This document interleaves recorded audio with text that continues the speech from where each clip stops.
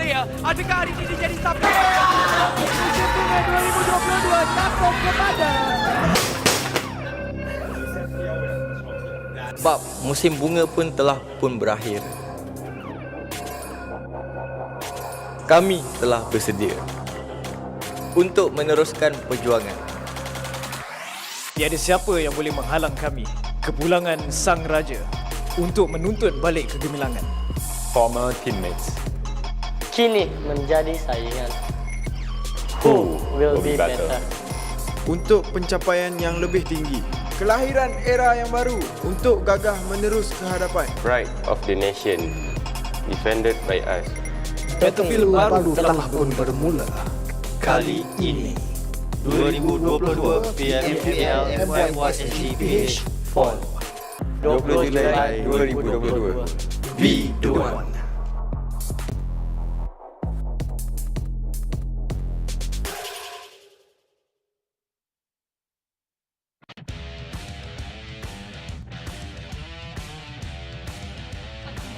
binabalik ang iyong nakikita na nga namin. Yung 50 ay Jamsi na at by RSG Rex. Tuloy mo pa. Meron kang 5. Pero Mika OP, alam na alam kung nasan si Iftar. Ba't ka nagpapanggap na bato? Ikaw pa yan na. Huwag lang mananakdown, Yuhay. Take care. Kanina pa kayo bumabaril. Siguro konti na lang pero si Mika OP ay bumaba na nga mga kaibigan. Kasi nga gumagalaw na ang blue zone. One courtesy of Snipe. And right now, boom! Now, paano kayo makakapagkap na ng ating magiging mantikang at harapan na nga ito? Ulo to ulo, head to head. Sino kaya ang magwawagi sa ating GEEK pamatak sa SMG? But yun na nga, HomeBois, Maripan to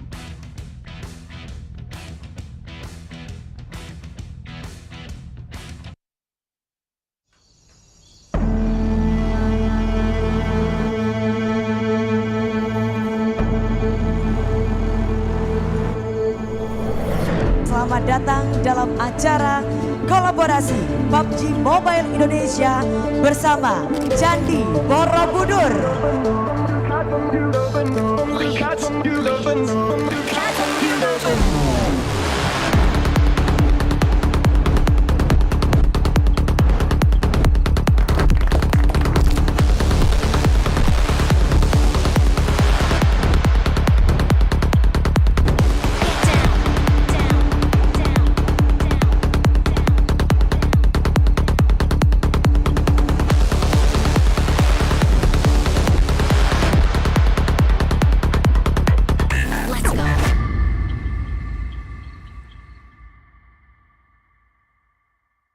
PUBG Mobile version 2.1 new game mode, Ancient Secret Arise. Hey there fellow PUBG Mobile players, PUBG Mobile version 2.1 introduces the all-new Ancient Secret Arise themed mode. In this video, I'd like to walk you through some of the features of this update.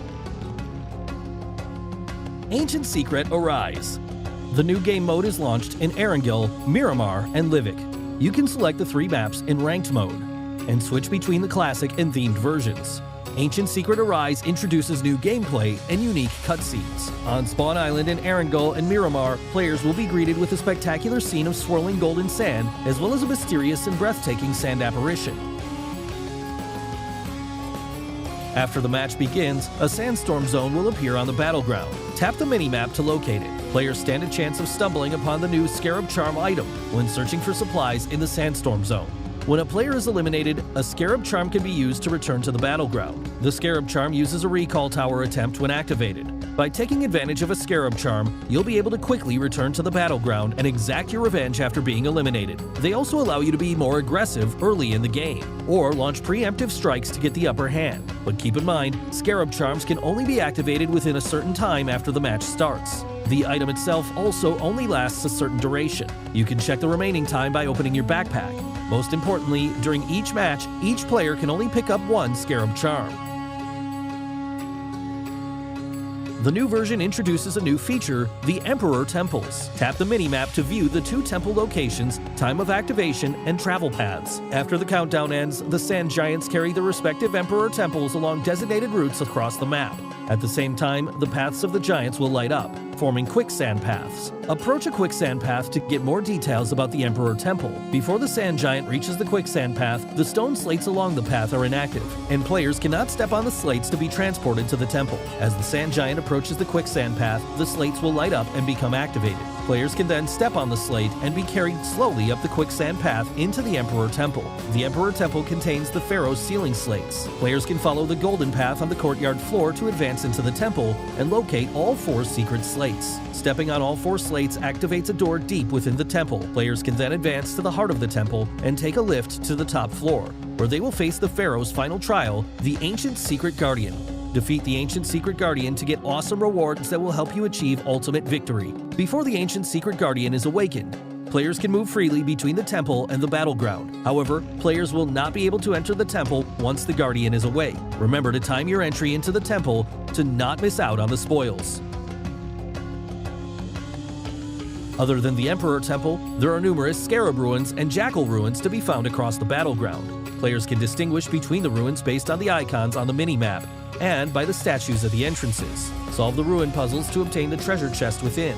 In the Jackal ruins, you'll see a stone pillar engraved with different symbols and levers on either side. Interacting with the left lever rotates the 2 bottom blocks of the pillar counterclockwise. Interacting with the right lever rotates the 2 top blocks of the pillar counterclockwise. Players must interact with the 2 levers until the symbols on all sides of the pillar are aligned to solve the ruin puzzle. When interacting with the levers, players can first focus on just one of the levers to rotate the blocks until 2 of the 3 symbols are aligned. Then, interact with the other one to control the already aligned blocks and match them with the 3rd symbol to solve the puzzle. In the Scarab ruins, players are required to destroy 4 scarabs hidden in the ruins. The scarabs could be scaling a wall or in the air. One of the scarabs can even conceal itself. In order to find them, besides closely scanning your screen, you can also detect their presence by the sound they make. The louder the sound, the closer they are.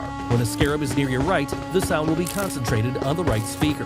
Conversely, if it's to your left, the sound will be concentrated on the left. When you are behind a scarab, the sound it makes will be louder than when you are in front. Use these sounds to your advantage to easily find the scarabs. While solving the puzzles, mummy warriors and guardian beasts lurking in the ruins will try to stop you.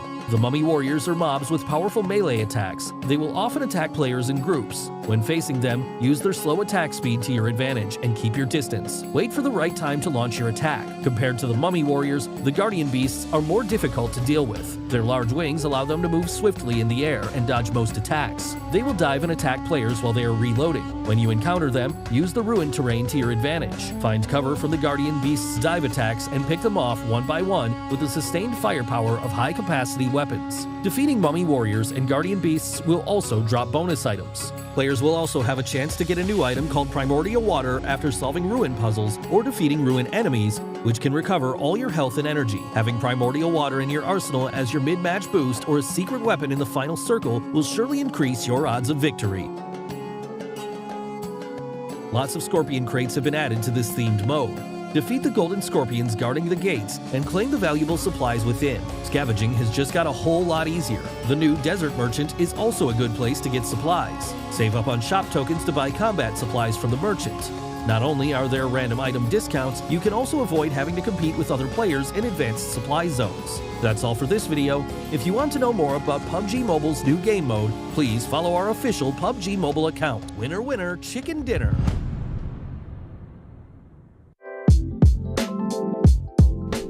Hi everyone, this is Blackpink. We're so excited to be back in PUBG Mobile with tons of great surprises for all of you.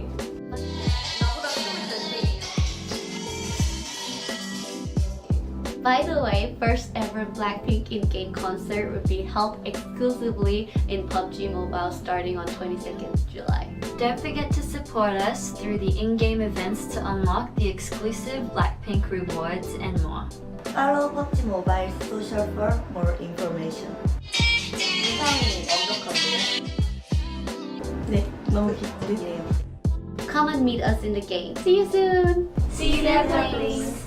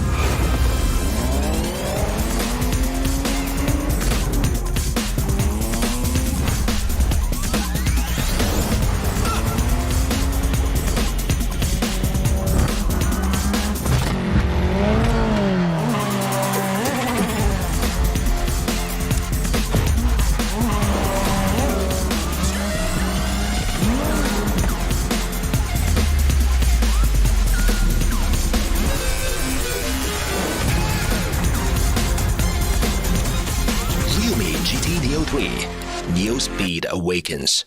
Realme Dare to Leap.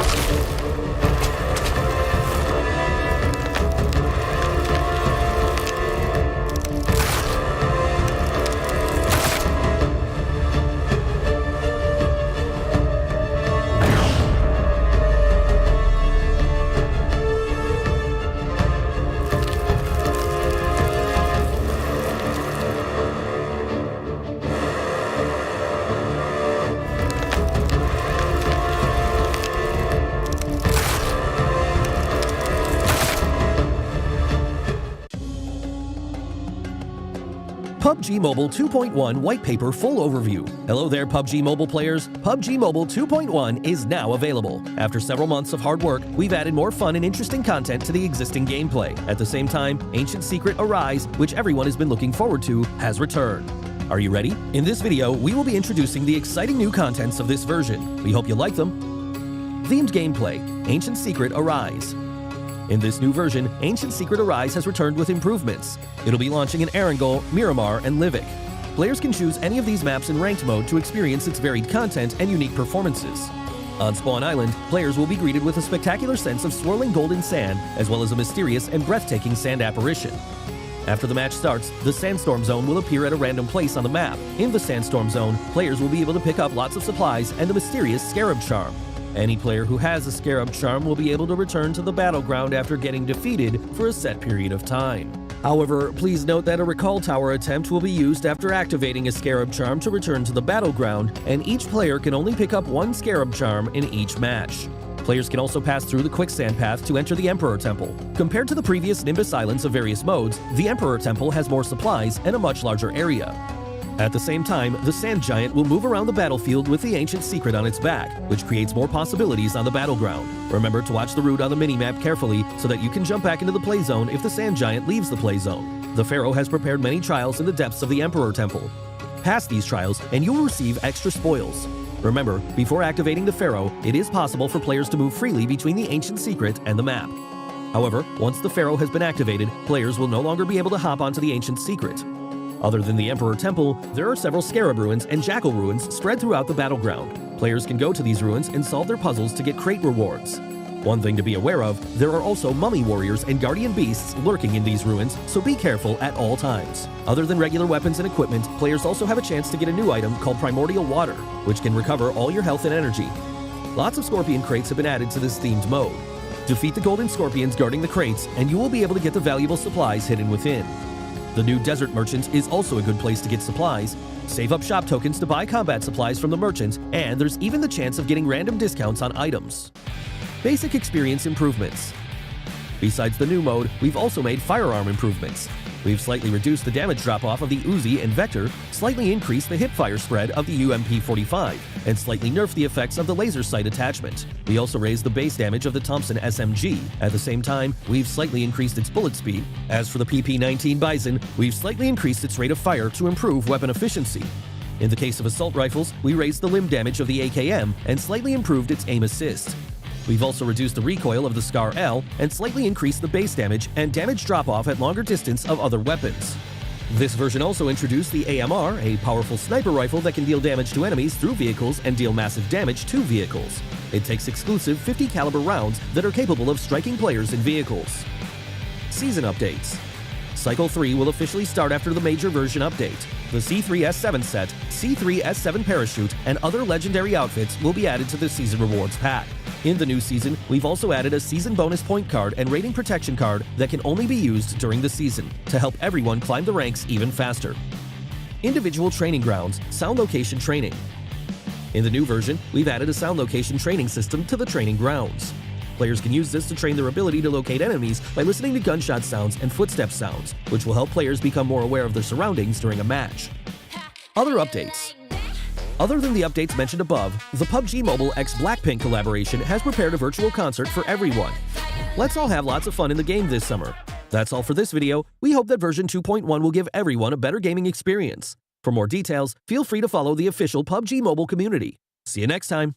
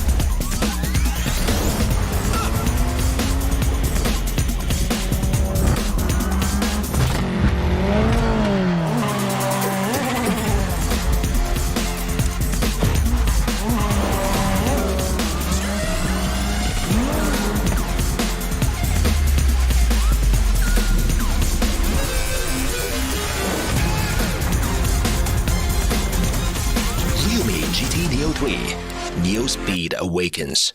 Realme, dare to leap.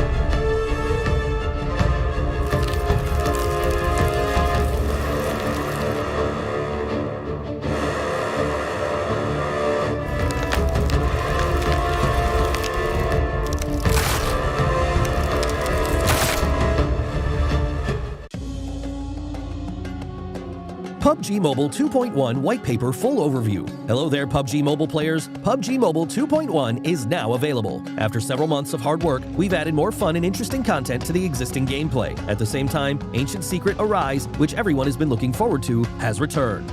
Are you ready? In this video, we will be introducing the exciting new contents of this version. We hope you like them. Themed gameplay, Ancient Secret Arise. In this new version, Ancient Secret Arise has returned with improvements. It'll be launching in Erangel, Miramar, and Livik. Players can choose any of these maps in ranked mode to experience its varied content and unique performances. On Spawn Island, players will be greeted with a spectacular sense of swirling golden sand, as well as a mysterious and breathtaking sand apparition. After the match starts, the Sandstorm Zone will appear at a random place on the map. In the Sandstorm Zone, players will be able to pick up lots of supplies and a mysterious Scarab Charm. Any player who has a Scarab Charm will be able to return to the battleground after getting defeated for a set period of time. However, please note that a Recall Tower attempt will be used after activating a Scarab Charm to return to the battleground, and each player can only pick up one Scarab Charm in each match. Players can also pass through the Quicksand Path to enter the Emperor Temple. Compared to the previous Nimbus Islands of various modes, the Emperor Temple has more supplies and a much larger area. At the same time, the Sand Giant will move around the battlefield with the Ancient Secret on its back, which creates more possibilities on the battleground. Remember to watch the route on the minimap carefully so that you can jump back into the play zone if the Sand Giant leaves the play zone. The Pharaoh has prepared many trials in the depths of the Emperor Temple. Pass these trials and you will receive extra spoils. Remember, before activating the Pharaoh, it is possible for players to move freely between the Ancient Secret and the map. However, once the Pharaoh has been activated, players will no longer be able to hop onto the Ancient Secret. Other than the Emperor Temple, there are several Scarab Ruins and Jackal Ruins spread throughout the battleground. Players can go to these ruins and solve their puzzles to get crate rewards. One thing to be aware of, there are also Mummy Warriors and Guardian Beasts lurking in these ruins, so be careful at all times. Other than regular weapons and equipment, players also have a chance to get a new item called Primordial Water, which can recover all your health and energy. Lots of Scorpion crates have been added to this themed mode. Defeat the Golden Scorpions guarding the crates, and you will be able to get the valuable supplies hidden within. The new Desert Merchant is also a good place to get supplies. Save up shop tokens to buy combat supplies from the merchant, and there's even the chance of getting random discounts on items. Basic experience improvements. Besides the new mode, we've also made firearm improvements. We've slightly reduced the damage drop-off of the Uzi and Vector, slightly increased the hipfire spread of the UMP-45, and slightly nerfed the effects of the laser sight attachment. We also raised the base damage of the Thompson SMG. At the same time, we've slightly increased its bullet speed. As for the PP-19 Bison, we've slightly increased its rate of fire to improve weapon efficiency. In the case of assault rifles, we raised the limb damage of the AKM and slightly improved its aim assist. We've also reduced the recoil of the Scar L and slightly increased the base damage and damage drop-off at longer distance of other weapons. This version also introduced the AMR, a powerful sniper rifle that can deal damage to enemies through vehicles and deal massive damage to vehicles. It takes exclusive 50 caliber rounds that are capable of striking players in vehicles. Season updates. Cycle 3 will officially start after the major version update. The C3S7 set, C3S7 parachute, and other legendary outfits will be added to the Season Rewards pack. In the new season, we've also added a season bonus point card and rating protection card that can only be used during the season to help everyone climb the ranks even faster. Individual training grounds, sound location training. In the new version, we've added a sound location training system to the training grounds. Players can use this to train their ability to locate enemies by listening to gunshot sounds and footstep sounds, which will help players become more aware of their surroundings during a match. Other updates. Other than the updates mentioned above, the PUBG Mobile x Blackpink collaboration has prepared a virtual concert for everyone. Let's all have lots of fun in the game this summer. That's all for this video. We hope that version 2.1 will give everyone a better gaming experience. For more details, feel free to follow the official PUBG Mobile community. See you next time.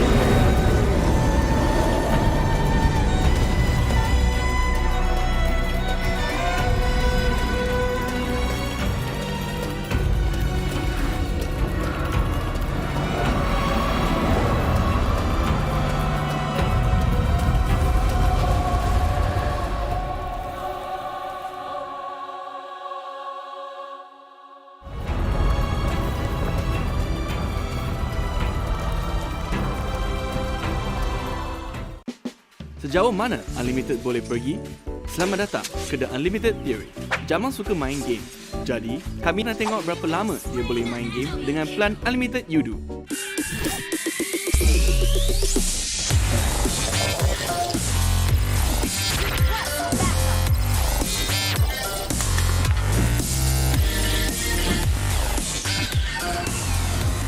Weh, satu game lagi?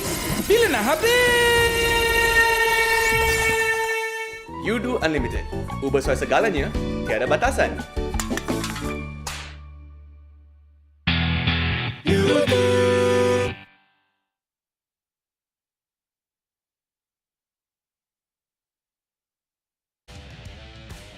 Hey, we are back, ladies and gentlemen. This is the 2022 PMPL MYSGPH Fall. And my name is Sir Cloud together with Choo Choo. And whatever Keith told you yesterday of not giving us more love, you're going to do the total opposite. And thank you so much for watching again. This is, of course, a Saturday show. And also, this is none other than brought to you by Tesla Games, PUBG Corporation, Lightspeed, and Quantum Studios. And definitely one of the best phones out there to play your PUBG Mobile, which is going to be Realme GT Neo 3 as the new speed awakens, especially when it's equipped with the latest chipset MediaTek of 18100 5G. And also, you guys can play whatever you want with this phone, especially when it comes to PUBG Mobile. Your battlefield of experience when it comes to getting everything the chicken, it's gonna be easy. And definitely, we do know he's wearing red. I'm wearing red. It's gonna be Yoodo for you guys with unlimited data for PUBG Mobile, which is gonna be our official digital telco for this season. Yes, and not to mention as well, with good telco, good phones, you got to follow our official live stream partner, that is TikTok, #BeTheOne, and do the TikTok challenge. And who knows, you could be featured. Follow our official PUBG Mobile TikTok, PUBG Mobile My Official, PUBG Mobile Esports.sg, as well as PUBG Mobile Official PH, because there's a lot of exciting content on TikTok. And besides excitement on TikTok, we will be wrapping up our league in the final 2 days. Yeah, hey, that reminds me, did Contra and Keith actually call out for their prediction when it comes to Livik though? They didn't. Oh yeah. They chickened out. Yeah, too bad. Yeah. Not surprising. Yeah. A bit disappointed, but not surprising. But let's jump straight into the format in case you guys have not been with us for the past 3 weeks. Here we go. Starting off in July 20th, we're down to the August of 7th for our country league. We almost ended up there. We're already on the 6th here with 5 matches per day, where the top 16 will compete in the country finals during August of 26th until 28th, where they will compete in 6 matches per day, and only the top 4 will qualify to PMPLC Championship straight with that ticket, but the others will have to play for the C players. Well, what's not different this time around is, of course, our point system. As usual, winner chicken dinner. First place will receive 15 points, second place 12 points, third place 10 points, fourth place 8 points, fifth place 6 points, sixth place 4 points, 7 2 points, 8 to 12 1 point, 13 to 16 nothing at all. But they might go home with 1 elimination point each. And of course, the moolah, $150,000 US on the line, together with that shiny trophy as you can see on screen. Wow. Lots of money. So much graphic behind that green screen. I know, right? Yeah. But here's gonna be the one that's really tricky for you guys to keep up, which is gonna be the bonus point. For weekly bonus, we're almost at the end of week number 3, where points are awarded each week based on the weekly rankings, while the league bonus will be awarded for the overall league stage ranking, and the total bonus will be the additions of the weekly bonus plus the league bonus point. Then we have those points to be the initial points when it comes to the finals later, and the points will be depending on the rankings, where you saw the points just now starting on 20 points. And as usual, we got our 20 teams here divided by groups. So we got Group A, HomeBois, Team Secret, Team Bosskurr, Team HYVE. And we have Group B, Dingoz Esports, GEEK Fam, MAB Esports, Team SMG. Group C will be Yoodo Alliance, RSG, Tabah NSEA, Crit VIP.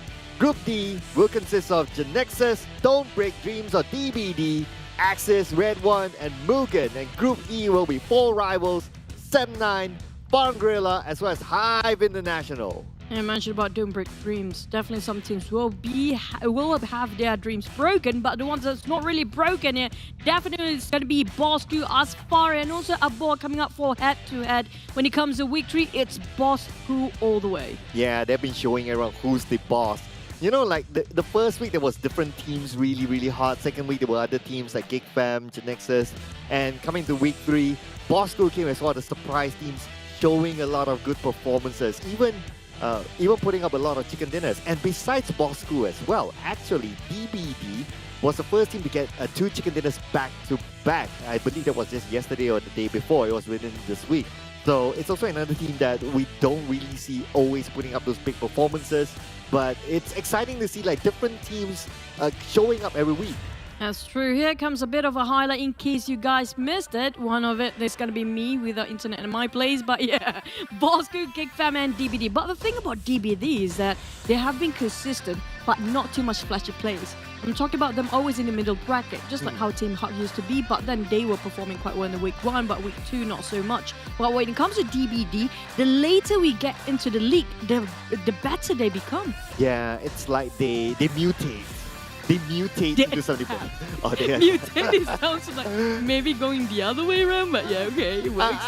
I just want to put out a term that's unusual. We'll put it They this got way. superpowers now? Yeah, maybe. For all you know, their superpowers is that they're breaking dreams.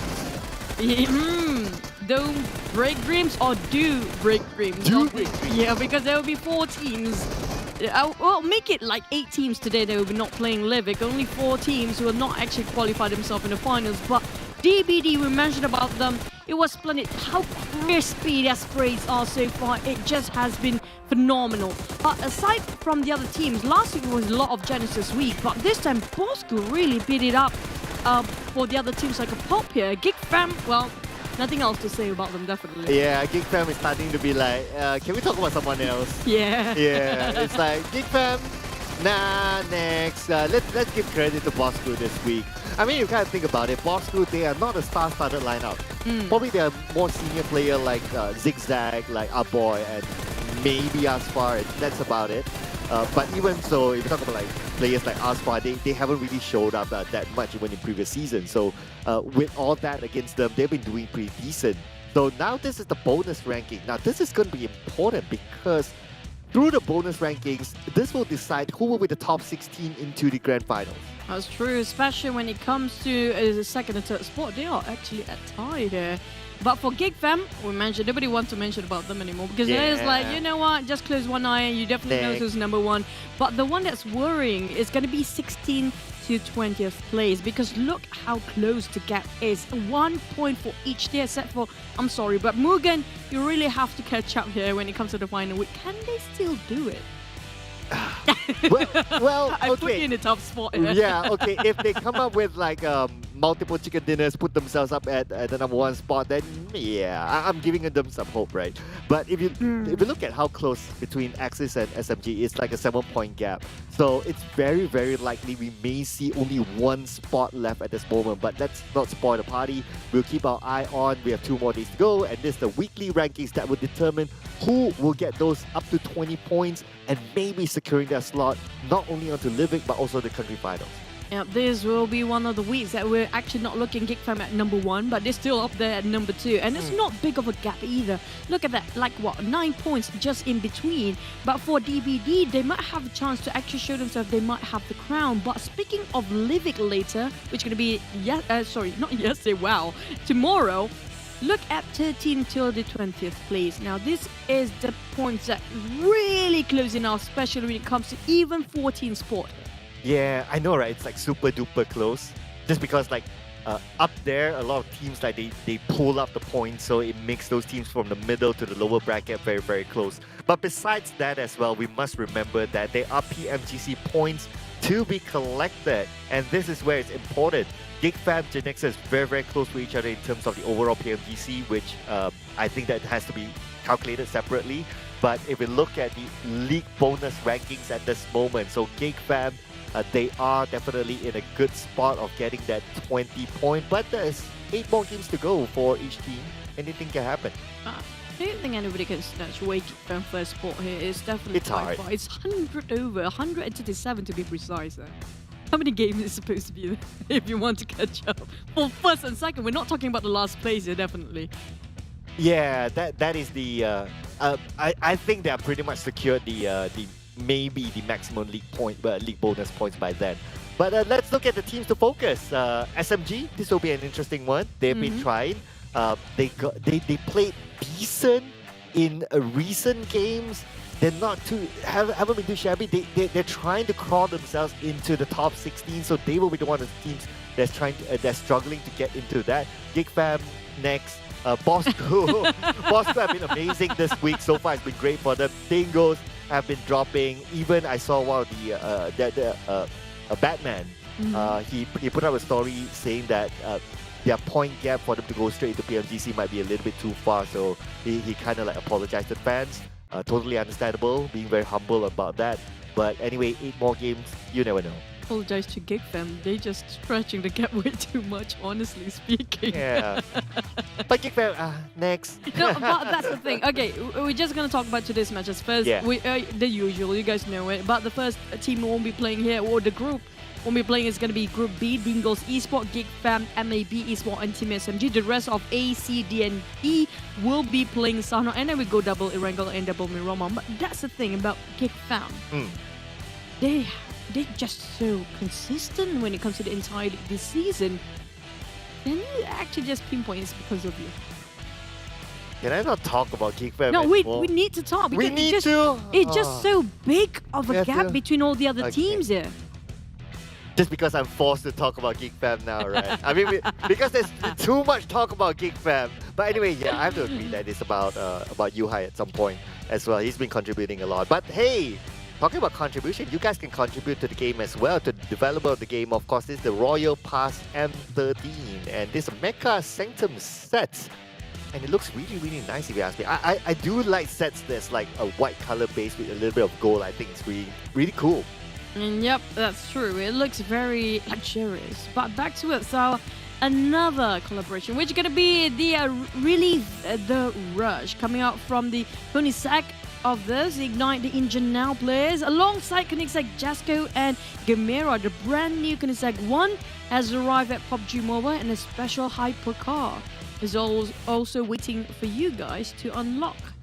And this is the new Exude preheat. Of course, if you want to know how's it going to be like, this is just a teaser for you guys. Follow PUBG Mobile to get latest updates on the new Exude that's going to come out very, very soon. We had the previous Exude before. I'm sure some of you have this skin. And this will be a new version that's going to come. And again, pyramid, white color, a little bit of gold. Luxurious. Feels like I'm back in Egypt now, huh? Oh yeah. Back in time for you. Back in time for me. Like, yeah, I've had enough of those pyramid. Yeah, I'm going to see it again, even though I'm in Malaysia. But hey, we're not done yet because we have to predict, like always. We can't ditch this and we can't dodge this. And Team Secret for me for the first match. HomeBois for me for the first match. It's going to be black and white all the way for us. Oh, but, yeah. Sorry, it's all white for Team Secret these days. There's no... It used to have a bit of a black line before. Yeah, I guess it depends on which logo version. Yeah, not too sure about their branding. But anyway, so what's your pick? Why do you pick Team Secret? What's your thoughts about that? I mean, like, yeah. But my thoughts, I don't have any thoughts in it. I'm not really rolling the dice. It's all my manager's fault. If I got it wrong, it's not on me. If it's right, it's me. Okay, that's a good way to put it. For HomeBois, it's if it's right, it's me. If it's wrong, it's anyone else except me. It's all production's fault. Yeah, it's all production's fault. They forced me to take HomeBois. But anyway, but frankly speaking, I did have some thought when I picked up HomeBois, right? So one thing is that they are in a desperate position because they want to get into the country finals. That's number one.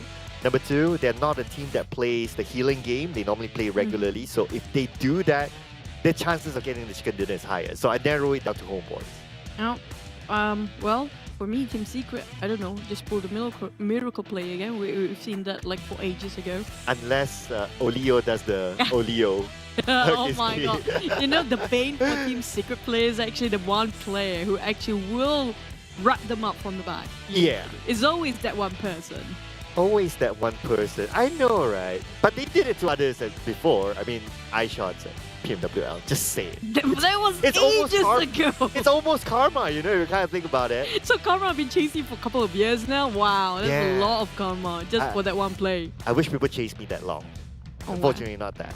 It doesn't work that way. Okay, long or not. Right now, we're cutting short of time. We're gonna jump into Sanhok for our first match in our week 3 day number 4. Let's get into Sanhok right now.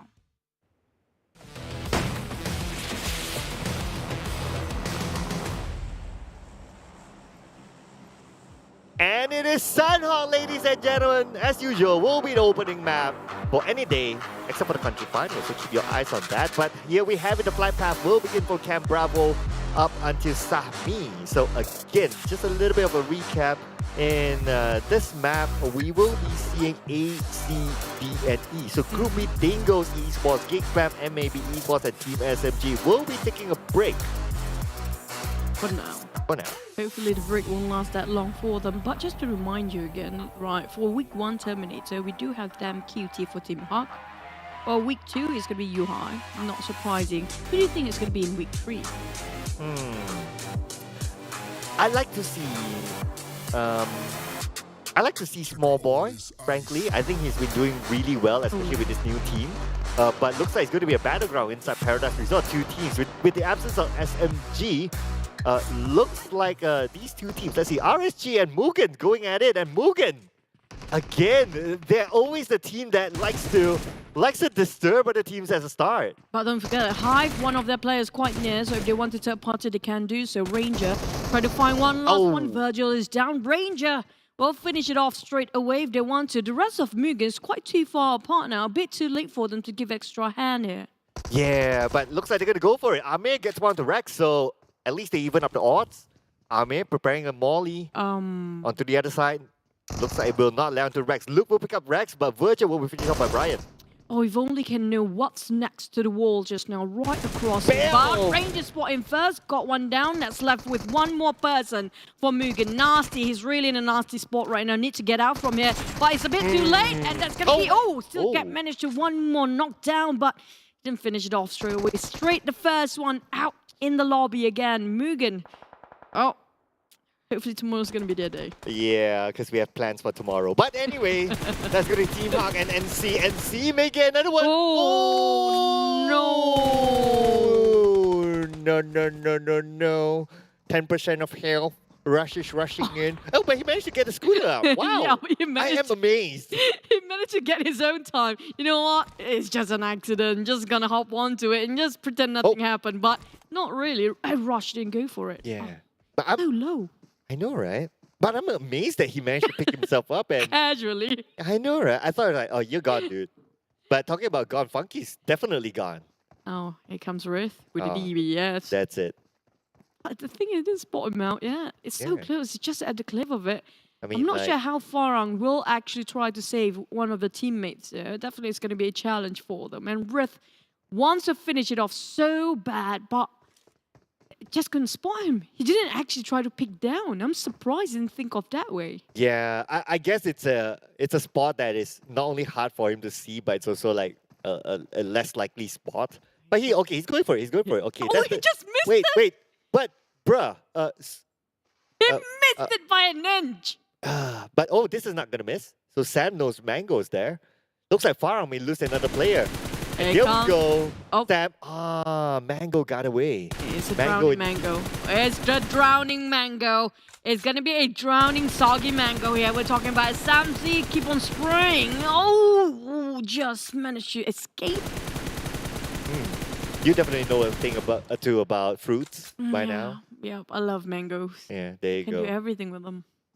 Yeah, I mean like food. I mean. Don't think.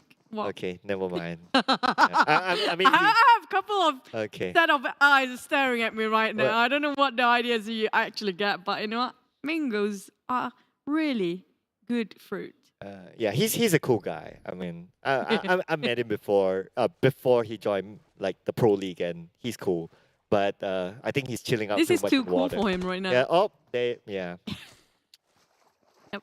Oh wait, he missed. Wait, what? what? No. Oh, he can't actually try to first aid himself first because it's just too obvious. He needs to do something about this. He's drowning. Well, he needs to get onto land before he can use his vertices, unfortunately. But I think he has swum far enough. Okay. He should be safe. They're looking the other way. Oh, they're going for it. Oh my god, they're really committed to this.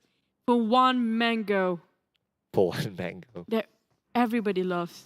Mango shake. Yeah, oh my god, that's the best. I know, right? Mango milkshake, put it Yeah. that way.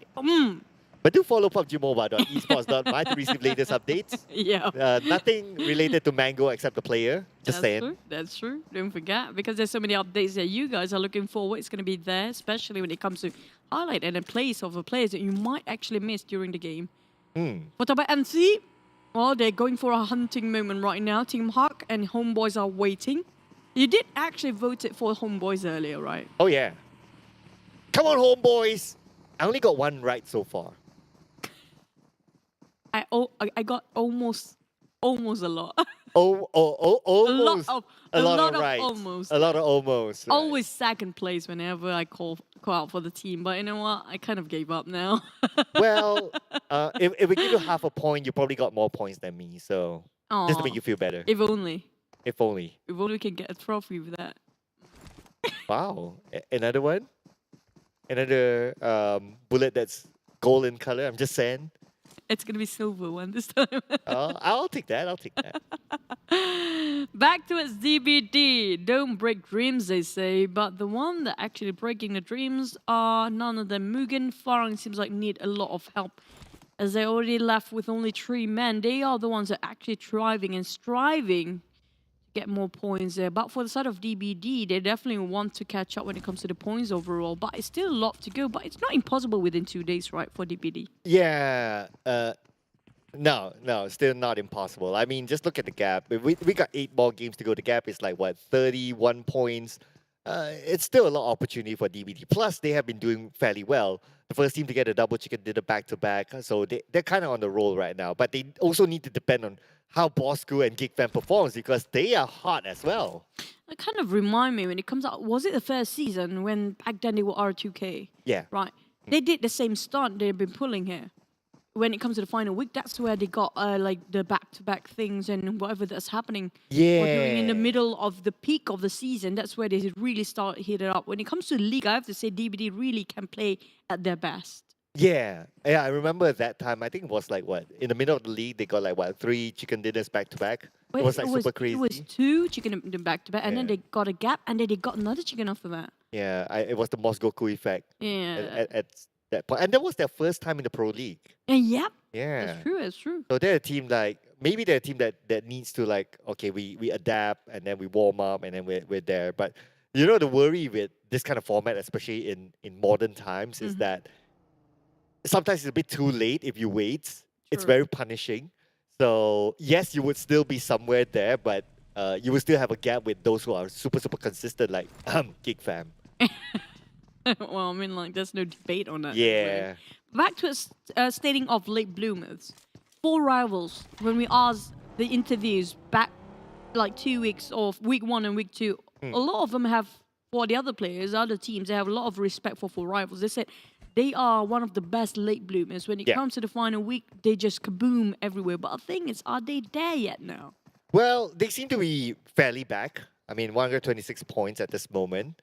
If you kind of compare them with DBD, it's like what 10 points difference. So I would say they're okay right now. We could see them in the country finals later on, but with the accumulated starting points in the country finals, it may put them at a significant disadvantage for them to get that #1 spot, that trophy. And if they somehow manage to do that, if you think about it, they will win 3 times. That's true. It's crazy, right? I think it's... In 3 different brands. Yeah, just to highlight that too. 3 different brands. Yeah. What are we now? Selling brands? Yeah, first it was Dingoz Esports, and then it was Yoodo Alliance 4 Rivals, and then it's This is like 4 Rivals. Not only 3 different brands. It's like 2.5. Okay, yeah, 2.5. 2.5. Yeah, they divorced one of them. Yeah, but one of them found something. But the other counterpart, which is going to be Yoodo Alliance, actually plays themselves at 8th right now. So it's not too shabby, but still, it's okay for, like, I I don't know. I mean, like, they can do better, definitely, but it's still okay for them to get into the finals. Not too shabby. Yeah, I'd say that we would expect them to be in the finals. If they drop out of the top 16, I think it'll be crazy. And speaking about crazy, this is the new weapon. It's fairly AMR. cool, the AMR. Yeah, and looks like HYVE is going to pick it up. And Vigor, I always remember him now, not for his in-game performance, but because during the Blackpink promo, Oh, he was yeah. the one doing the dance. He's the one with the most passion when it comes to Blackpink. Yeah. He's really a die-hard fan, I guess. Was it Lisa or something? Lisa, yeah, he Lisa. definitely loves Lisa. There you go. Was it Lisa or Jenny? I think it was Mugen who loves Jenny, I think. Yeah. Virgil, I think. Yeah, and he acts all macho and all that. But hey, no. Oh boy. Oh, for mango! Wait. It's now a floating mango. It was a drowning mango before, but now it just floats. Oh, mango, wherever you swim.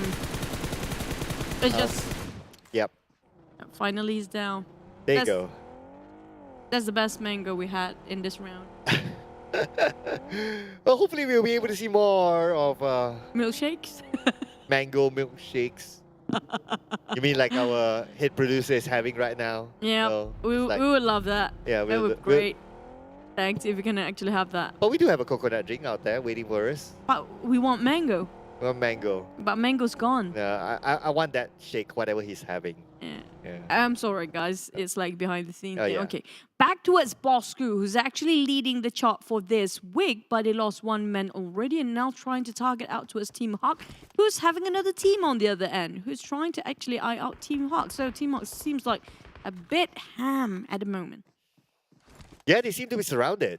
And they're surrounded by one of the teams that's hot right now. But at least the good news is that Bosskurr is playing with 3.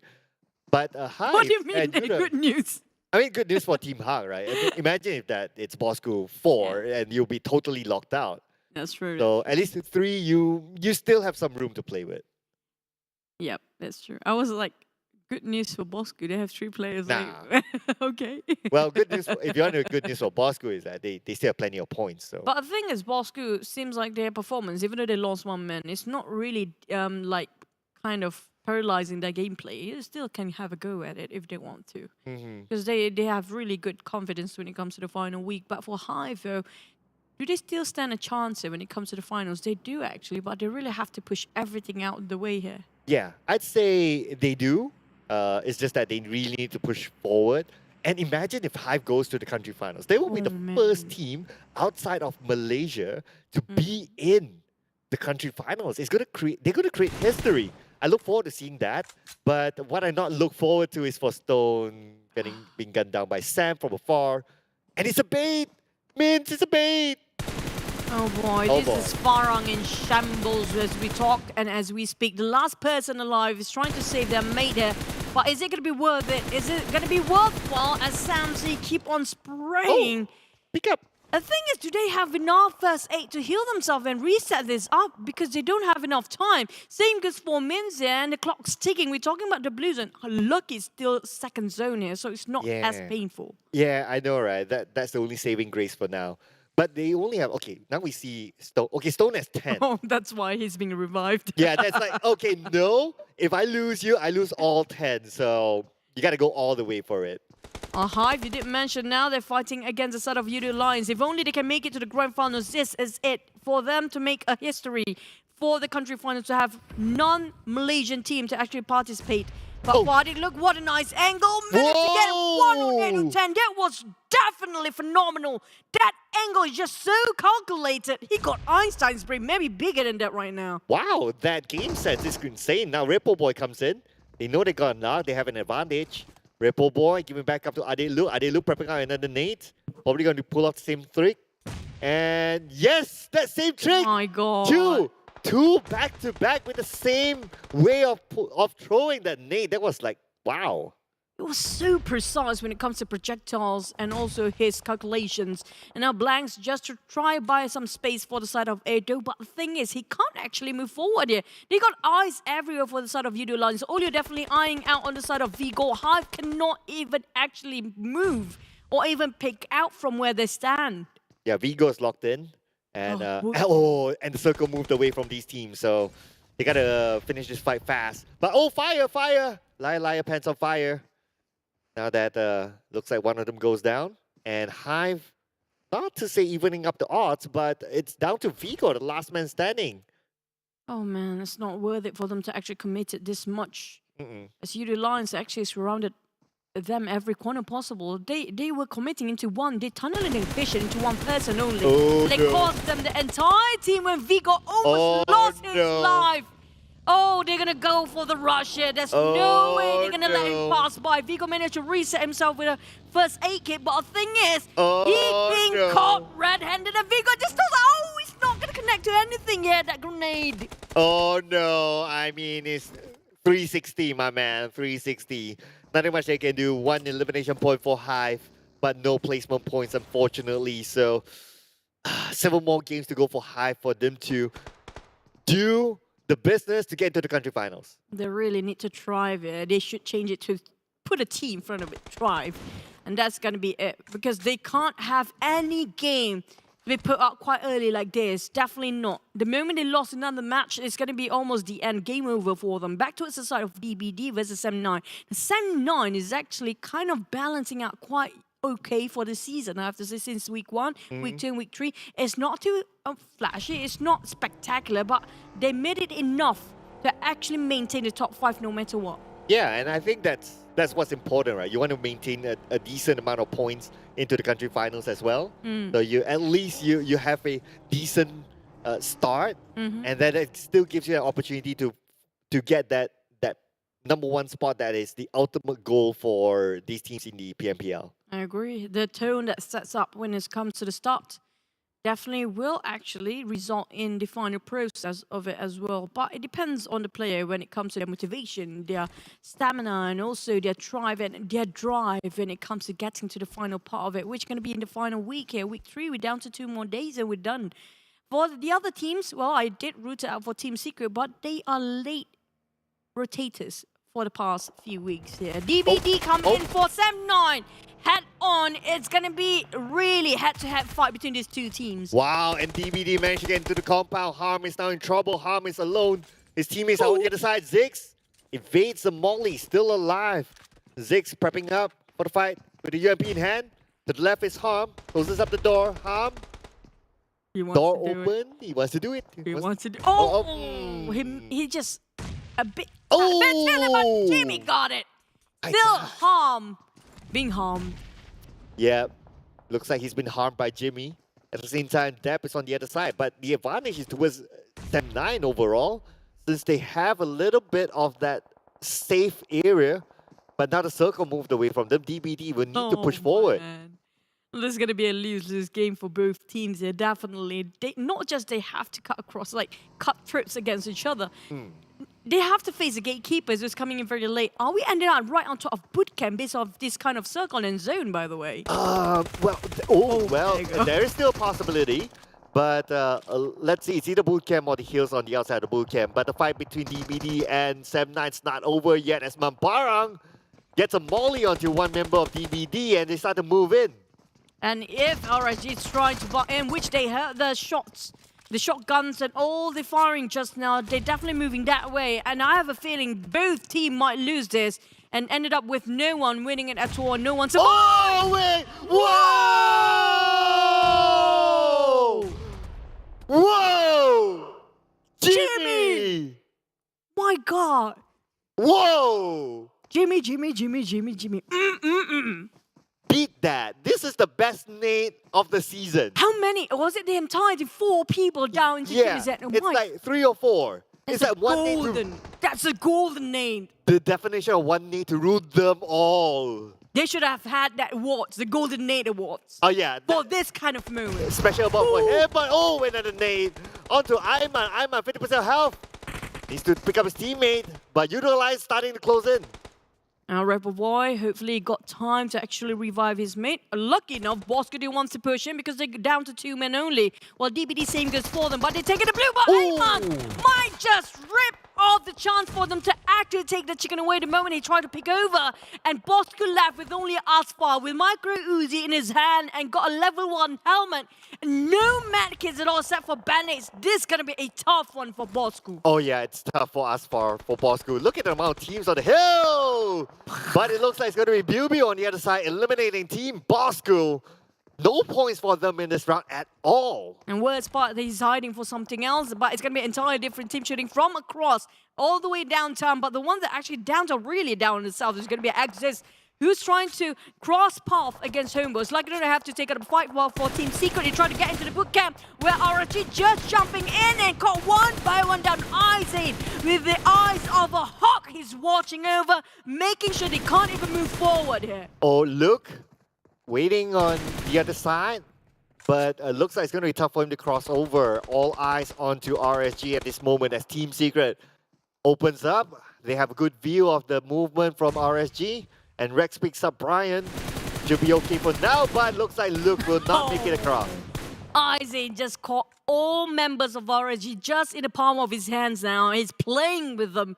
Whilst RSG managed to just at the slopes of a hill, hide himself a bit, and manage to reset again. But the thing is, Isaac will not let them do that. The moment they try to get over the fence, he's there for them. Isaac is going to be waiting for RSG for his entire life. But Genexus, can they steal this away? Yes, they will. Lo, you stole it. My God, sneaky. Sneaky. Team Secret, they'll be salty from that. By stealing that away, it's already 5 eliminations for Genexus. They've been stealing a lot of eliminations, by the way, not just that one time. It has been one more previously. Remember the Bosskurr moment? I was for, oh yeah, we kind of remembered it. It was like, what, 3 minutes just now.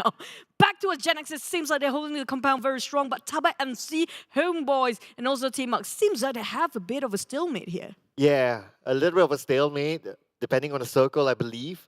Now, speaking about the circle, HomeBois has the circle. They have the high ground. This is just on the outside of boot camp. And I'm just saying.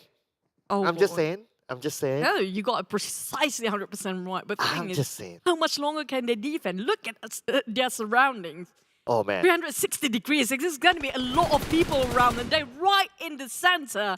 And there's not much... They do have the compound, but it's right at the edge on the outskirts of Bookend. The others actually have nothing to work with. Ooh, but this is working out for Yoodo Alliance as they secure another elimination point. Not too sure if they can revive, but the Thumb will try to seal those eliminations away as Yoodo Alliance may lose another player to the zone. No, Bew.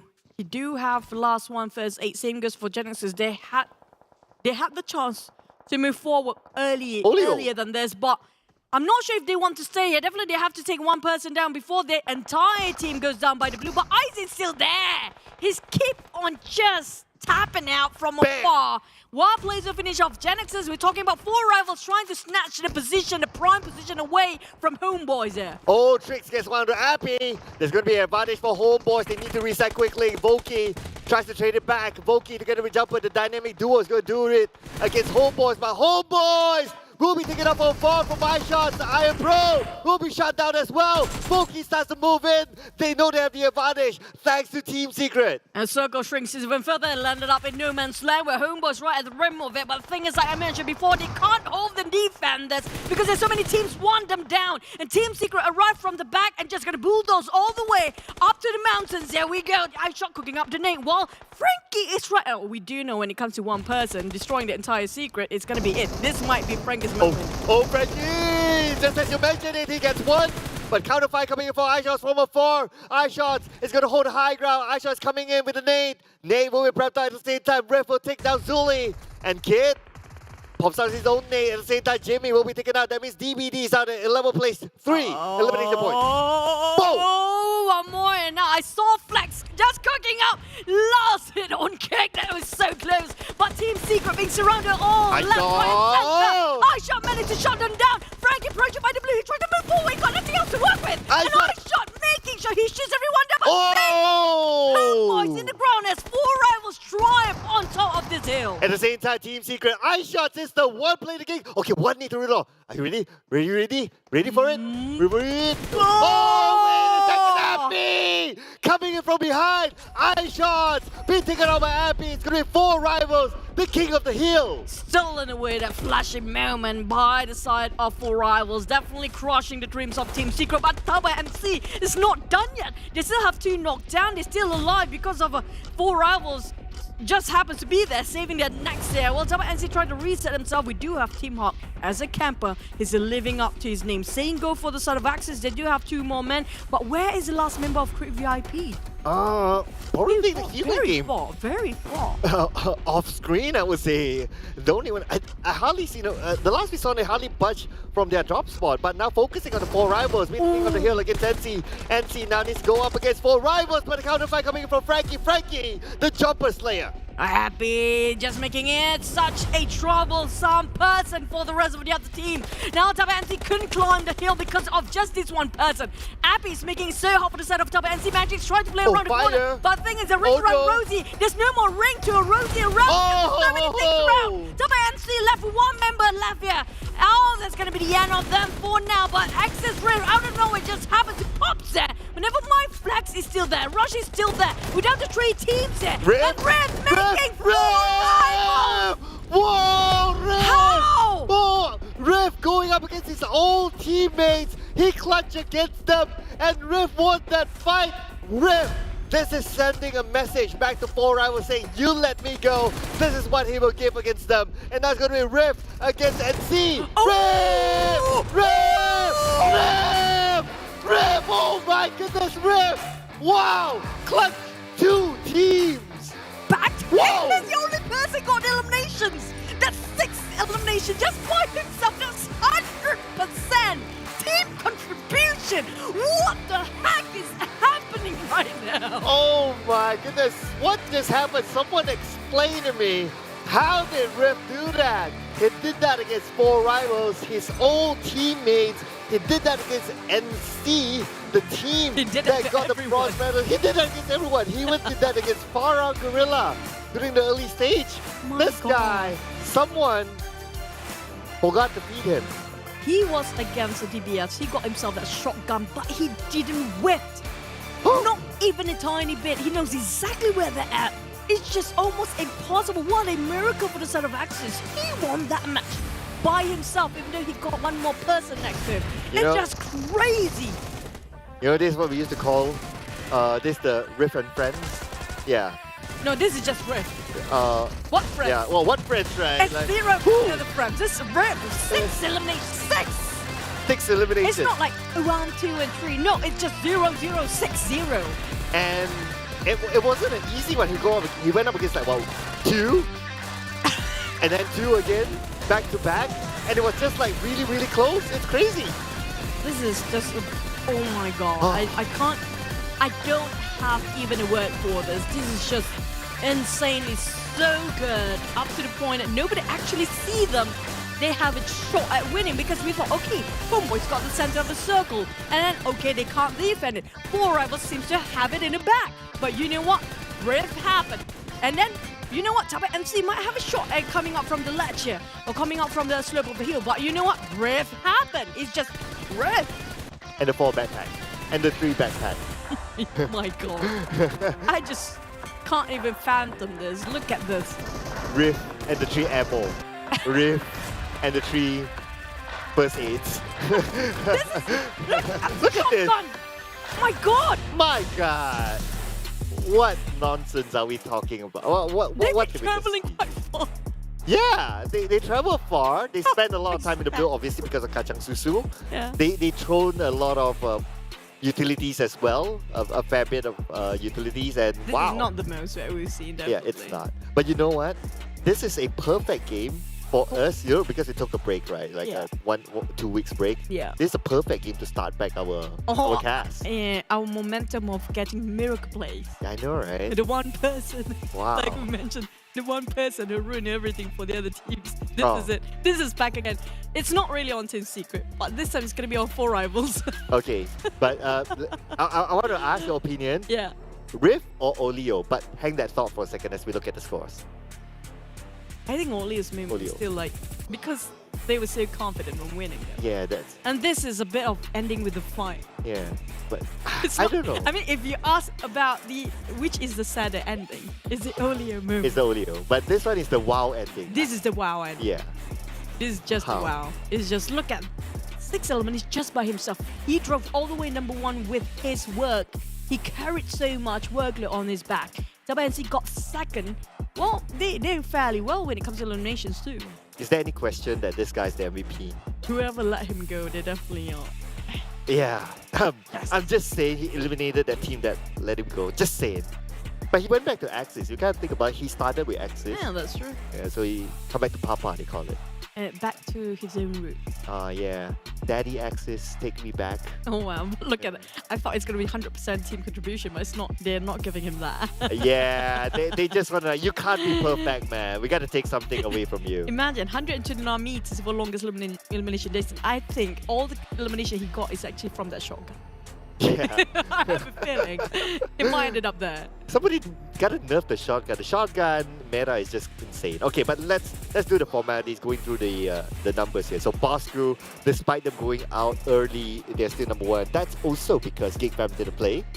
So naturally that happens. But NC and 4 rivals, they went up. But on the other end, whereby we need to look at those teams either not going to Livik or not going into the other into the country finals, HYVE and HomeBois, they're in trouble.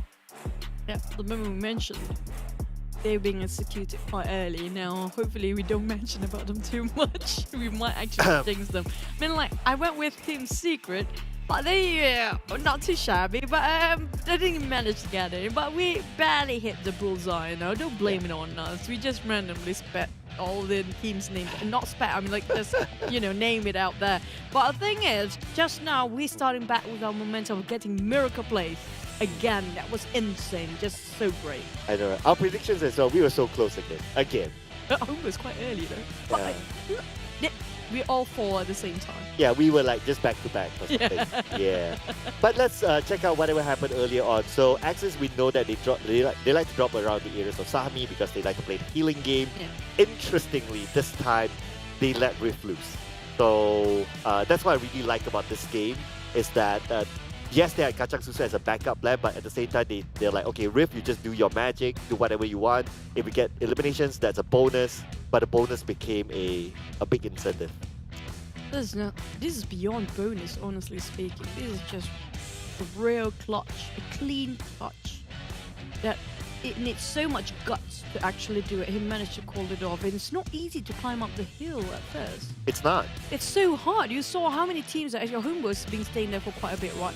They've been surrounded everywhere by all the other teams. You're talking about, well, Genexus has been finished off by the blue because they've been extending their fight against RSG the longest time ever. Team Secret, a lot of still eliminations coming out from Genexus, honestly speaking. It was really smart of them playing that way, but look at how they position themselves. Well, we just ignore about Yoodo Alliance, RSG, and also Genexus have been so long there. But look at how HomeBois just been thriving, and 4 rivals took that spot.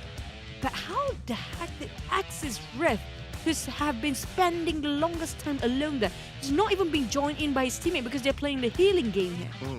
Yeah, there was so much happening on the left side with NC and Team Secret. I guess that's one side. The other side is 4 rivals. And okay, we have to see this moment again. Just look at this. Okay, if you slow down this moment, they actually surrounded Rift. So if you ask me, NC did nothing wrong. It's like, so the common mistakes is that if you run in a straight line and you become like easy targets. But NC, they open up left and right so that they did everything right. But Rift is just the timing, and Rift just flicking here and there and not missing his shot. So yeah, it's just on point. Rift. It's just on point. Yeah. Now, they tried to actually pick at the same time, but it came a bit just one touch shot. But the one that's not gonna be shot at all is gonna be real me. You guys saw things in front of us. Yeah, definitely, it's so cool. And also, it's gonna be the GT Neo 3, where the Neo Speed awakens with its latest MediaTek chipset of 18100 5G. Definitely will upgrade your gameplay, and you saw just now how to play. You can play better than that if you actually use Realme GT Neo. And you can play even better if you use our official digital telco partner, that is Yoodo switch over to Yoodo and play PUBG Mobile for free. Of course, by playing PUBG Mobile for free with Yoodo's data, you guys can play for the longest time. Scan this QR code to get more information about the Yoodo services and how to jump over to Yoodo. And don't forget our official live stream partner, that is TikTok as well. Hashtag Be The One TikTok Challenge. Do that, you'll probably be featured. Don't forget to follow our official PUBG Mobile TikTok. That's PUBG Mobile My Official, PUBG Mobile Esports.sg, as well as PUBG Mobile Official PH. So you don't miss out all the action. I'm very sure the Rift clip will be in TikTok very soon. Finally done with a lot of pages, huh? Yeah. Done. Ooh. Finally. Yeah. But I know you mentioned about if you were to rate, like you asked me if I'm to rate the scenario when it comes to Olio versus Secret when it comes to Sunhawk. And also in this case, Rift moment, we can call it just Rift moment because he was fighting. He fought against two teams, not just one person. How would you rate it? It's my rating is Rift and the 3 ammo. Okay. Yeah, Okay. That's just to summarize it. But speaking of summarizing, we're summarizing the eliminations and damage from the previous round. So let's see. We got a lot of equals here in terms of eliminations, but keep your eye onto Axis. Just look at this. Only 773 damage, but they got 6 eliminations. So their ROI is the best of all. Let's jump and see who's the saddest person in here. I have MUGEN. to say it's going to be Team Secret actually. Thousand Nova, they are one of the highest. They got 5. That's one thing. MUGEN, it's almost as sad as Boss, right? Yeah, I know, right? HYVE International as well, but at least they got 1 elimination. But yeah, again, it's the Rift show. No surprises. Most damage, 773. Izing coming in second, 732, and Flax with 600. And Rift, my goodness, we're going to talk about him for a while now. Yeah, that's true. And also don't forget about Izing, how he himself just shut down the entire team of RSG. Yeah. They can't even get into where they want to be on the outskirts of bootcamp before this because Izing is stopping them, then being knocked down and then being revived again and reset himself and knocked down again multiple times. I swear they definitely will target Izing after this. They will find you, eliminate you. But Rift, oh man, that was just insane. Also the nade just now, the 4-man nade. I think it was a 4-man nade. Oh yeah, that was by Jimmy. Yeah, Jimmy. Yeah, okay, that definitely deserves a clip as well. So 2 big clips in game number 1. This is the perfect game to start off the day. But we have started off the day, so we're going to go into game number 2. And we will be seeing the debut today for Group B. Dingoz Esports, GEEK, MAB Esports, as well as Team SMG. They're going to make their way into Erangel as the first game of the day. A, B, D, and E will be playing in the next round. Yep. Yoodo Alliance, RG, Tabah NSEA, and Create VIP. I have to say Tabah NSEA, it was a really good run for them. They get to rest for a bit. Same goes for maybe Yoodo Alliance, but they really needed points, by the way. Now, this is where we look at it, whether GEEK Fam can actually throw over the #1 spot and take it back how they were used to be up there. But the teams that to focus, definitely is going to be the teams that we're looking out in the top of the ranking overall later on. GEEK Fam, Genexus, DVD. I'm surprised Bosskurr is not even here right now. And also Sem9. Oh yeah, I'm surprised as well. Maybe because it's the first game that didn't put them in a good spot. But okay, so hang on a second. So it's A, B, D, and E. Group E will be taking a break. Okay, so Bosskurr is still playing anyway. So they will have another chance to redeem themselves after that not so shabby round. They have to, because if not, it's going to be GEEK Fam taking over the first spot again. And we're talking about GEEK Fam, it's going to be never ending when it comes to GEEK Fam because they have been revamped. They definitely put up way too much. And I have to say, a different tier entirely when it comes to comparing with the last season. Not just because of one player. Honestly speaking, it's team effort and team dynamics. It is. Totally different because of that one person. But the ones that never going to change, are you guys loving this? Gangster Street, which already opened for Cal Gangster collaboration with a local movie of PUBG Mobile. Have you guys got yourself the voice pack already? And if you haven't, you can either get it in-game or you can visit the PMCT venues because they're giving this out away. You just need to like take a selfie, post it up, and then you guys can get it. But you know what? I heard that. Yeah, the sequence is still here. Nothing really changes. The Rabu Padu. He said Rabu Padu. I'm like, it sounds more different than the first week we were at it. It's more Rabu and Padu with us. But you guys, you know what? it's up till October. So every single Wednesday, just be sure to jot down on your calendar and make sure you just log in every Wednesday. It's so easy. Not today. Today's Saturday. Yes. So you gotta wait for the next one. But what you don't need to wait is the Royal Pass, which is currently available. So go get great supplies, suit up and get ready for the fight. And of course, every Royal Pass will come with a unique skin, which you may or may not get back in the future. So you don't want to miss out on this. Check this out. White color, gold, plated Purple. everywhere, with a little bit of purple, your favorite color. Definitely. Perfect. Yep. But to get it, like, I have to grind. And you just need money. Wow, that's straightforward. For all you guys that have been watching a watch party, the next destination or today's destination is going to be Ipoh Parade Perak. You guys missed the Selangor and Johor Paradigm Mall. Don't worry, it's going to be Ipoh Parade Perak for this week and to parade. 6 and 7 August, it's all down to where we play the sport, okay? 13 and 14 August, it's going to be in Sabah. If you happen to be there or you want to have a bit of a vacation, don't forget to drop by the Surya Sabah for you guys to have the PMPL Watch Party and PM City on ground. And of course, we also have this new mummy set, but it's kind of like a returning set, of course. Some of you may have seen this in previous seasons before, this skin where you just wrap yourself up, basically. And it's going to come back. So get your mummy set and enjoy your ancient secret journey. I guess now the theme is around Egyptian. A lot of it. Thanks. But you know what? This is a sassy mummy. Look at how the pose. he poses himself Like- as a mummy. I'm like, I'm a mummy. I'm going to be sassy about it, okay? Very sassy. But hey, we're down to the next round, which is going to be a wrangle. What will be our predictions? Well, SMG and MAB. Are you worried for them? I'm like, do I have to? Well, unfortunately, that's one of the things they do every day to us, you know. It's like, they come and say, oh, as usual. And like, yeah, we have to name some team. Do we have to? Yeah. Well, you have to give your Because opinion you now. know what? The moment we mentioned the teams in predictions, I mean, like, don't put the blame on us, but it just happens to be like the team will be eliminated quite early.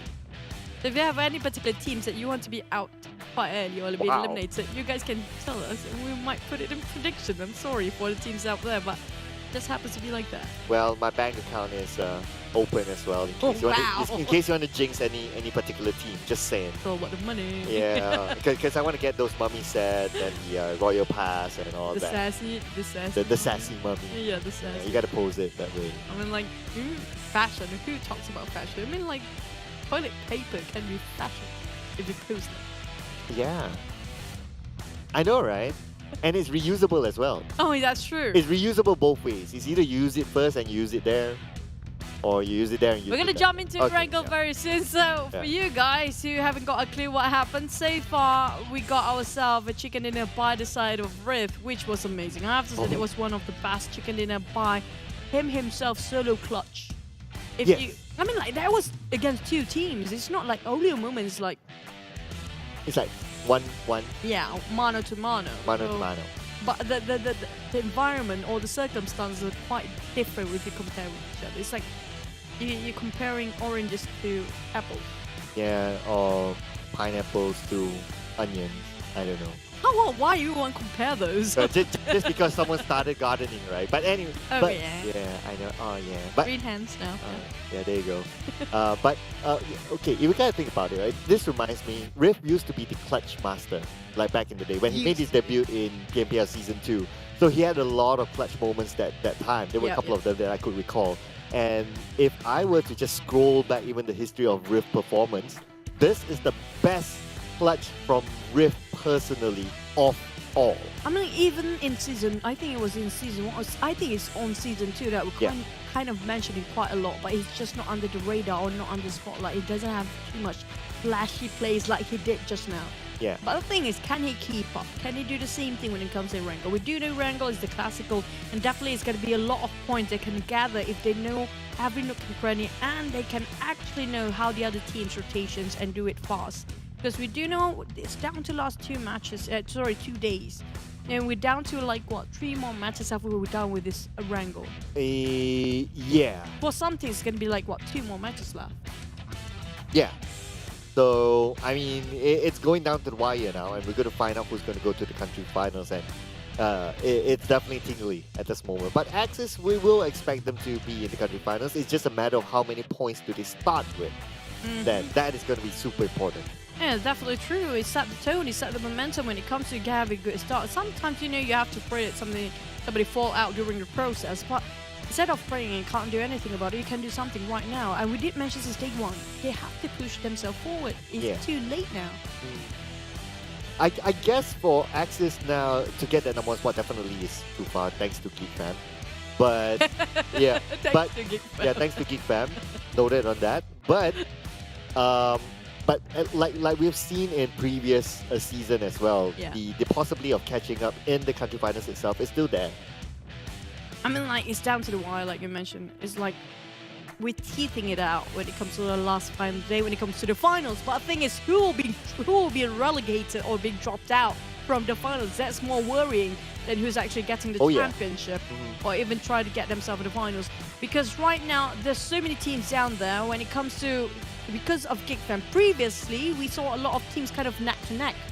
But we do know Geek Fam entirely on different tier right now. Yep. So who will be pushed down when it comes to down there? So there are a few possibilities right now because we have another day, right? But at the top of my head, it will be like SMG, HYVE, still has that little bit of possibility unless something crazy comes up from MUGEN or maybe like a HomeBois, I don't know. The points are just that close. We may see a swap at the bottom, but so far the title swap is possibly going to be RSG and HYVE, but because we still have a good amount of games, that could still change. But let's all start off the change with this round in Erangel as we head on to the debut of Group B.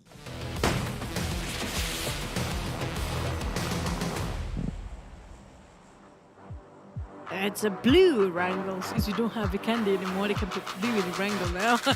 Blue Wrangle? Blue Wrangle, there you go. But you did mention about a couple of teams that are having a hard time and really trying to skin themselves alive if they were able to do so just to get themselves to top 60. I'm like, don't think like that graphically, okay? Just put it like a metaphor or something. But the thing is, do they still have a chance and have a shot at it? Because we're talking about, are we talking about Livik or are we talking about grand finals or finals? I'll be more interested to talk about the country finals by now. That's true. Yeah. That's true. But the thing is, don't forget about Livik because the points really help. Yeah. I noticed that after 2 rounds of Livik, it could be a double-edged sword. So if you don't do well, other teams could take over you, maybe by a few steps.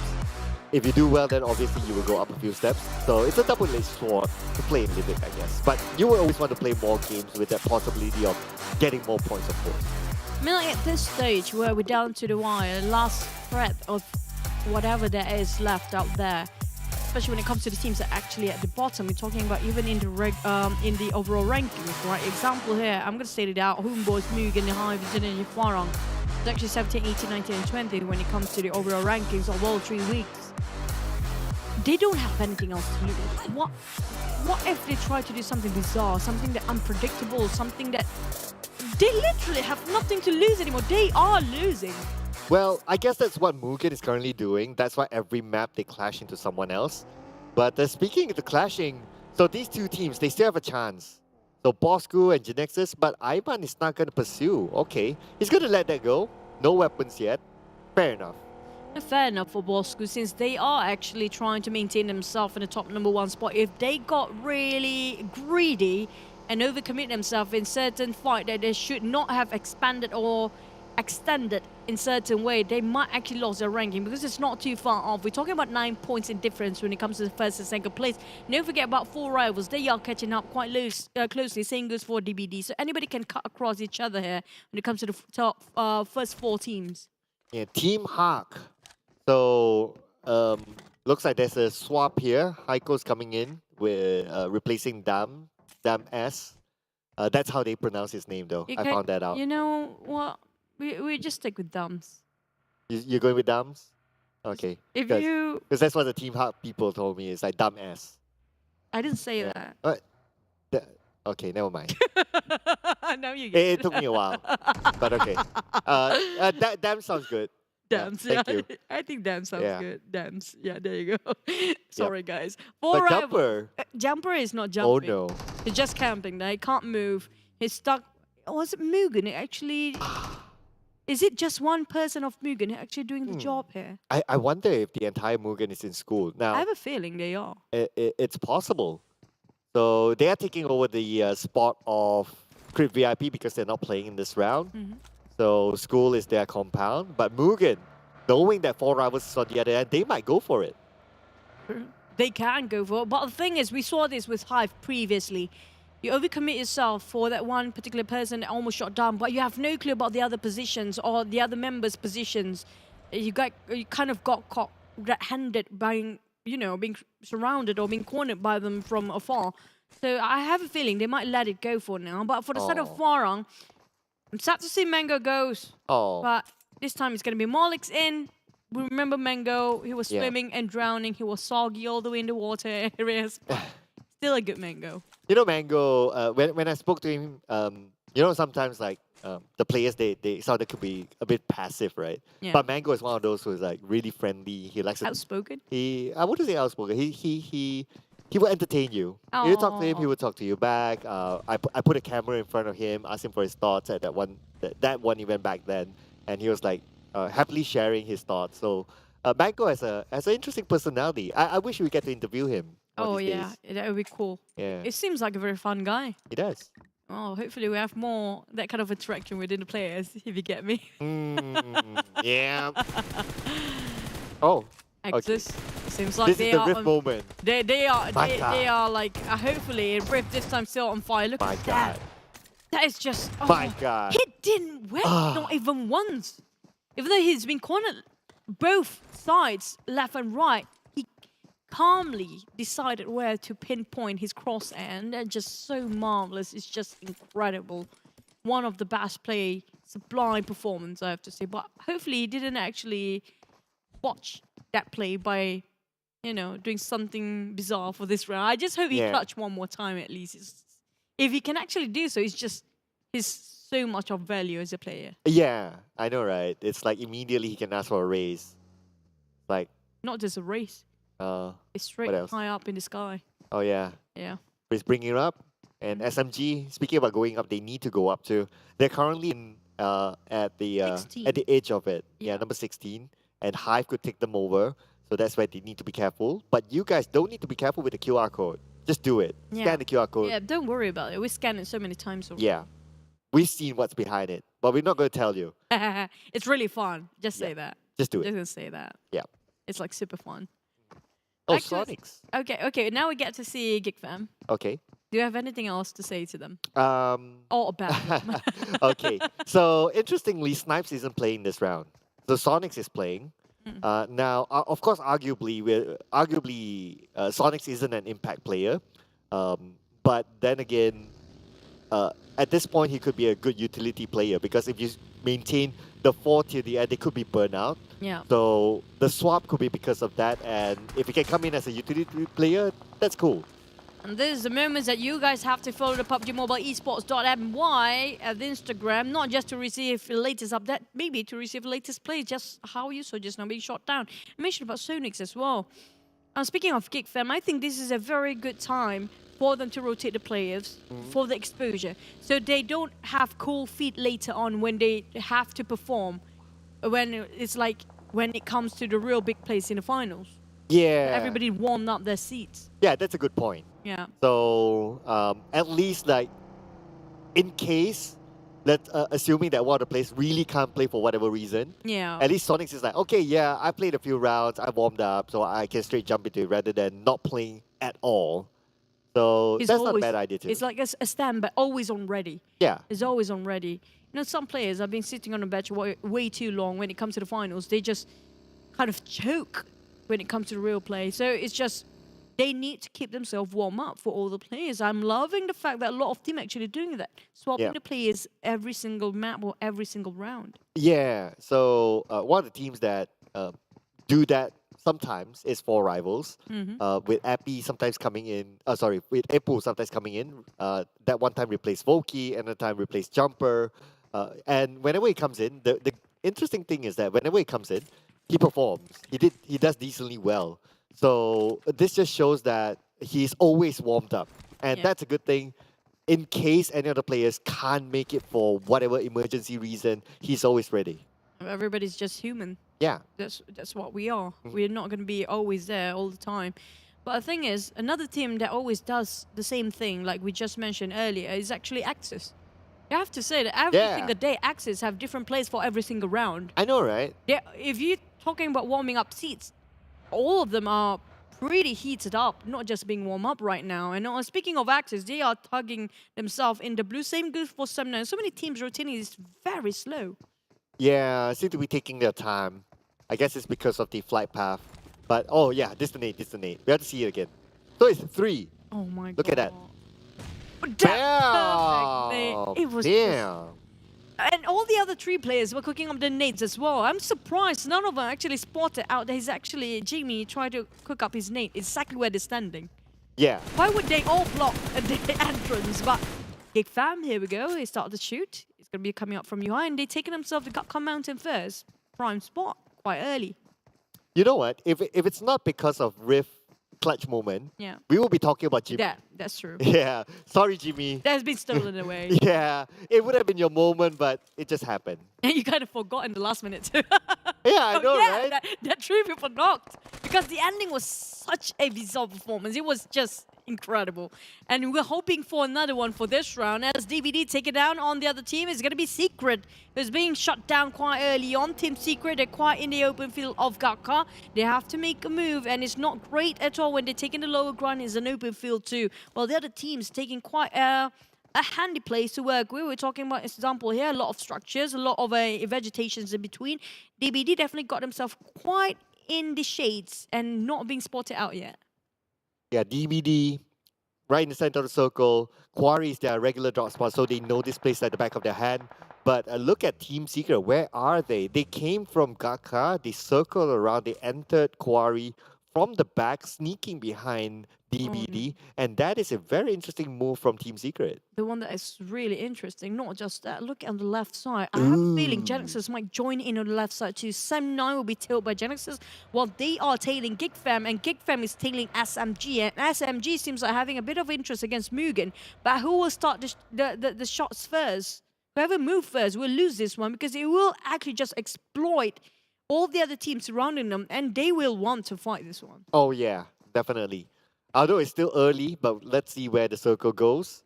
But you don't need to see any further as you want to scan the QR code, as you should scan the QR code to play PUBG Mobile for free and switch over to Yoodo, of course. And Echo, second try onto Ate. It does connect, but not enough damage to knock him out. I just spotted out. He's trying to jump and run at the same time, but Echo still not giving up. Really silent sniping coming out from Echo here. But he's definitely not being spotted out. There you go. He's kind of frustrated with the shots is not connected. But hey, you guys can actually follow the Instagram too. Don't forget about that. PUBGmobile.esport@.my. Okay, you guys know whatever the latest update, what's going to happen, what skin's going to come out, it's going to be there. But the one's not going to be here, it's going to be Secret if they actually jump out from that window. So Echo's being eyeing out on Team Secret. DBD is sniffing out Team Secret, but will Sem9 clash into GEEK fam? That's another problem here. Ooh, I know, right? I think GEEK fam was behind them the last we saw, if I'm not mistaken. I'm not too sure by now because everyone's just moving, right? But SMG is on the right side. They have compound their own. Sem9 will be on the other side. No big clashes for now. Interestingly, we are still at 63 players at this moment. Oh, it's going to be Team Secret, one guy who actually lost it. Oh boy. Oh yeah. I'm surprised how GEEK fam didn't clash with Sem9. Since they are going in the same route previously, and it seems just they part ways halfway. And SMG was right in front of GEEK fam earlier. Yeah, I can totally. They took a bit of a patience. GEEK fam actually parked themselves at the edge. They didn't rush themselves recklessly into the circle, just like how the rest of the teams are trying to rush in there. But it feels like it's going to be a bit of a mess here, since Genexus is just tagging along but moving in a parallel direction. Same goes for GEEK fam. Yeah, and look at where Axis is at. They are still playing by the blue. I think they forgot this is not Sandhawk, but it's fine. Hey!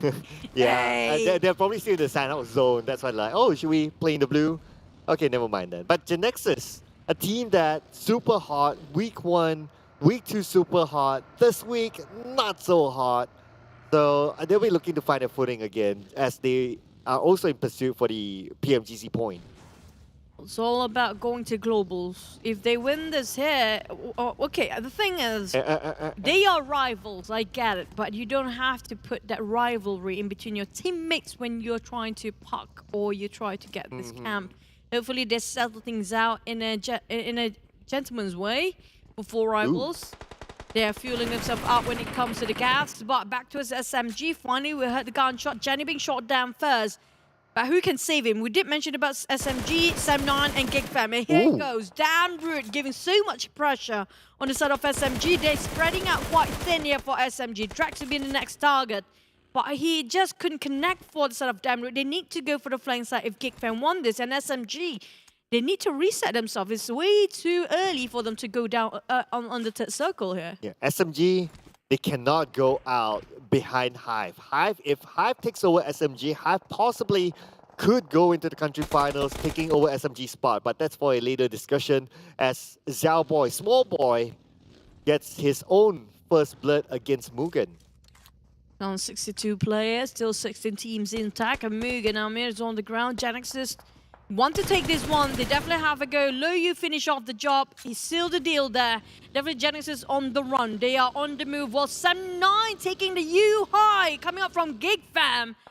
And it's still going on. GEEK Fam pushing this way too much. They're forcing themselves for the fight. They didn't have a clue. There's so many teams eyeing them out, including Bosskurr around there. Sam9, Putra, and Mamparang just taking out the warehouse. And GEEK Fam, they will fly away from here. They need to get away since they lost one of their core members. But everywhere they go, there will be somebody there. I know, right? They're already at the edge. They're on the other side now. And the zone is starting to close in. It's like, where are we going to park our vehicles? It's like, where are we going to go? Now they're going inside of Gaka because everywhere else is populated. And now it looks like they found a good spot. But this building is actually quite open. Now if you go inside here, just look at the door. It's like 3 doors open. It's very, very risky to stay there. At least he got himself a cul-de-sac, so... Oh, yeah. I mean, like, that's a showcase. There you go. But the thing is, like you mentioned, it's not the prime spot they really need. And Team Huck, everyone surrounding them, they got themselves in a low ground, they got themselves in an open field, they got themselves in a flat plane and not much to work with. Yes, they got themselves inside of a circle, but how long can they hold on? They lost so many men in the process of rotating in. Look at the left side, it's so overly crowded. It's just the pool's getting saturated by now. SMG is doing the same as GEEK Fam, as we heard gunshot coming out from the side of Team Huck, who's trying to just gatekeep this side of a circle, but they got themselves quite low when it comes to the vision. They should have gone to the roof, but they can't get it right. What? But okay, Damn Root. We want to connect his shots against Bosskurr. Bosskurr, Ayman now currently down. Damn Root on the other side. Team Secret on the opposite end as Bosskurr will be eliminated. Oh no. Oh boy. Bosskurr falling from grace. Is definitely going to pull them down all the way to second place here. It's not that bad of a news at least, but still, the crown being taken over. Maybe if GEEK Fam being shut down here quite early, then it's going to be a different story because 4 rivals might have a shot at this as well. Genexus going for... going for the splat, that's it. Yep, Road Rage coming in from Bill. Nasty. Finish off by Xiao Boy on the other side, and that's going to be the end of MUGEN in this round. No points at all, but they're not done yet now. It's up against Sam9. There's also Sam9. There's also, I think there's another team on Bam! Genexus is just really savage right now. Boo. Keep on tossing that nade multiple times and just making sure Sam9 couldn't climb over. And that's going to be them being 2v1. They're just too much for him to handle solo. It's just too much. Oh, but they're not done yet though. Deb on the other side tries to get onto Bill. 5 elimination points for Genexus at this moment. Sam9 still in this as Loyu goes down. Mamparang with the M4 to Loyu. Harm as well as Mamparang. Deb is going to come in. Harm tries to take down Genexus on the other side. Spots out where Xiao Boy as well as Low. spray coming in from Ham, but Ham will be countered by opponents. Bilbil takes on Mapara. Oh, Dab is so crucial for him to actually gun this down for the rest of the team. He will be the choking point for the side of Genexus, but Genexus got it better. Dab just couldn't go in. He don't have any information anymore. His information being just stuck there, knowing when the rest of Sendam being knocked down here. There's no way Dab can actually save them. The first 8 kills will run out very soon. It's the 4th turn, but he still managed to shut down on Lung. Now there's only Bill. He needs to shut down on Bill, and Dab can actually try him, but it's not enough. It's too far, and he's too slow. Now he needs to run, hop on the buggy, just need to reposition himself in a safer spot. Oh, Damroot is just not done yet. At the same time, Zellboy will be taken up in his zone. Damroot putting pressure onto HomeBois on the other side. Spray from Damroot with his Scar L explodes the vehicle. HomeBois is without one for now, as GEEK Fam puts pressure onto Team Hawk as well. I'm surprised nobody actually tried to take this away from the side of GEEK Fam. They have been here quite early than the rest of the others. Praise Zuli. Well, Zali tried to take down on those actions. Zuli! And it's going to be Dab.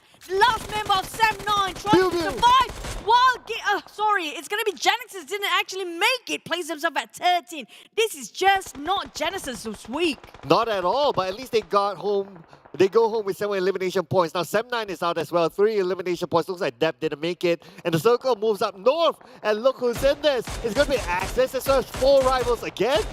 Oh, this is great news for them, but provided they have to actually shut down GEEK Fam first and 4 rivals can climb up the ladder to #1 spot, they have a shot at it. Dingo still have 4 men here, especially when it comes to DBD, they have the high ground. But the thing is, they are not inside of a circle. They have to climb down their high horses here. Like it or not, they have to jump on that UAZ and drive forward. They don't have any choice because Team Hawk making sure they don't have any space to move into the circle. But HYVE is close with the circle. So if HYVE does better than SMG, they could go up. But let's wait for it to unfold. As Team Secret now playing by the edge of the circle, Kid and this small little shack. The circle might not favor him later on, but Izane doesn't have the circle. He needs to move forward, but needs to fight with other teams as we see DBD. Talking about fighting, they need to fight with access into the circle. They still need to move forward. It's not going to be enough here. They're barely getting into the circle for their side of DBD. They have to pick either on the right side or left side of the team that they want to fight. Axis, or it's going to be 4 rivals here. And it's going to be Axis again. Red try to actually choke them out. We're talking about, can he make one more miracle play just like he did previously? And that they were actually not going to loop over or not going to actually land it on any of these guys. He got himself a clear shot. He didn't actually do anything for Red. Oh, he wasn't ready. He holds his weapon, but now Yen has a high ground advantage against Rev. They're going to close in on the Rev. Rev doesn't know. Wait, Rev, he's looking on the other side. I think he was distracted. Can't do much from there. But Dell has eyes on the DBD. DBD now has the high ground advantage. And now Axis falling their players one by one being plucked out by the side of DBD. But at the same time, DBD, one of them being traded down here, knocked down. DBD have to revive one of their teammates. It's not just going to be Axis fighting against them. We're talking about 4 rivals. He's eyeing out for them as well. They might be the third party trying to steal the kill here. Well, Axis still trying to keep the pressure on the side of DBD. Don't forget, there's so many teams right in the center of the circle too. Oh, Axis now playing the gatekeeping role against DBD. They do have the circle starting to close in. While we move over to GEEK Fam, such an open area they're at. But GEEK Fam, they still have the circle. They still have some time. But DBD and Axis, no time on their side. They need to fight. Oh! No more, he just swapped over to that Scar L just too late now. Jimmy OP, will he do one more clutch with a 1 nade? But it's going to be Yen this time who's kicking up the nade. Axis being cornered and be shut down into one small compound here. Suzu couldn't make it. There's going to be him and the rest of Axis bowing out on the 10th place. We're down to 9, but Dingoz, they are trying to take this compound away from a team that just won themselves over. It's going to be DBD here. But Team Hawk taking the advantage from the sidelines. They have the circle. There's going to be Team Hawk still maintaining their full squad. At the same time, we can see that Farang Guerilla out at 9th place. No elimination points in this round. But HYVE may succumb themselves to 4 rivals. Now we put focus onto Dingoz versus DBD and the rest of them on the other side. SMG and HYVE just next to each other. Here comes Jumper Spring. HYVE still being pressured, but they can have the run that we really need. They lost 1 man along the process, knocked 1 down, but still can revive. But do they have enough space here? As so many teams actually try to give so much nade, especially coming up from 4 rivals. We do know these are four star-started team. 4 players, they're all fraggers in there, and they will not stop spot eliminations. Definitely for rivals, they don't want to overextend themselves there, overcommit themselves there, because they need to move into side of circle, because it's going to be a burning blue zone for the next one. Oh, DBD putting pressure onto Team Hawk as they try to find a way into the circle. Now the zone is starting to close in. DBD has Dingoz to deal with on the lower ground. Jimmy spots them out. At the same time, Team Secret out at number 8, 2 elimination points. Dingoz do not have the circle. They'll be pressured by the blue anytime soon. And Jimmy, you have to decide. You have to leave now. For DBD, they can't contemplate anymore. Same goes for Dingoz. They have to leave now. If not, they will not make it. Has jumped down, still burned off by the blue. Dingoz make it in. The moment he jumped out. GEEK fam, they've been in the center the entire time. They're still holding it in with 2 players remaining. Nobody taking them away from them. And they're still taking so many eliminations. It's 10 for them. Oh, now HYVE is starting to go in. 4th row gets one onto Abby. Taking him out. Jumper on the other side tries to revenge, but right now 4 rivals, they are on the outside of the circle. At this moment, HYVE is actually gatekeeping them. Jumper tries to get a little bit of a trade, but no, not able to do so as Vigor gets one on the Jumper. 1 more left. Volky, the last man standing for 4 rivals, and Vigor may just do the business. Oh, just 1 more for Vigor. HYVE is so close off catching up to SMG. They need to actually live through the day. They can't just get eliminations, but DBD is denying the ball. You know what? There's a trade here, definitely. SMG, Team Hawk in between, but none of this team is winning as we speak here.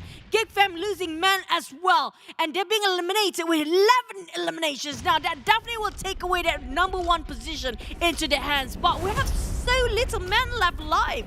I know, right? Everyone's like short-handed, but SMG and HYVE, they are both still in this. That's the interesting part.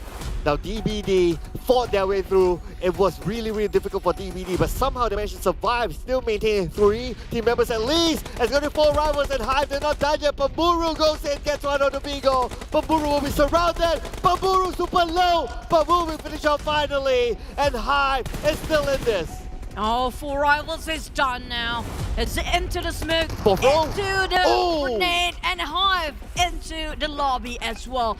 It's down to DBD versus Hawk and SMG, except that Team Hawk has the most advantage here with 4 men well and alive. All they need to do is going for duo, spread out, and just find their enemies there. SMG, 2, same goes for DBD. They need to deal this in pairs. I'm talking about 2 versus 2 for all 3 teams. And SMG, they finish above HYVE in this round. So that's something to take note of as we move towards Team Hawk versus SMG. The last 2 teams to secure that chicken dinner. But like what you said, Team Hawk, they have the best chance of getting it. But at the same time, SMG has been very quiet. This is the moment they know that 2 knocked down there. Definitely got a space for the side of Team Hawk to actually revive and reset themselves and reposition themselves in a position where SMG having a hard time to do. But they got the circle. Now, if they can actually move a bit forward, but the thing is, they have to watch their flank. Do they watch their forward or do they watch their flanks here for SMG? They short-handed. Well, Team Hawk, they have more men. Definitely, it's the advantage on the side. They already start tossing up nade into smoke, into Molotov, whatever they have. They're just going to toss it away. Yeah, this is their moment to do everything. Now Mile, meeting with the UMP. Mile gets one, but he's super low now. 30% health that secures that elimination point for SMG. They're desperate for the points. And Drax, Drax gets one. Zuli super low, can Drax do the clutch, but no! There will be the party pooper. Call Heiko on the other side. And Team Hawk will remain as the incredible Hawk in Erangel. 11 eliminations, seems with GEEK fam. I have to say they are quite secure when it comes to this match to spot themselves in #1, and nobody can sway that away from them. But for the overall rankings, definitely I have a feeling that balls could be pushed down quite a bit, not too much. But hey, my prediction almost again. Was it? Yeah, I was going for SMG. You went, Team Secret. yeah, I think this is SMG. Yours? I forgot what was mine. What was this again? I forgot, yeah. But I think something start with G. Genexus, right? Yeah. Not really. Oh. MAB. Yeah. Let's not talk about them. I always got mine again. Okay, but Team Hawk, you know, if only SMG actually try to push forward just now, but they don't have any information when it comes to position of Team Hawk players actually being knocked down. So they can't actually move forward. But this is why everything is so crowded right on top of Quarry. We saw the left side of circle is just overpopulated, oversaturated. Only a couple of teams managed to survive from that. Yeah. The only thing not over is nothing. Yeah, everything was overpopulated, overexcited, and so on and so forth. But was it Team Hawk who's trying to run over this, or was it GEEK? Was GEEK? I think that was GEEK went straight into the middle. And the one that actually tried to run from everyone, but there's always... Oh yeah, GEEK. Yeah, it's like, that compound's taken, that compound's taken. Every compound's taken. Sorry, GEEK. But they finally found somewhere, so I was pretty impressed with their decision making and also their map knowledge of, okay, if everywhere else is taken, we still know exactly where to go. This is, I'm surprised. You saw how Rift just now didn't actually realize the player is actually behind his back for DBD who climb up the hill with the vehicle. I'm surprised he didn't actually notice or think about that because he was right in front of them. And it just fallen apart for the start of Axis because of this reason only, because the one who should have been so pivotal for his position is going to be Rift. He didn't actually have that for this round, but he did great last time. For the side of Team Hawk, they almost lost it when it was for 2v2. Yeah. But lucky enough, instead of SMG, didn't spot them out. I wonder, is it like a clutch curse, you know, like you do a super clutch one game, the next game you're like, you know, forgotten. Yeah. Okay. That's it. Thank you. Clip that, ladies and gentlemen. Clip that, Mr. Producer. Play it again. But hey, HYVE. Oh, 31. The thing is, it's not safe still for HYVE. They could, as long as SMG survive, it's not great news for HYVE. Yes. So their kryptonite now is SMG. I'm sure HYVE will be looking at the elimination feed and like praying that SMG goes out, but SMG got the second place, so sorry HYVE. Still a lot of work to do. But Team Hawk, finally seeing them coming back, so yep, finally up there. But DBD's consistent, you kind of think about it. They have been always. Same goes for Team Hawk, if you ask me. It's just whether they got the chicken or not. Do they get themselves a flashy plays or not? Yeah. And that's it. Because since week 1, they have been in the middle bracket all day long. But here comes again, and well, wow! GEEK! Wow! Got themselves the MVP. Surprise, surprise. It's gonna be damn rude. Who else is not up there for GEEK? Everyone. Yeah, I know, right? Yeah, well, maybe we should have like a segment whereby who wants next MVP? the whatever graphic is like anyone except GEEK, because it's like you just dominate everything. He deserves that. Of course. But look at that. This is why they pushed down Bosskurr, but it's not too far. Yeah, 4 points difference with Bosskurr, but keep your eye on. Okay, for this one, it's keeping your eye on MAB. Well, let's not talk about MAB, right? Even like Genexus 13 to 20. SMG and HYVE. Because of the points to the country finals. Oh yeah, that's true. So now they have a significant gap because of not only that game, but the previous one. Let's see, it's 30, my math is killing me now. 37 points gap. There you go. Wow, congratulations. Thank you. You made it. You graduated. Yay. But I'm surprised Genexus is actually thriving to get themselves in the top 12 since they got themselves quite a run when it comes to the last week's performance, and now they are down there. Where, for me, I'm going for the shot side goal or the shot goal here, which is going to be the top 12 for Livik. At least it's going to be contributing quite a lot when it comes to the bonus point, and that's really important. And for the teams that didn't actually make it for every single Livik, it's going to be really painful for them. But here comes a recap coming from Team Hawk. This is not a surprise anymore. We do know they always drop a run or roll. Yeah, since whenever, as long as it's the boys, not so boy anymore. Boyka man. The boy, yeah. The manka. The manka. Or it's going to be the ranka. Wow. Yeah, I think he's getting there though. Like he recently lost a lot of hair. Just saying. Yeah. Can join you. Yeah, it's just that he doesn't have the height, but ooh, wow. But you guys can do a club BBB. Yeah, like it's me, it's Boyka, it's J Hunter. We're gonna recap it. Yeah, we're gonna recap there you go. this, guys. About just to see about how Team Hawk going on. It's not an easy journey for them at all. If you ask, like, usually, oh, because they got a circle, you can't even spot them in here. That's one thing, because they don't want to partake any sort of unnecessary fight. They came in quite late, by the way, but they have been very careful because they don't want to have this kind of skirmishes, and they got themselves in the center here. And I have to say, this is a very good prime spot they parked themselves to, because why? All the other teams are too busy fighting against each other. Yeah, there was so much action happening, right? If you kind of think about it. If you just recall, Yeah. HomeBois had similar sort of position, but Yeah. the downside, because the other teams are not fighting. Yeah. Well, them they got in the center, but the other teams are all fighting. Yeah. My goodness, I don't know. It's just sad to be in that kind of position, right? But it is what it is. But this is an interesting one, right? So it's sort of like a debate. Like, would you rather have a circle with lesser players, or would you rather have not the circle but more players? It's still always numbers when it comes to firepower. It's still at You take the players. advantage. Like it's still there, unless I mean, like just now, a thing with SMG right now, it's kind of hard for them to push forward because they have no clue where the position of Team Hawk. Because the moment they've been shot down, two of the players of Team Hawk just now been knocked down. If only they have a bit of a higher position or just move forward for a bit, they can actually see where the player is being knocked down and crawling on. But they were just at the slopes, so they can't see a thing. I think that if SMG had one more player still alive, they would have won it. Yeah, that's true. Yeah, because Drax almost got like 2. He almost clutched it. He almost clutched it. He almost did the rift. But yeah, nothing can take away from the rift. Yeah, I mean, the rift, man. That's the thing. But you know what? It's now time for us to go to our rift. We'll be taking a short break, ladies and gentlemen. This will be for the Maghrib break. And we'll be seeing you once we're back into the second Irango for the day. So my name is Sir Cloud, together with Choo Choo. See you after the break.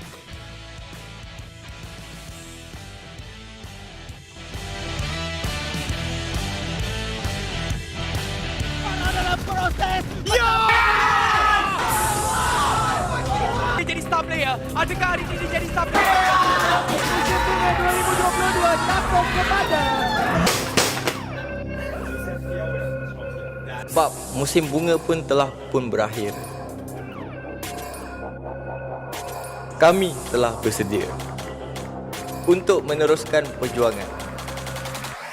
Tiada siapa yang boleh menghalang kami, kepulangan Sang Raja, untuk menuntut balik kegemilangan. Former teammates. Kini menjadi saingan. Who will be better? Untuk pencapaian yang lebih tinggi. Kelahiran era yang baru untuk gagah menerus ke hadapan. Pride of the nation. Defended by us. Battlefield baru telah pun bermula. Kali ini 2022 PMPL MYSGPH W3D4 20 Julai 2022 redONE.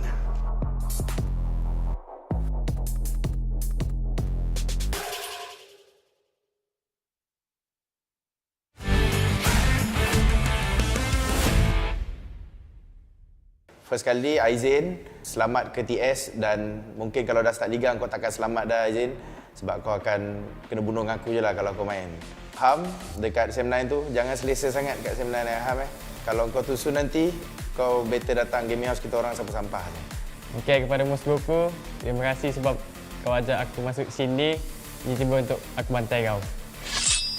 Kepada Aziz, kita orang dah ambil jumper, so kita orang dah bagi korang rig. So, korang buat yang terbaik untuk season ni, okay? Kepada Forever's, walaupun saya di loan kat Exist, jangan harap saya bagi chance kepada Forever's. Kepada pemburu, jaga-jaga sikit meja kau tu. Man, nak cakap ni, kau dah tua dah, Man. Tak payahlah main lagi. Kenapa nak main lagi, Man? Dah tua dah. Jaga anak je. Jadilah yang berguna, Man. Jadi ayah yang berguna, Man. Tolonglah, please lah. Sorry. So untuk Drax, hati-hati, aku akan lebih daripada korang. Korang ingat kau power sangat ke? Dah lah tak power. Okay, kepada tim SEM9, lelaki Iman Farang tu aku harap kau buat yang terbaik lah season ni. Harap kau tak terciduk lagi untuk season ni. Kau buat yang terbaik lah. Sebab dah tukar player kan, takkan duduk top 16 lagi. Team Forever, aka Team 4IGL. So, kepada Dingoz Esports, korang tahu kan kat akar tu kita punya. korang still lagi nak bagi free point ke? Kan? Kepada IJL Kido pula. Nama saya kan Kid. Kenapa nak Kido lagi? Saya memang anti Kido ni. Season lepas saya jadi coach, saya tengok korang main semua macam sampah. Sekarang korang jaga. The King of Uzi is back. So Insomnus, I received your message. You want to come here, but too bad because you are here. We are here. So maybe Bill is up there right now, but don't let your guard down, Bill. I'm coming for you. Okay, kepada Pasha dan The Jumper, walaupun kita pernah susah sama-sama dekat SEA Games itu, tapi ingat ni kali PMPL kita orang tak akan bagi chance lah. Kepada Creed VIP, thank you sebab dapat nombor 16. Tak sepertinya tukar nama, korang boleh bantai kita orang dengan firepower baru korang. Orang tua Kuza, jaga-jaga. Kita orang cari kau. Kepada tim VIP Cirit tu, korang jangan rasa diri korang hebat nak blok-blok kita orang Nanti kita orang akan ajar korang dekat tournament nanti. Jangan sampai korang tercirit-cirit nanti, tak boleh main. Okey, untuk pemburu duduk rumah dan diam. Jangan sampai aku kentik ponsel kau. Okey? So saya nak tunjuk kepada tim Semnai, kapten dia Man Farang. So Man Farang get ready, saya akan bantai dia dekat musim yang akan datang. So jaga-jaga, hati-hati. I will kill you. 4 tahun bersama-sama. Sebenarnya aku bosan tengok benda kau. So sebab tu aku kick kau. Tak boleh toksi banyak-banyak, nanti kena kecam balik.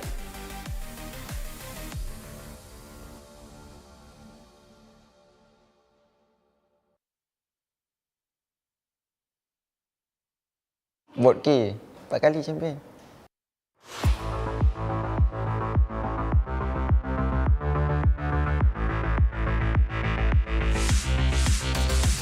Gua tak perlu same snipe lah. Lu orang semua sayur. Kalau Dingoz Esports, season pertama main pun takkan sampai C lah bro.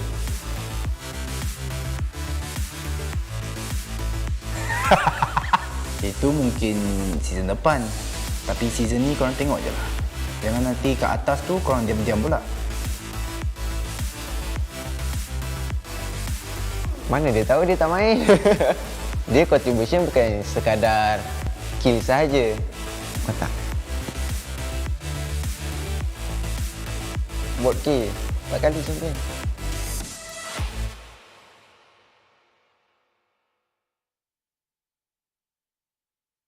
Tahu gila, lembik gila. Tak nak aku. Nak aku.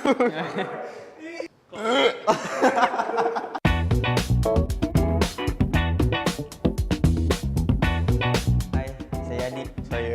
Saya Ham. Wih. Asal dah boot game ada kat sini?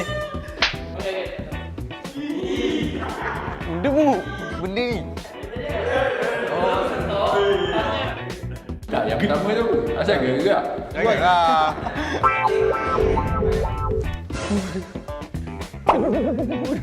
Oh, so okey, kau dulu.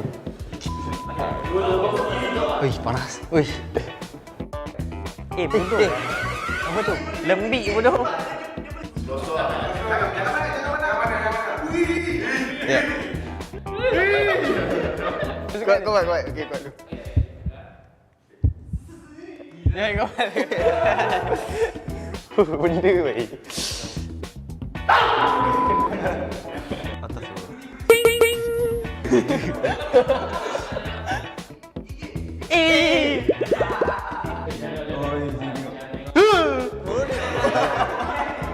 Dah tahu lah.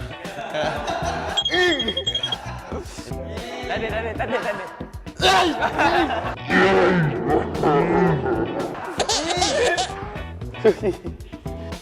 Oi, apa benda ni?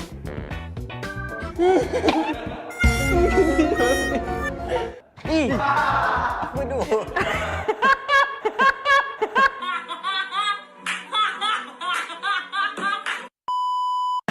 Lembik gila. Okey.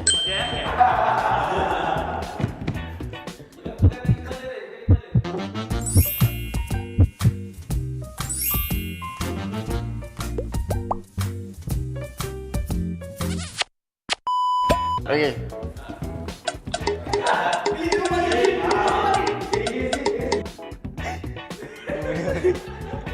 Geli sikit ni. try yang ni lah. Digigit dok. Digigit dok ni tadi. Yang ni lah. Ni gilat dok. Ni baru kari tadi. Angkat mana kot? Wanaga. Hamster. Sabun. I think kura-kura. Nenas. Kaki ayam ah, tangan ayam ah. Oh, nenas. Kaki ayam. Sini boleh. Nenas bongok. Okey, dah habis dah sesi permainan kita untuk hari ini. So jangan lupa saksikan kami di 2022 PMPL MYSGPH Fall.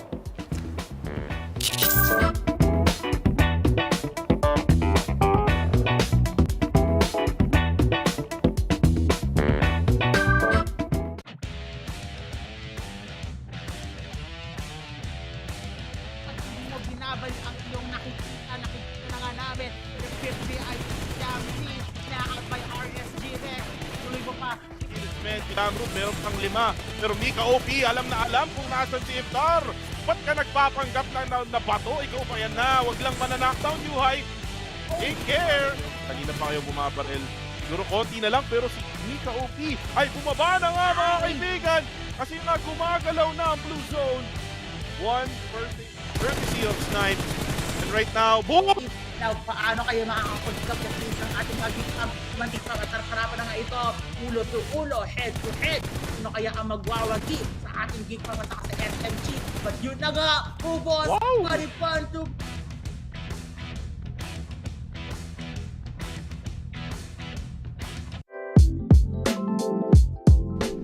Hi everyone, this is Blackpink. We're so excited to be back in PUBG Mobile with tons of great surprises for all of you.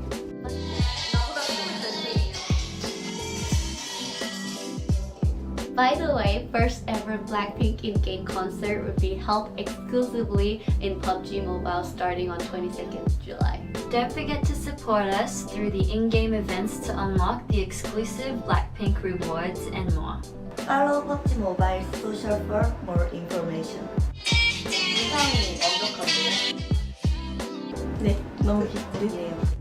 Come and meet us in the game. See you soon! See you there, please.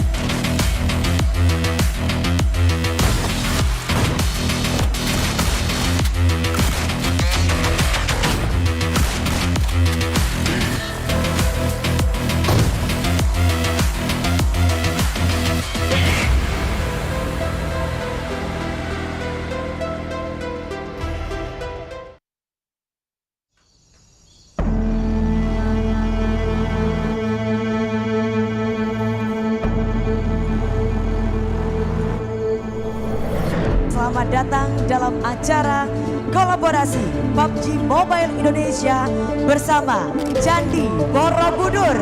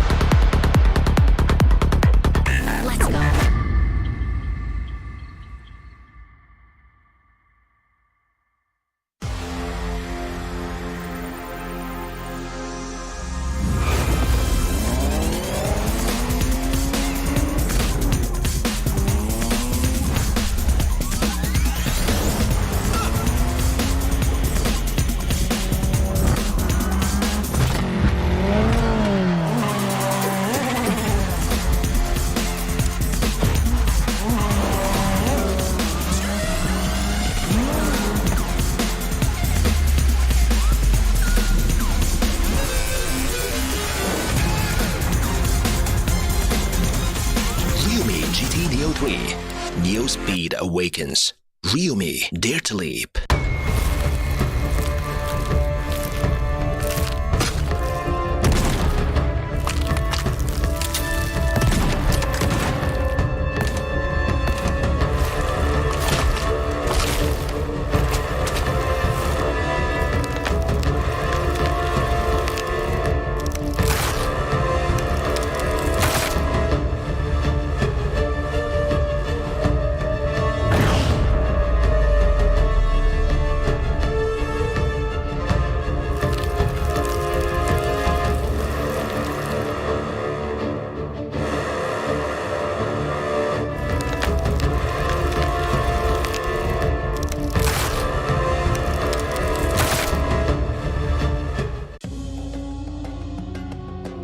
PUBG Mobile 2.1 White Paper Full Overview. Hello there, PUBG Mobile players. PUBG Mobile 2.1 is now available. After several months of hard work, we've added more fun and interesting content to the existing gameplay. At the same time, Ancient Secret Arise, which everyone has been looking forward to, has returned.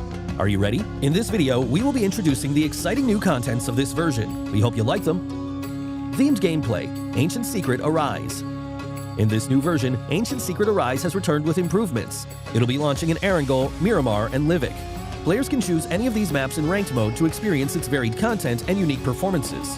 On Spawn Island, players will be greeted with a spectacular sense of swirling golden sand, as well as a mysterious and breathtaking sand apparition. After the match starts, the Sandstorm Zone will appear at a random place on the map. In the Sandstorm Zone, players will be able to pick up lots of supplies and the mysterious Scarab Charm. Any player who has a Scarab Charm will be able to return to the battleground after getting defeated for a set period of time. However, please note that a Recall Tower attempt will be used after activating a Scarab Charm to return to the battleground, and each player can only pick up one Scarab Charm in each match. Players can also pass through the Quicksand Path to enter the Emperor Temple. Compared to the previous Nimbus Islands of various modes, the Emperor Temple has more supplies and a much larger area. At the same time, the Sand Giant will move around the battlefield with the Ancient Secret on its back, which creates more possibilities on the battleground. Remember to watch the route on the minimap carefully so that you can jump back into the play zone if the Sand Giant leaves the play zone. The Pharaoh has prepared many trials in the depths of the Emperor Temple. Pass these trials and you will receive extra spoils. Remember, before activating the Pharaoh, it is possible for players to move freely between the Ancient Secret and the map. However, once the Pharaoh has been activated, players will no longer be able to hop onto the Ancient Secret. Other than the Emperor Temple, there are several Scarab Ruins and Jackal Ruins spread throughout the battleground. Players can go to these ruins and solve their puzzles to get crate rewards. One thing to be aware of, there are also Mummy Warriors and Guardian Beasts lurking in these ruins, so be careful at all times. Other than regular weapons and equipment, players also have a chance to get a new item called Primordial Water, which can recover all your health and energy. Lots of Scorpion crates have been added to this themed mode. Defeat the Golden Scorpions guarding the crates, and you will be able to get the valuable supplies hidden within. The new Desert Merchant is also a good place to get supplies. Save up shop tokens to buy combat supplies from the merchant, and there's even the chance of getting random discounts on items. Basic experience improvements. Besides the new mode, we've also made firearm improvements. We've slightly reduced the damage drop-off of the Uzi and Vector, slightly increased the hipfire spread of the UMP-45, and slightly nerfed the effects of the laser sight attachment. We also raised the base damage of the Thompson SMG. At the same time, we've slightly increased its bullet speed. As for the PP-19 Bison, we've slightly increased its rate of fire to improve weapon efficiency. In the case of assault rifles, we raised the limb damage of the AKM and slightly improved its aim assist. We've also reduced the recoil of the Scar L and slightly increased the base damage and damage drop-off at longer distance of other weapons. This version also introduced the AMR, a powerful sniper rifle that can deal damage to enemies through vehicles and deal massive damage to vehicles. It takes exclusive 50 caliber rounds that are capable of striking players in vehicles. Season updates. Cycle 3 will officially start after the major version update. The C3S7 set, C3S7 parachute, and other legendary outfits will be added to the Season Rewards pack. In the new season, we've also added a season bonus point card and rating protection card that can only be used during the season to help everyone climb the ranks even faster. Individual training grounds, sound location training. In the new version, we've added a sound location training system to the training grounds. Players can use this to train their ability to locate enemies by listening to gunshot sounds and footstep sounds, which will help players become more aware of their surroundings during a match. Other updates. Other than the updates mentioned above, the PUBG Mobile x Blackpink collaboration has prepared a virtual concert for everyone. Let's all have lots of fun in the game this summer. That's all for this video. We hope that version 2.1 will give everyone a better gaming experience. For more details, feel free to follow the official PUBG Mobile community. See you next time.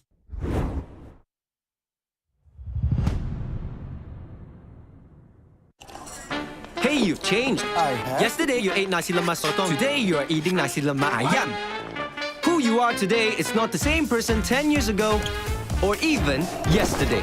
And that's okay. Yoodo is all about change. Stop conforming and go your own direction. Because sometimes you change to set the trend. Embrace the new and do it your way. Like right now, I'm addicted to. Then sometimes change is forced upon you. We say just vibe with it. And if you want to change your plans, you can do it safely. We're fully digital, so you don't even have to queue outside the telco store. Sometimes you change because it just feels right.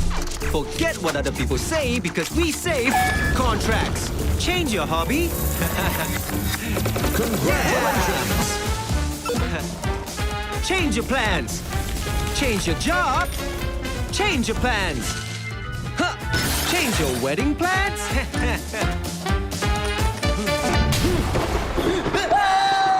Change can come anytime, anywhere. Yoodo is ready to change when you want to do it your way. So change is good, right? Only when you're ready for it. Man eating nasi lemak. And when you are, change can start by downloading the Yoodo app.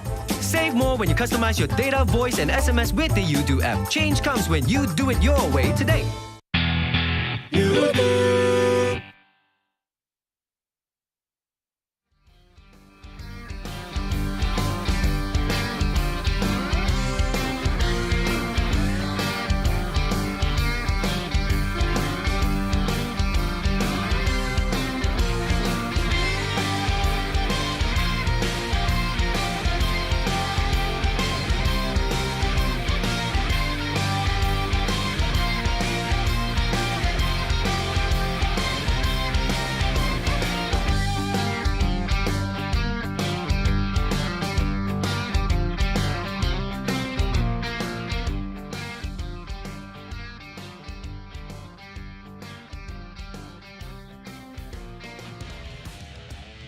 Welcome, ladies and gents, to the 2022 PMPL MYSGPH Fall Season. I'm Juan, this is Sir Cloud. This is brought to you by Tencent Games, PUBG Corporation, Lightspeed, and Quantum Studios. Yes, and of course, we are going on to the next stage of the game. Sorry, I had a distraction with my nose. It's, What happened to your nose? It's a little bit running. So yeah. I catch it and put it back. Oh, thank you. It's back there. But what else is back here is, of course, our official smartphone partner as well. That's going to be Realme. So thank you so much for supporting this tournament. And of course, our official digital telco partner, that is Yoodo. And switch over to Yoodo and play PUBG Mobile for free. And don't forget as well to follow our official live stream partner, that is TikTok. Hashtag be the one TikTok challenge and you may be featured. Follow our official PUBG Mobile TikTok. That's going to be PUBG Mobile My Official, PUBG Mobile Esports.sg, as well as PUBG Mobile Official PH for more updates. And definitely, if you missed out on whatever action on the first half of the day, it will be a TikTok for sure. Just to recap, in case you guys miss again, you guys always love missing. Okay, no, you guys miss us, right? But hey, with the most damage when it comes to the week 3, day 4, our second match, Erangel just now, damn rude. Well, we're not surprised anymore. He got himself the MVP of last match. And Echo actually squeezed in on second place, and HYVE Vigo. Now, HYVE actually almost got it. Yeah. It's just so close to its SMG. Yeah, it wasn't really their fault. It's just that SMG survived longer.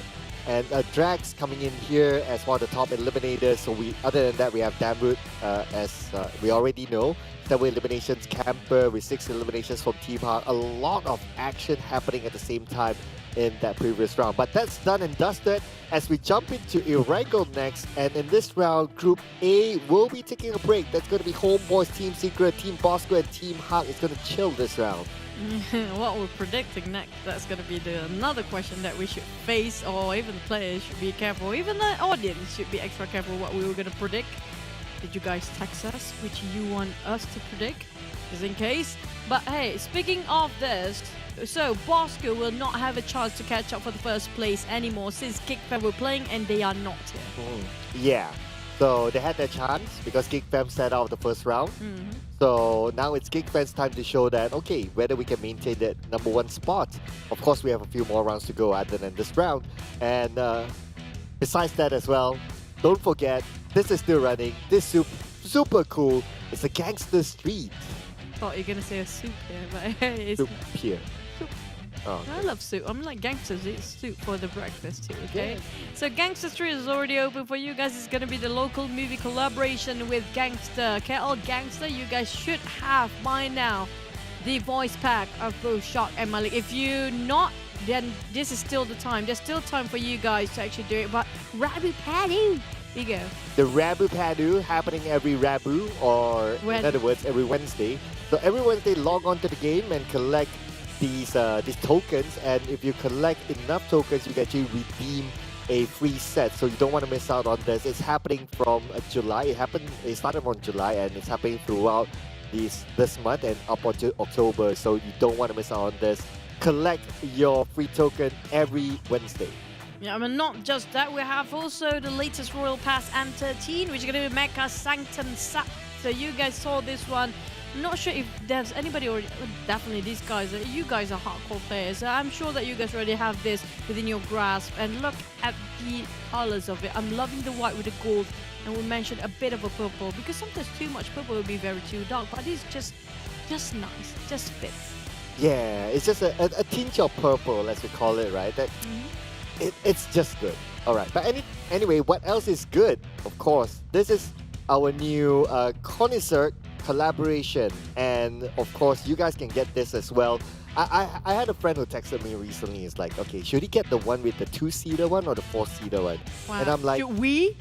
Yeah, It means including you? No, that friend of mine. So he texted me asking, which one should I get? And I'm like, okay, you're going to play casually, you go for the 4-seater one. You play tournamentally, you go for the 4. But at the end of the day, he went for both because life is short. Why not? Just do it, guys. In real life? Yeah. Wow. So just do it, you know. You like it, just take it. Just get it. I'm not on that level yet to actually understand what's going on. It's too high profile for me for that conversation. But here comes another miracle for you guys, which is going to be the new Axe suit, which is going to be preheat, and it's going to be on the latest update. So I'm back in Egypt, guys. Definitely I saw there's a lot of pyramids and a lot of, you know, ancient history behind us. And so much golden. It's going to be the golden days of the Egyptian era back then. So you guys have to relive this moment with the Axe suit coming in. Yeah, a lot of action related to the pyramids and some of the Middle East. And that also includes an event that's called the PMWI as well, that's happening on the other side. But let's talk about the next round. So which team are we going to...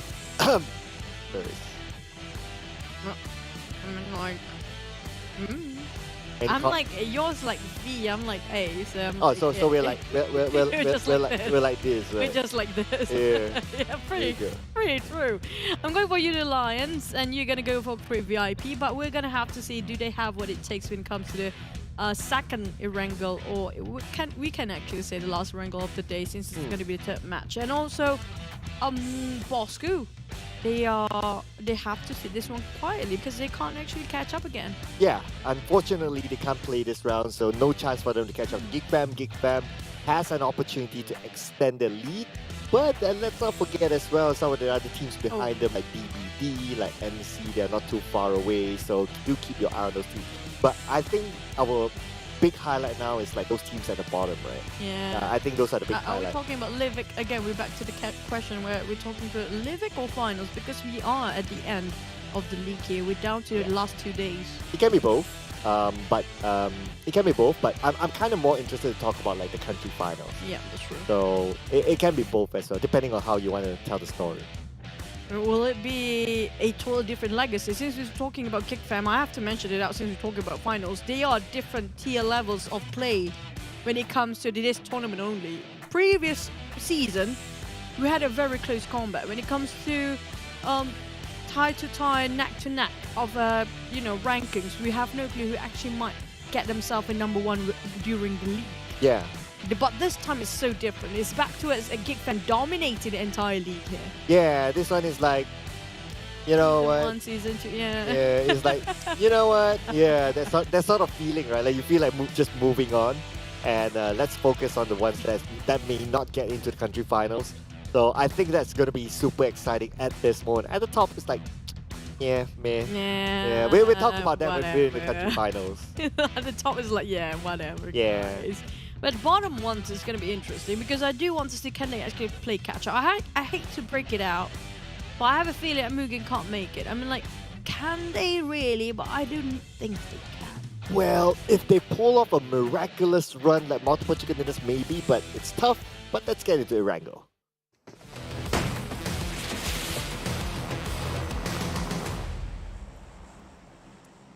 And Wrangle, back we go. The teams that's striving and hungry, you know, for the chicken.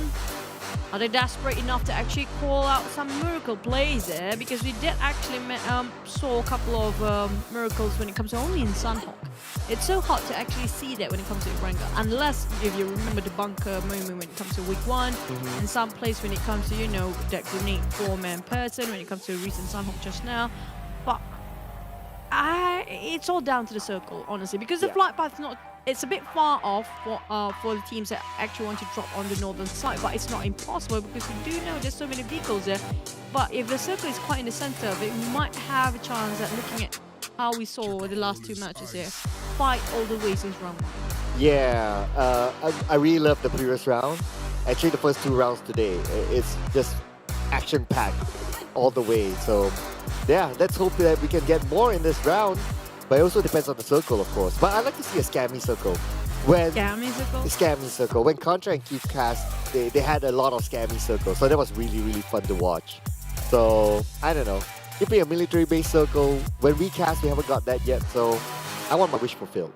Come on. I mean, like, we did actually saw a lot of you know, unpredicted circles sometimes when it comes to hard shift. Especially, here comes another go when it comes to a centralized circle. But there are chances we might end up someplace that we haven't seen before because it looks like a very generous circle. It actually really gives a lot of favor for the players this time to, you know, compensate their losses and redeem back all the points that actually they haven't been gaining for the past few weeks. But the thing is, the hard shift is really happening. We're talking about, remember the Pochinki thing when they actually drafted like the shift of the circle, right? Hard shift left and right all the way. Yep. Yeah, that might be happening again. Yeah, if that happens, that'll be pretty fun. But okay. But what else is happening is that Kim is making his debut for today. So Ranger is taking a break. Of course, Kim, the former FMVP, I believe in season 3, coming back again. So. Oh yeah, I remember he was crying that time, that moment. Oh, yeah, I know, right? And Kim is actually a very how should I put it? In terms of character, he's very animated. Oh, I thought he's going to be soft-hearted. I was wrong. No, he's not. He's not. Is that a good thing? It's a good thing. That means he has personality. And I guess as esports athletes, right, it's not only about the gameplay, but it's also about you having a personality that people can relate to, that people can remember. And I think Kim is one of those. And it's actually a very good thing if you have a lot of characters. So people, like, you know, always have something that pique their interest to actually watch these guys, especially when it comes to their streaming. But on the side of Mugen, now we did mention about this team before. Seems like they didn't change anything for the past few weeks, especially when it comes to the final week here, week number 3. Nothing seems to work for them. Yeah, even Tricky, he had minimal playtime. I was kind of surprised because he's one of those experienced players. He played with Tauge Ayam back in the day, so he has experience playing the PMPL. But not much opportunity for him to play. Not too sure what's the arrangement. So, but yeah, but Mugen, one thing about Mugen is that they have been changing up their play style. They've been playing way more aggressive, but it's a little bit too late. Late is one thing, but you have to remember when it comes to PUBG Mobile, it's not about just the firepower. You have to think about the strategy when it comes to timing and cooperation between the teammates. It's really important because even though you got yourself a firepower, we mentioned this, especially when it comes to 4 rivals. We do know those are 4-studded players that when it comes to firepower, they are just ferocious. They are unbeatable. They are one of the best out there, but it's not just going to be enough with just firepower. We do know strategy needs to work out with some sort of chemistry, and everybody have to perform based on their role. And it just we can't see any roll down here when it comes to MUGEN. I'm hoping for them to have sort of a breakthrough that we can actually see, even though it's last minute. It won't be impacting them as much when it comes to getting into the grand finals or country finals. But at least there's something out of it, you know, for this tournament for them. Like, at least go out with a chicken dinner, right? Even though if they don't go to the country finals. Because right now, if you gotta think about it, they are the only team without a chicken dinner. Yeah, they are the only team. Sadly, I have to say so. Yeah. So at least, right? You remember back in the day, like season 1. I think season 1 was the most memorable. We had that offline event, right? Yep. The moment Singapore got that first chicken dinner, like the whole arena went mad. I mean, even all the other players who are the rivals are standing up and clapping up for them because it's just they wanting them. They wanted this team to perform so much. Just like how you want to scan this code so much right now. You possibly already got your phone up and scanned it away because I believe you will and you do. Don't make us, don't disappoint us. And back to the offline season you mentioned before, it was just the moment that everybody shared, the sportsmanship when it comes to between the players is just incredible. Yeah, that was amazing. I remember it was impunity that time. Oh yeah. Yeah, I mean even we casted that game. I mean, we were screaming. We were like, wow. I mean, you were almost in tears that time, just looking at them being so happy.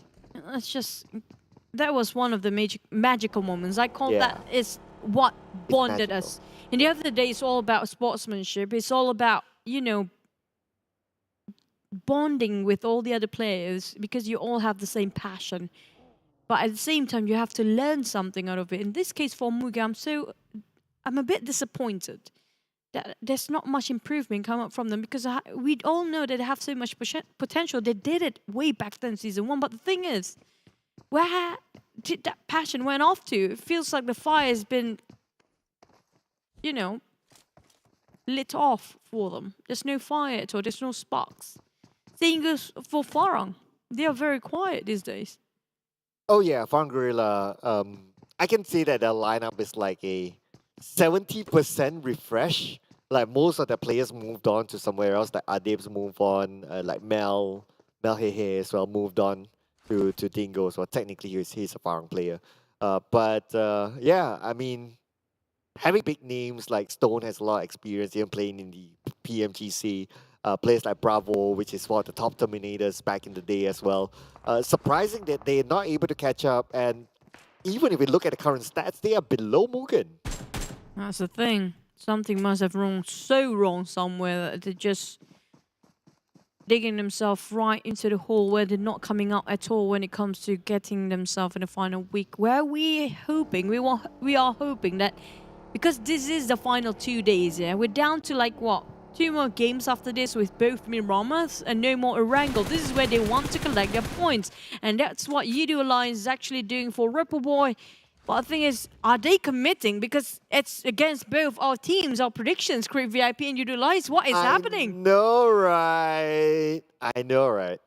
But they always clash just because their drop spot is just next to each other. But look at this, too. Molix from Farang is shooting onto Yoodo Alliance from afar, so he could be the one to stop their onslaught onto Crit VIP. Now, if this actually Molix can set this up, it seems like a setup for me because Crit VIP come up from the flank side here.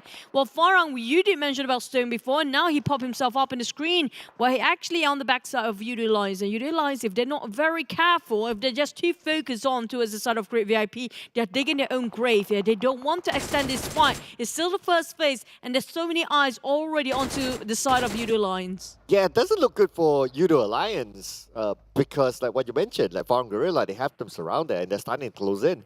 But now another team to pay attention to, SMG, still fighting for their lives despite them having a fairly nice gap between them and HYVE, but HYVE can still catch up. But let's look at the circle. Looks like it's going to be a kind circle. Currently, the middle of the circle is the Potato Hill. But at the same time, we do know always ended up on top of farm or even on the outskirts of Gokka. But well, who knows? Sometimes Circle surprises us with something entirely different right in between of that river, because we've never seen that one coming yet when it comes to this tournament. But back to the side of SMG, they kind of got themselves in a good situation to fight one of the best out there. It's going to be GEEK Fam. They take their hat on them, just trying to put out the fire here. Drex just making sure that you have no room to breathe at all, while GEEK Fam, they managed to revive one, but it's just too far for the rest of GEEK Fam to revive Yuhai now. It's just almost impossible here. Oh, and finally, Yuhai has been taken out. And with that, I mean, it's Yuhai, right? Like, you always want to keep him to the 4th, 5th circle onwards. That's where he's most effective. If we lose him during the 1st and 2nd phase of the circle, it's nothing that Yuhai can do. It's very hard. But the thing is, this is something that we can argue on. The fact that, yes, we did mention about Yuhai is one of the star players. I have to say, all GEEK Fam are star players right now, because you saw how previous match, Yuhai being, was it the first match? Just now they didn't play right for the side of GEEK Fam. They didn't play just now right. They did, sorry. They only missed the Sandhawk game. Yeah, they didn't play Sandhawk, they played it Wrangle. Yeah. And the Wrangle, same situation, same scenario happened again, where they lost Yuhai quite early, but they managed to survive to the end of it. Good even point. Toppled up and just toppled down the side of Bosskurr to 2nd place, with only 3 or 2 persons left in the last minute. Yeah, good point. I guess that just shows that they're not dependent on Yuhai. No. Yes, Yuhai gives them an upgrade, yes. But if Yuhai happens to go out, they have people like Damroot doing the business. Even Sonics, I think he kind of stepped up in the previous round. I agree. You guys should follow this Instagram as well. PUBG Mobile Esports .my. Because you guys get to see all the highlights play. Why are we mentioning so much about when it comes to GEEK Fam, how they have been progressing? It's not, some people said, oh, yeah, because they got Yuhai. He used to be playing in Indonesia PMPL scene, so he's kind of like, you know, upgraded himself in that version. I'm like, why not upgrade yourself too? Because that's what the entire team, the entire lineup of GEEK Fam is doing. Yeah, I know, right? You guys can do it too. Yeah, of course, continue to train, watch how these players play, and get inspired. And you never know, one day we'll be seeing you up on the stage. And use the GT Neo 3. Together with Yoodo. Casually. I know, right? Just happened. One more team that I love their progress is about Tabah NSEA. Now, Tabah NSEA used to be one of the teams that nobody cares. They're like the underdogs back then. And for one time, they suddenly flipped the table over, just turning the tide. They sort of have some realization that they are nobody unless they start to do something about it. And they got it really slow start. Like, they take their progress slowly, but they are not reckless. And they try to adapt every single time. If you watch a lot of leagues, I mean, like, we both casted so many games, right? Yeah.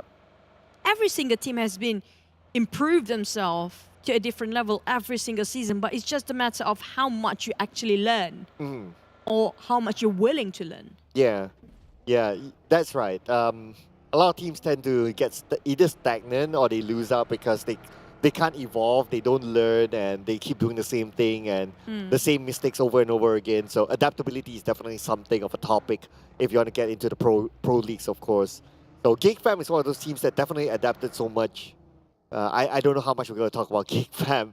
It's like you cannot have a day without talking about GEEK Fam.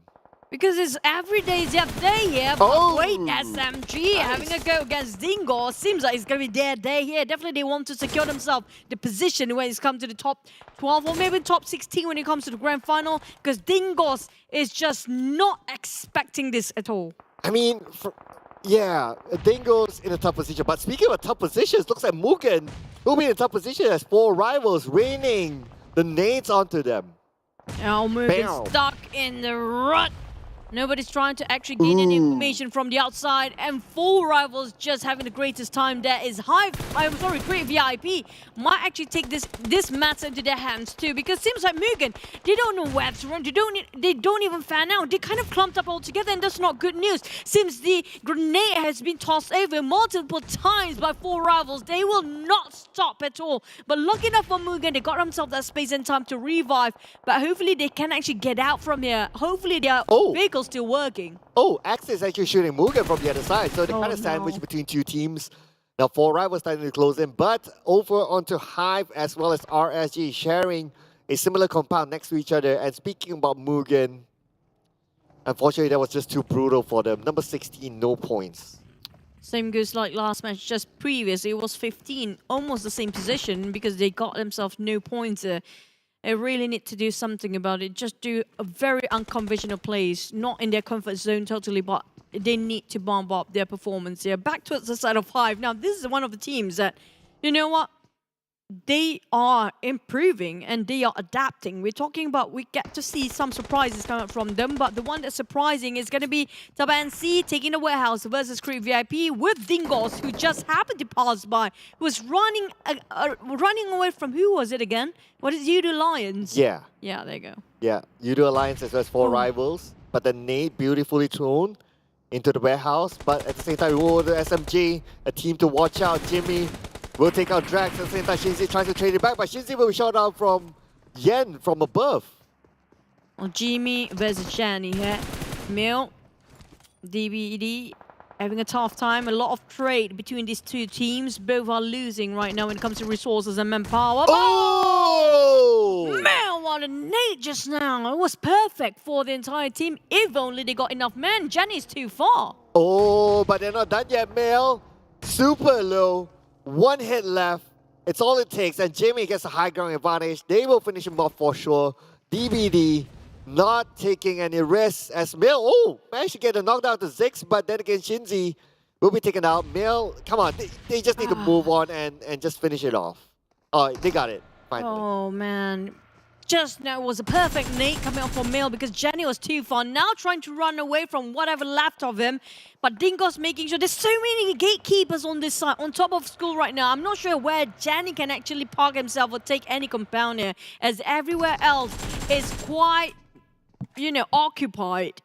But Creep VIP, well, they're having a great day because they have to face against Tabah NSEA, who will cut across them if they want to move towards this side, because definitely the circle will shrink later. But Dingoz on the other end, only left with 2 players. I'm not sure how they will survive this one. Look at behind them. Still tailing Dingoz all the way. Yoodo Alliance really committed to this. Yeah, Yoodo Alliance. Let's see what will they do. Will they go straight onto Dingoz or will they make that rotation to the left? But if they do that, they might bump into DBD, so there's a different kind of risk there for them to deal with. But that's for them to decide. At the same time, on the right side, we can see HYVE starting to move into the circle. SMG, only Jenny left. They will be looking to take out Jenny if possible. Oh, I mean, like, yeah, it's great to be in the center of a circle, but not in this kind of circle at all, because you do know there's nothing in between there. Yep, there might be a couple of rocks and some small vegetations in between, but that's not going to be enough for him. Great VIP, on the other hand, just going to gatekeep this against Tabah NSEA, who tried to squeeze himself inside, but it's just almost not going to happen here, as RSG now want to partake into this sort of festival as well. We're talking about Creep VIP, definitely have to focus on so many angles there. Ooh, okay, RSG is coming in from behind, so Creep VIP has 2 teams to deal with, back and front. And now, at the same time, we can see that Brian actually gunned down by Sam. So that's a little bit of an advantage for Creep VIP, but now Genexus going up against 4 rivals. Oh, well, wait, Pamburu actually didn't spot out, but Genexus actually a lot of men on the ground already being knocked down. Leung trying to make a play here, but he's the only remaining member alive. This is just too much risky for Leung to stay over, fighting against the entirety of 4 rivals, hoping for access to just deviate their attention towards 4 rival side, and Genexus is just so hard for them to get out of it. Leung will have to build this one. It will be too late. He managed to squeeze out, but the rest of the other teammates just have to go down. Oh, rush. Can't rush further forward. Bebeng on the other side together with Magix. They're going to share the same compound. Bebeng needs to win this fight against NC. But at the same time, Dingoz is looking at them. Bebeng needs to be super careful.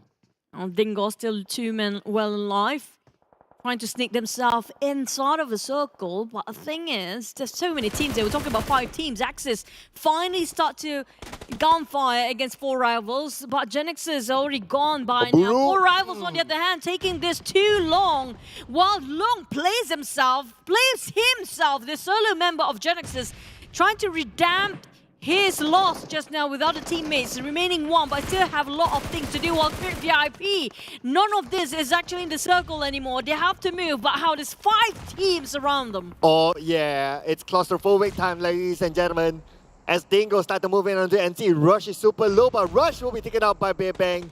And there's going to be another point for Crit VIP as Sam starts to move in, tries to take out RSG. They have RSG to deal with behind. It's like 5 teams in the same compound. All of them are on the outside of the circle. Whoever's actually in this compound from Pam to there you go. fire through the hell. Oh! It's going to be Cam taking with Vector. Taking on one down. But Crit VIP, they're being flushed. Oh! Never mind. RSG just now being obliterated by the side of Crit VIP, who's still defending it strong. And it's going to be the clutch master for Crit VIP. Razor taking that final elimination onto RSG. Bebek still alone, has NC to deal with 1v3 as the move on the Yoodo Alliance. Long range onto the Dingoz that's currently in the middle of the circle. Frankie coming in from behind. Bebek, too much for him to handle as Frankie secures an elimination point with the Bison. The Bison, whatever, it works, man. Back to the side of SMG, they see still survive for Jenny quite some time here. Taking his own shack all the way. Lucky enough, it's still a couple of compounds to work with. But coming in, crashing into stone, and it's not a good news for them at all. And almost HYVE getting it into their hands, but lucky enough to get themselves that one grenade to work. And GEEK Fam is actually taking advantage of this. It's going to be their spot. You know what? Farang wants it as well. Yeah, Farang wants a bit of that, but Damroot is still alive though. Managed to secure a couple of elimination points for free. At the same time, Farang is starting to come in on the Damroot. Damroot 1v1. Here we go as Damroot secures another elimination point for GEEK Fam. There's just GEEK Fam traps all along. Would have thought all these guys trying to fight against each other, but the ones winning still again GEEK Fam with 4 eliminations there, while DBD chasing up to the second place with 5 eliminations as well. The other teams so far, we're looking over Axis Red One. We haven't got themselves that much in the spotlight. They got 9 eliminations by far. Now, where are they and what they have been doing? SMG, the last survivor here, finally eliminated at 12. We're down to only 11 left. Yeah, SMG is out, but HYVE is still in this, so this is an opportunity for HYVE to close up the gap. But then again, focusing back on the Crit VIP against NC, they're not done yet though. Sam now being the gatekeeper as Sam gets another elimination onto Frankie. And at the same time, we can see that Magix is struggling with the blue. Blue starting to close in onto NC. Razor on the other side, and NC will be eliminated by Crit VIP. And that's just going to put more eliminate points in the bag. But Sam9, hello MAB, who just crushed in here. They want themselves to flush over Sam9, but can actually they do it with the Molotov burning on Butra and now struggling to keep everything alive for the side of MAB. 1 down, but there's still 3 members can work wonders there, but never mind, it's actually hard. Just take a lot of guts to get out there. When also a shotgun to finish things up. Calamity trying to finish things over with a Scar Air, but it's too late as Sam9 knows exactly what to do. What a bold move coming out from Harm. Yeah, it's going to be them coming in from behind, but now we move on to DBD. Jimmy super low at this moment. DBD looks like they may lose Jimmy. At the same time, Leto is on the high ground.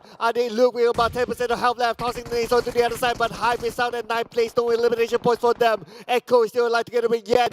They look currently down, but they're playing by the rim of the circle. Yoodo Alliance, they haven't lost the entire team. They lost 2 men, have a casualty on their side, but they still can save Look if they have enough utilities to work with.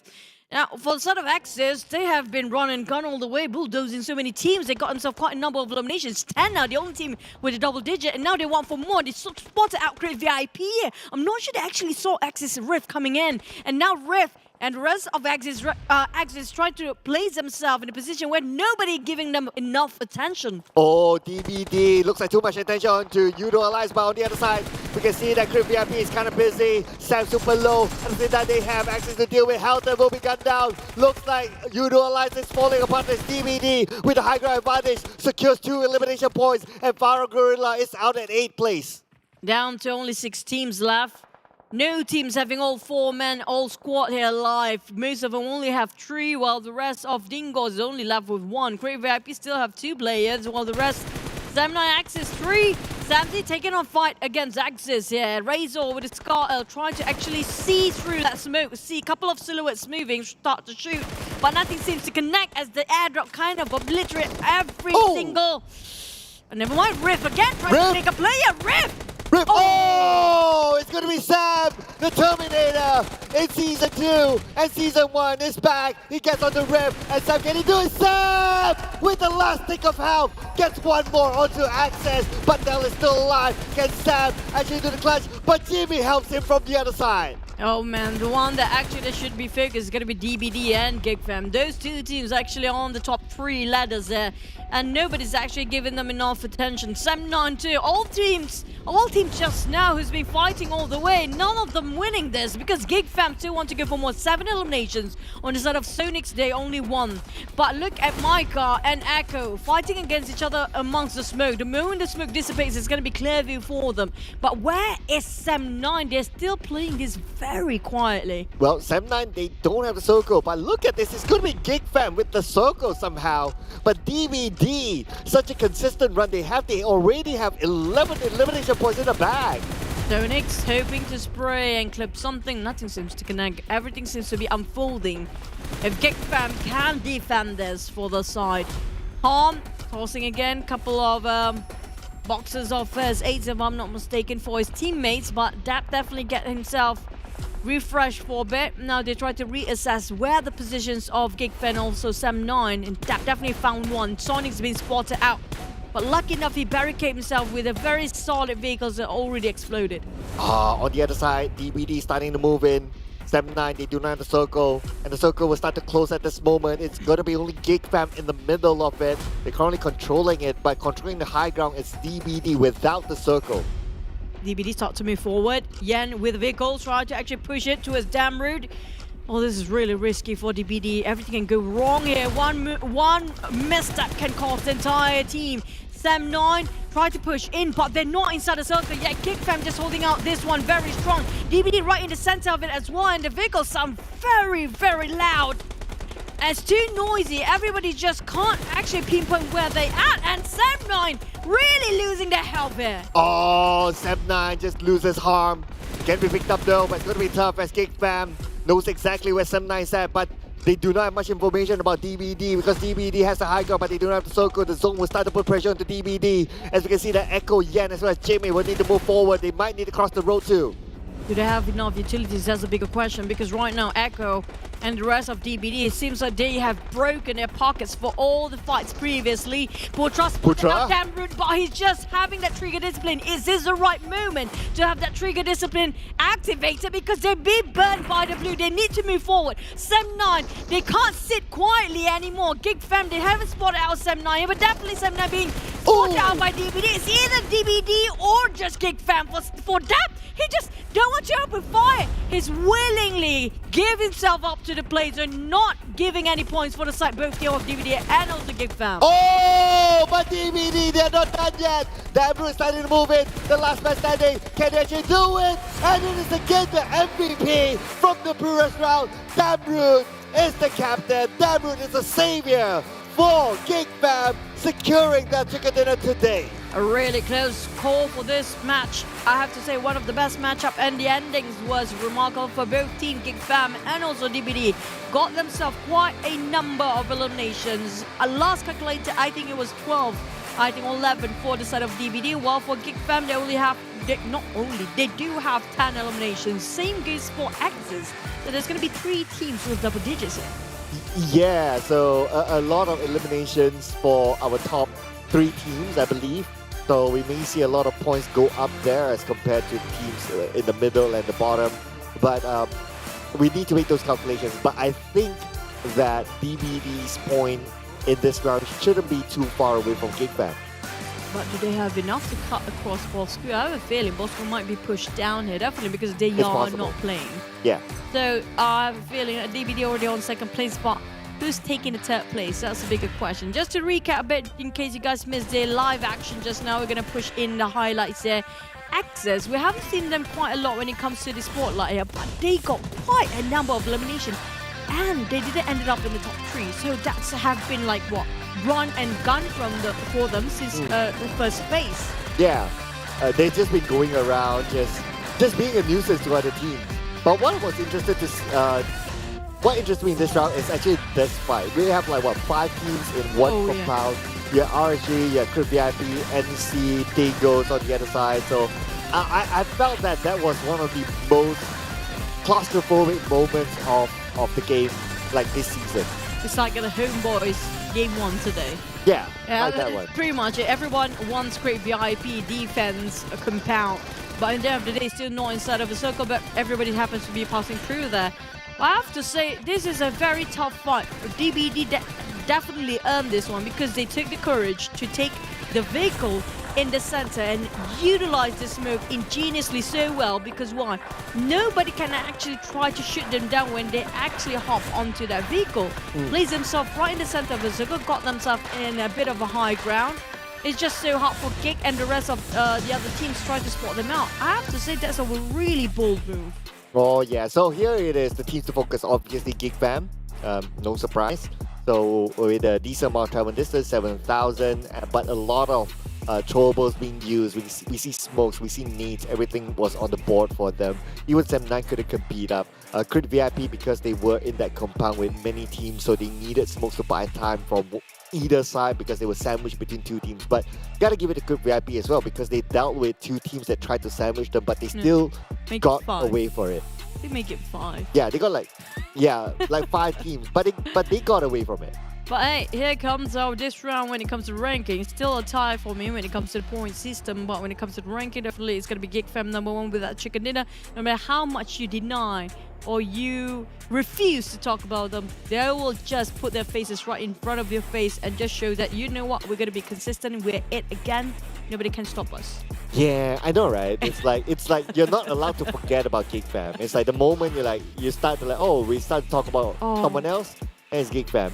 But JBOP, 9 eliminations. I think this is one of the highest, or could be the highest for an individual. Yeah, that's kind of true. We haven't got like more than 1,005 over damage, but when it comes to eliminations, this is one of the highest. And I mean, like, only he actually had the MVP when it comes to the 1 nade to rule them all. Oh yeah. But this is definitely his deserving MVP based on his performance today. But when it comes to the overall or weekly rankings now, we definitely talk about GEEK fam already cut across everybody else and toppled down Bosskurr, who was starting off today in #1 spot. But DBD pushed them down, and it's still quite a big of a gap here between Bosskurr and DBD. Like what? 15 points. 15 points. 15 points. So that's right. like 1 chicken dinner. But it's easily just turning the time for them. But 4th, 5th, and 6th kind of stagnant there. But let's look on the second page. This is where everything gets feisty. Yeah, HYVE as well as SMG. So again, the gap has widened. So it's 40 points difference now between SMG and HYVE. That's a value of like at least 1 game or maybe 2 games.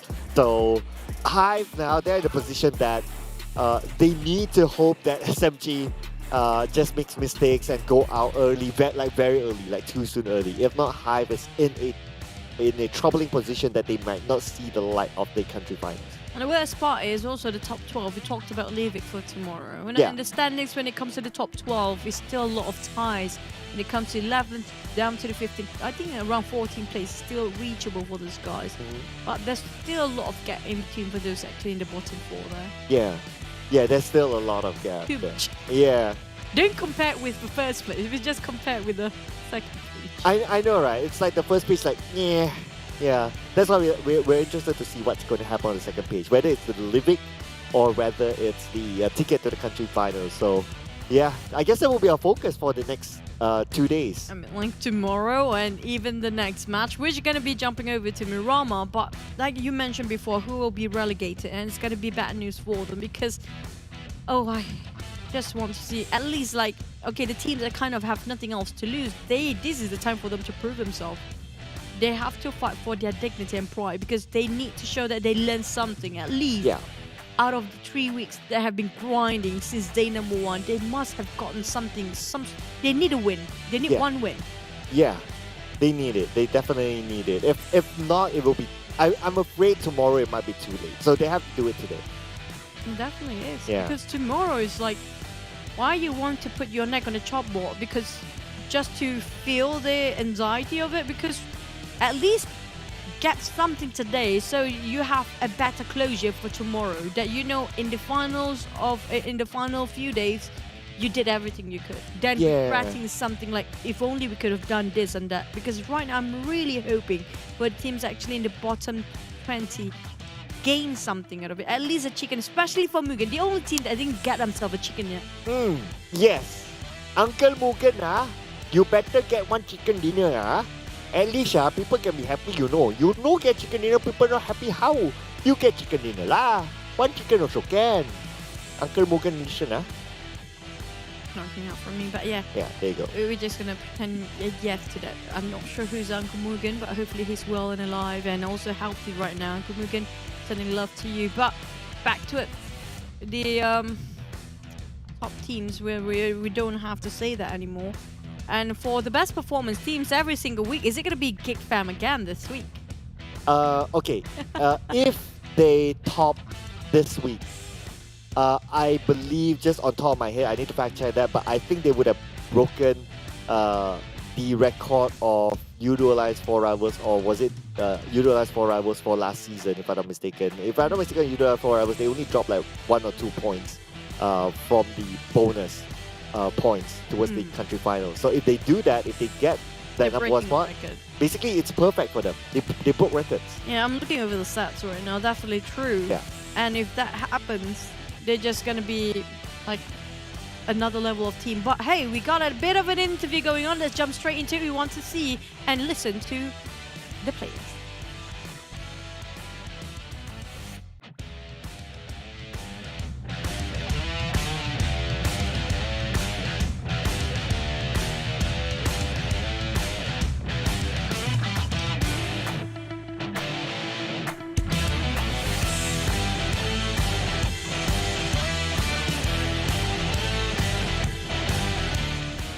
And we have Damn Cutie from Team Hawk. Damn Cutie, how are you, Damn Cutie? I am fine, Alhamdulillah. Good to know, good to know. Okay, yeah. Always cute. Okay. Damn Cutie. You heard what it. do you think of your performance and your team performance when it comes to the final week? It's okay to use in Malay. We can translate it later. Whatever you're comfortable with. Saya rasa untuk setakat ni hari ni alhamdulillah kita orang okey, so kita orang akan buat lebih baik untuk next match dan juga untuk esok. Okay, so Damn Cutie says that today they're feeling good and hopefully they can continue on and continue on their good performance even to tomorrow. So I guess for me, Damn Cutie, so you move from SMG to Team Hawk. What is the difference playing in these two teams? Saya rasa berada di Team Hawk ni lebih baik sebab saya boleh bersama Zuli lagi ingin lead saya, sebab bagi saya untuk saya lebih selesa bermain dengan dia lah sebab dia faham saya dan biar saya main macam apa yang saya nak. Macam tu lah. It's like Zuli. Oh, you gotta translate that. Yeah. He just like Zuli. Bromance. There you go. I can say it. Yes, right. It's like no. But it's true. He really loved the in-game leader, in the leadership of Zully. So he wants to be working with Zully or playing with Zully all over again. I think that's called bromance. Okay, Damn Kitty. That's what we call bromance. Okay, you can hug later, Zully, if you want. But I want to ask something about Team Hawk now, because every single season, you guys always like in the middle bracket. Number 8. Today you guys are number 8, okay? You guys are cursed on number 8. Why is it so hard for you? What do you feel like your team lacking that it's just so hard to push on the top 3? There must be something. Don't cry. Saya rasa salah satunya maybe sebab saya pun join Team Hawk ni last minute, so chemistry saya dengan Haiku dan Camper tu macam belum betul-betul ni, tapi sekarang kita orang dah makin okay, so maybe grand final kita orang akan buat lebih baik lah. Alright, so he mentioned that he just joined Team Hawk, so he's still finding the chemistry between Heiko as well as Camper because it's the first time them playing together, and now that they've found the chemistry, so he feels better right now. So one last, not really a question, but I'd like you to say your love message to Zuli. Send your love. Come on. Cakap awal.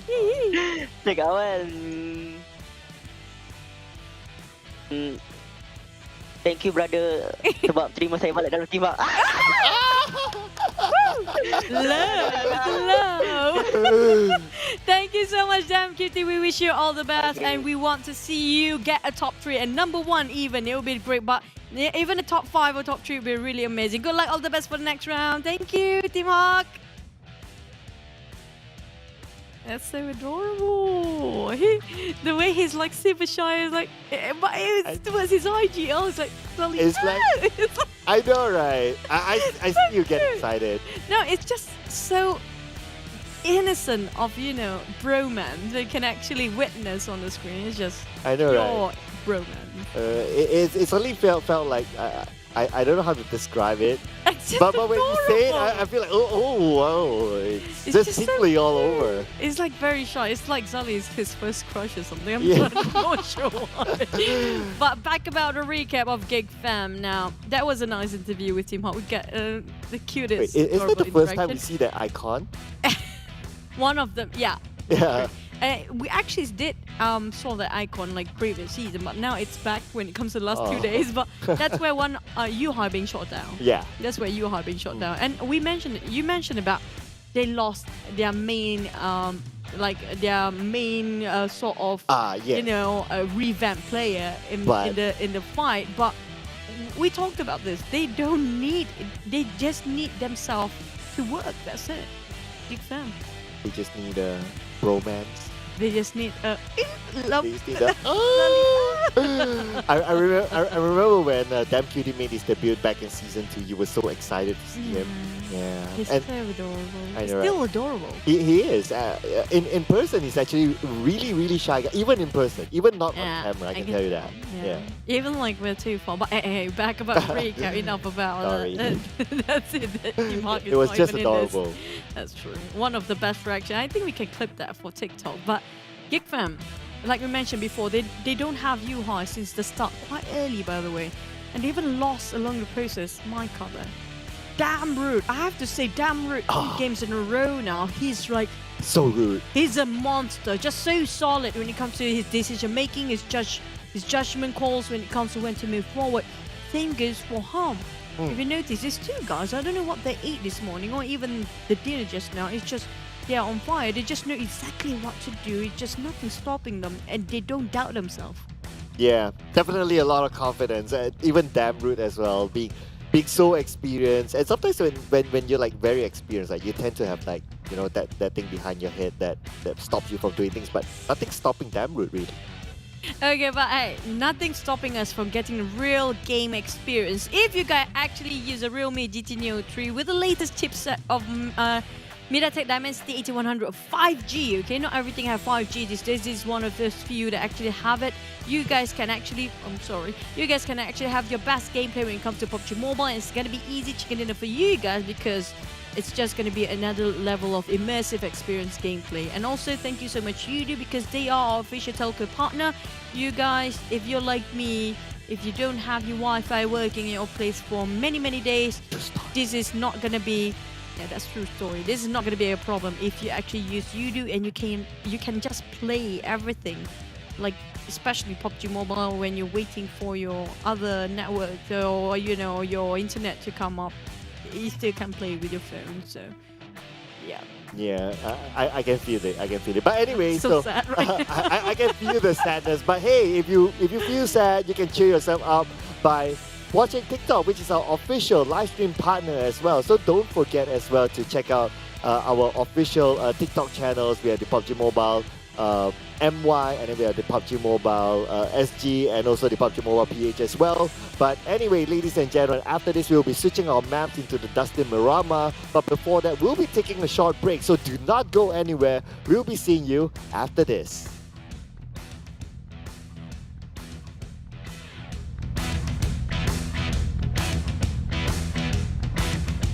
Gila lembik gila. Tak nak aku.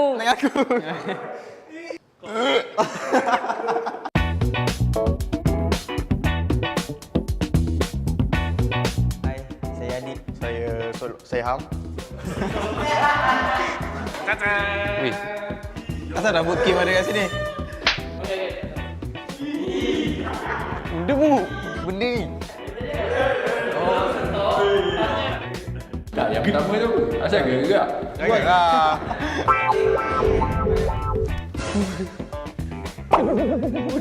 Oh, so okey, kau dulu. Wih, panas. Wih. Bodoh. Apa tu? Lembik bodoh. Ya. Kuat. Okey, kuat dulu. Jangan kuat. Benda baik. Atas tu.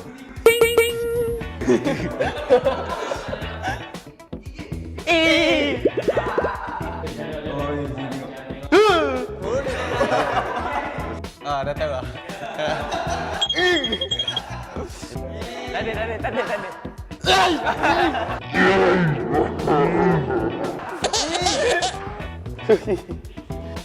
Oi, apa benda?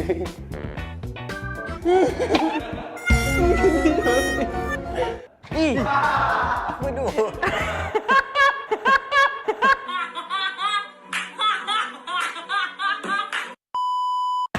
Lebih lah.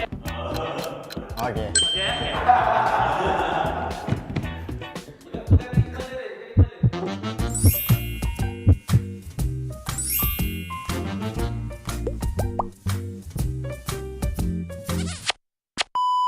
Okey.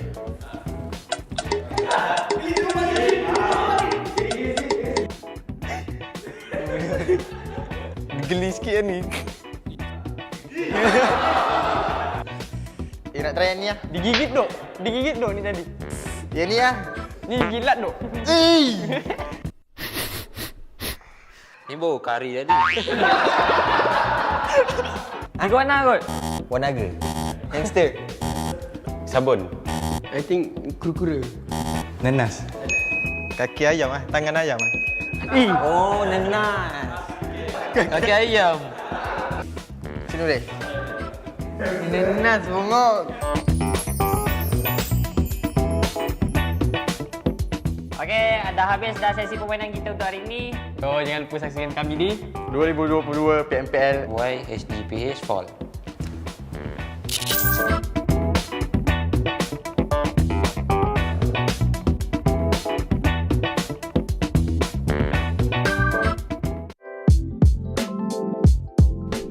Hi everyone, this is Blackpink.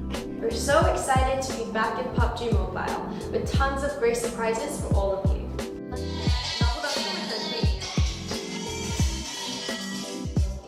By the way, first ever Blackpink in-game concert will be held exclusively in PUBG Mobile starting on 22nd July. Don't forget to support us through the in-game events to unlock the exclusive Blackpink rewards and more. Follow PUBG Mobile social for more information. 네, 너무 기쁘네요.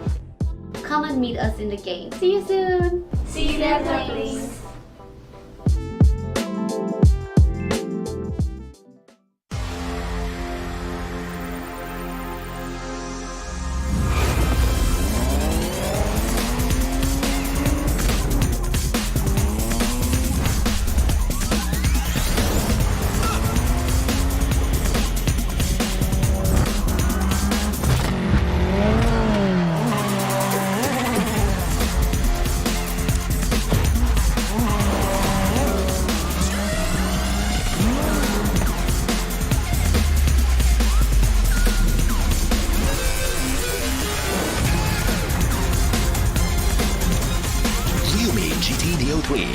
Neo Speed Awakens.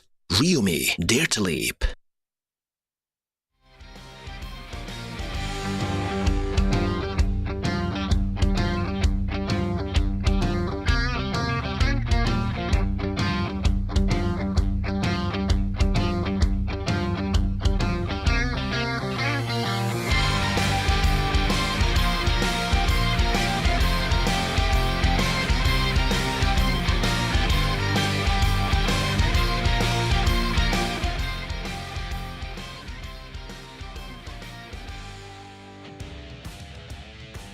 Yeah, okay. You're not done yet. Yeah, shaking that off. But anyway, welcome back, ladies and gentlemen, to the 2022 PMPL MYSGPH Fall, brought to you by PUBG Corporation, Tencent Cases, so it's Lightspeed and Quantum Studios. My name is Sir Cloud, together with not them, Beauty, Choo Choo. We have Choo Choo here together with me. of course, sharing a lot of love with you guys. It this way. Oh yeah. How do you I think it's more precise for the heart this way. Oh though. yeah. It's actually easier to do. Alright. That was really a great interview with Damn Cutie. We rarely Super got, cute. We rarely got that kind of reaction, and it means that he's genuinely like care for the IGL, which is going to be Zelly. He's really wanting to play with them so much. But we're back to the business we go, because we want to see the stats of the previous game of our last wrangle for the day, which is going to be match number 3 just now. Riff again make it on top of the board, and Jimmy, we definitely mentioned about him, well deserving, but Geek Fam is always damn in there. But at least Jimmy has his moment in that round, as in like he's the MVP, because his triple nade got overshadowed by Riff. But anyway, here are our doctors. So we have Dab with the 3 most rescues together with Razor, same goes. But Riff, even though he's a sharpshooter, he also picks up his teammate. But anyway, that's only one. I'm sure a lot of other players do one as well. And it was like all of them are actually one, but he got the best one number there. But ABCE will be the next match. Well, we're not looking over the group, which is going to be Genexus, Dome, Brick Dreams, Axis, redONE, and MUGEN. Oh, speaking of MUGEN again, 3 games in a row, they're being eliminated with no points, nada at all. I'm talking about did they gain any points for today? No, it's still 0, yeah, that's the answer. But here are teams to get focused on: Sep9, Geek Fam, Dingoz, as well as NC. I mean, yeah, you know what, the same names are starting to pop up again and again if you kind of think about it. And every name has to have a Geek Fam in it. Like, once a Geek, always on the board. Yeah, once a Geek, always cool. Yeah, this is going to be a cool kid sport and cool team sport. And these are the teams they focus on. And, well, we haven't seen Bosskurr at all when it comes to today. So they were in number 1 spot, but now they overtake. But I said, I'm surprised DBD is not here too. Oh yeah, I know, right? Yeah, DVD deserves a mention, I'd say. So hopefully in the next round they'll get a little bit more mention, especially Jimmy. Oh yeah. Yeah, Jimmy was wow. Jimmy needs it. Yeah. We need it. Okay. But anyway, so you know what else deserves a mention is, of course, our Bramble Overlord sets. And of course, this set, I mean, we talked about it many times. It's about this Bramble Overlord that hails from a Tawny Kingdom, and is said to be the nature spirit's ultimate hero. He values protection above all else. Yeah, it's in our script, by the way. Yeah. Just saying. In case everyone's like, suit now. why are you In fact, reading it that way? alongside the rest of the Ultimate Hero lineup. There you go. Yeah, there's going to be X suit. There's so many suits. But the one that actually we're looking forward to is going to be the PMPL Watch Party and the PMCT on ground. You guys missed the Paradigm Mall, Selangor and Johor. And now we're down to only 2 more places to go, which is going to be Ipoh Parade Perak for today and tomorrow. In case you guys can't make it today, tomorrow is Sunday, except for us. Everybody else is actually having a good holiday, so you guys should hit there. Yeah, make sure you go there and get yourself to win some freebies. And they're permanent sets, by the way. But here's our Sassy Mommy sets. Yes, that's going to make a comeback.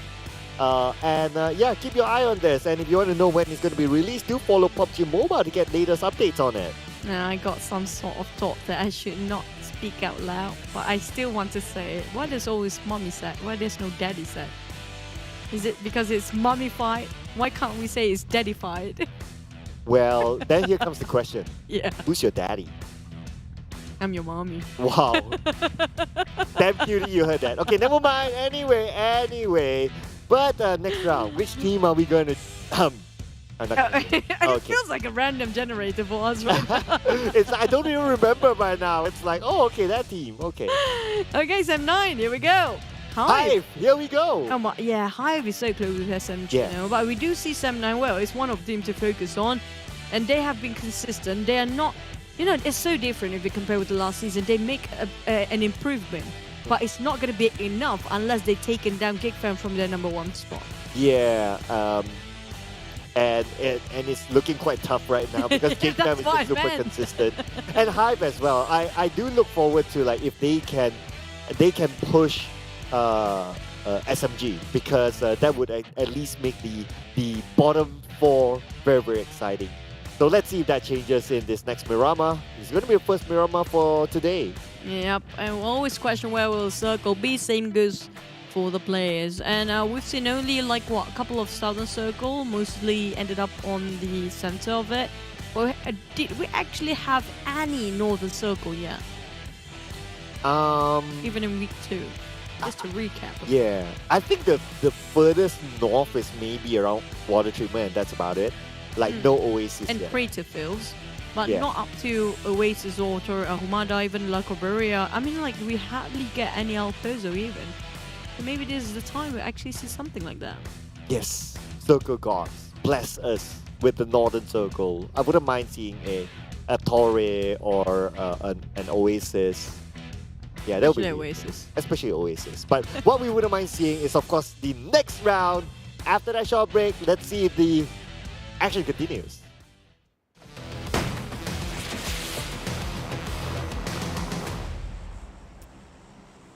Sandy Dunes of Miramar. Are you guys ready for our second last match of the day? We're down to match number 4 here. And it's second last day of the league. Not for the entire PMPL, just the league. But look at this beautiful flight path, splitting the map into 2, going as almost evenly horizontal, but not actually at the right degree yet. But still, those coming up on the down south, which going to be, I think, Tabah NSEA in this case, going to be a bit of a vehicle moment for them. They need the vehicles definitely going. Yeah, either that or they change their drop spot maybe around the areas of ruins. It depends on how they're going to play this. But of course, we do consider that some of the teams are not playing, so maybe some of the drop spots will be vacant. So they could go for alternate options in this round. No, gonna have to wait and see because it's all down to the IGL. Their decision making is so crucial to this point because we do know every single point is so precious for these guys to make a difference later when it comes to not just Livik tomorrow, when it comes to making it to the finals, because it's a tight race for the bottoms, not so much when it comes to the top 3. Yeah, I mean... Except for the second and third place, maybe. Well... Yeah, I mean, if we really want to see that, whether GEEK can get a perfect streak, then that could be a little bit exciting. Oh, thanks. But, okay, speaking about GEEK, again, the circle blesses them. So, I mean, they're currently at the top spot, the circle bless them. They're Why in are you a very... hating them so much? They're No, they're just doing so well. No, the point is that... You want someone else? The point is that I like to see a challenge. Because as what mentioned by some of the interviews, I forgot who mentioned this, is that teams don't punish GEEK Fam. That's the thing. Like, they allow GEEK Fam to do whatever they want to do, and GEEK Fam, obviously, they will take advantage of that, and that's just how the game is. If you don't punish those that's on top, and that's what they will do. Okay, I'm going to get to the point. But Sam 9, you're going to swap the manpower with Adit for now when it comes to Murama. Hey, Batman is playing! Is this a stabby when it comes to the PMPL? Yes, this is the king of Uzi. Finally, can we actually see that Micro Uzi working in this vast map of Murama? I'm not sure if that's relevant enough when it comes to Micro Uzi, but hey, CQC might work, but who cares? Just go for anything. We've seen that scope, like, yeah, you can't put scope, but maybe just, you know, sort of having scope on Micro Uzi works. His own manual scope by putting his phone at his face. And try to get... Maybe just going to poke his eye with it. Yeah. But interesting that total eliminations. Now, Damroot is at the forefront. Now, let's not forget Damroot was one of the FMVPs before. It's all GEEK Fam. Yeah. No matter who wins it, it's going to be GEEK Fam's win. True. It has been that for like maybe 2 weeks now. Yeah. But the interesting part is that it's Damroot overtaking like Yuhai and Mika. That's true, Damroot, even the total headshot here, his precision is way off the chart if you compare with the other teams. But I'm liking that the fact there's someone else in there, which is going to be Tabah NSEA, Flax OP, right in the corner in the number 3 spot when it comes to getting that precision as efficient shot as possible with the headshot just now. And speaking of which, we did mention about Micro Uzi, so I assume it's going to be a lot of Micro Uzi, and never mind, it's going to be Thompson and UMP for depth. But back to the fact you mentioned about GEEK Fam. People said they're not being punished enough. But have you ever wondered that maybe they tried, but they just couldn't punish GEEK Fam? It's just so strong that way. Well, that is possible. I'm just referencing one of the interviews. But then again, you have a good point is that maybe they are the ones who are able to evade punishes. And they even defy whatever law of nature here. That's GEEK fam. Like what they're doing now? That's like 100. No, that's like straight 90 degrees. Like straight 90 degrees that they defy. And you want the players to take them down. Hey, they mutated. You said so. Was it them who mutated? Oh yeah, they mutated. Yeah, that's right. Yeah. But well, at least that wasn't the first time that we ever see that. I mean, it's been done for like many. Usually it was a buggy though. Imagine if you do that with a minivan. It'll be super slow. It'll be like No, that's the funny part about it. At 90 degrees with a minivan. yeah. But by the time the round finishes, You're still not reaching up the... yeah, they're still not up there yet.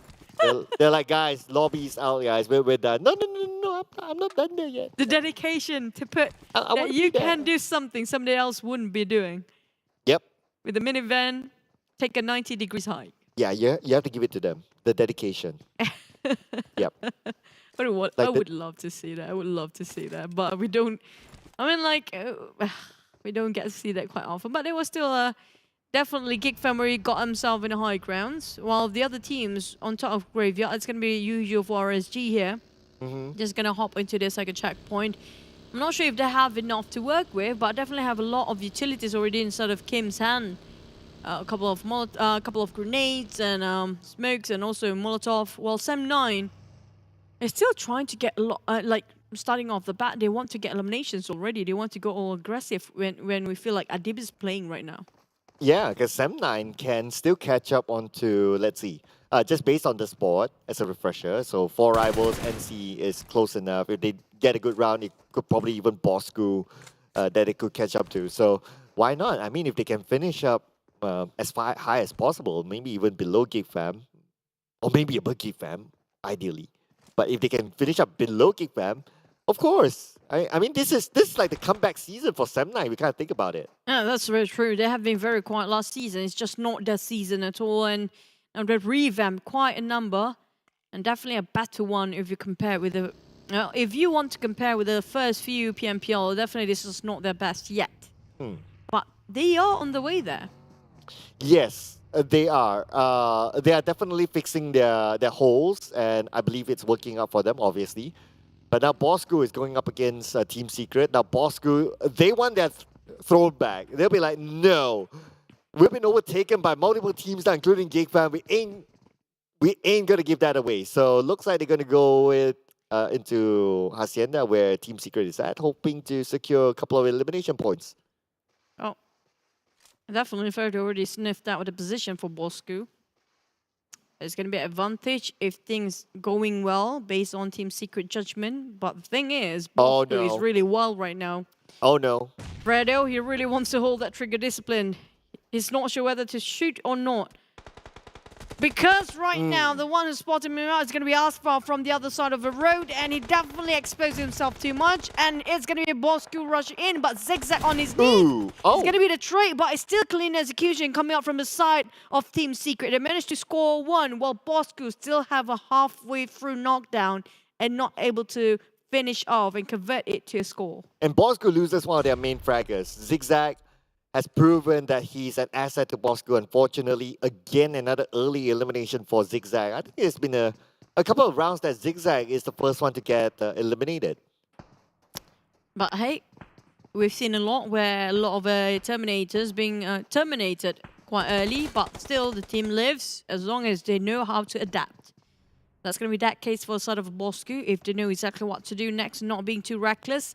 On the side of MAB, with a Mini 14, if Star spotted out, Team Secret, this is not great. Every eyes right now is on Team Secret. They're kind of being ham here. Yeah, I think because they're like kind of like in the highway for teams to go into the circle, so naturally they will pass by around Team Secrets, Dropsword, San Martin, Hacienda, and so on and so forth. SMG, on the other hand, because they traveled down from the southern side, so that's why they're unchallenged by Team Secret at least. But maybe by other teams, depending on which route they take. But so far, so good for SMG, as we see they're going to have a comfortable entry into the circle. Is it going to be good enough? Because right now, Circle just shifted, and SMG, like you mentioned, a clear pathway and clear sky for them coming up from the southern part. But Yoodo Alliance following closely behind, tailing them as close as they can. Dingoz is the one who will be bulldozing a lot of teams coming out very late. While HYVE coming in on top, they split into 2 teams here. I'm talking about HYVE making sure that they secure their backs first, while the other 2, it's going to be clear shot. Oh, okay. Almost got it. One more. Okay. Couldn't secure that. A knockdown at least. redONE still lives to tell the tale another day.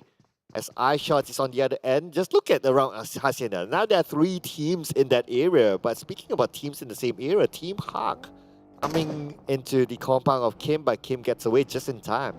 Make a big U-turn the moment he heard the fire. It's shot just now. Fast reaction coming up from RSG. Smart move. And smarter move if you guys scanning out the code for Yoodo right now, because you can play PUBG Mobile for free no matter what situation or where you're at. It's going to be there for you.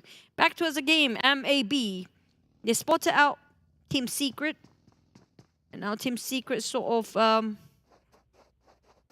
powering themselves in a building. So it's just MAB don't want to commit too much into it. Bosskurr still going for it though. I'm not sure if they have enough resources to keep this going. Well, looks like Bosskurr's taking the chances. Maybe depending on how the circle is. We'll be seeing the circle very, very soon. But 4 rivals now onto Team Secret. I mean, Team Secret is like, it's like a sandwich now.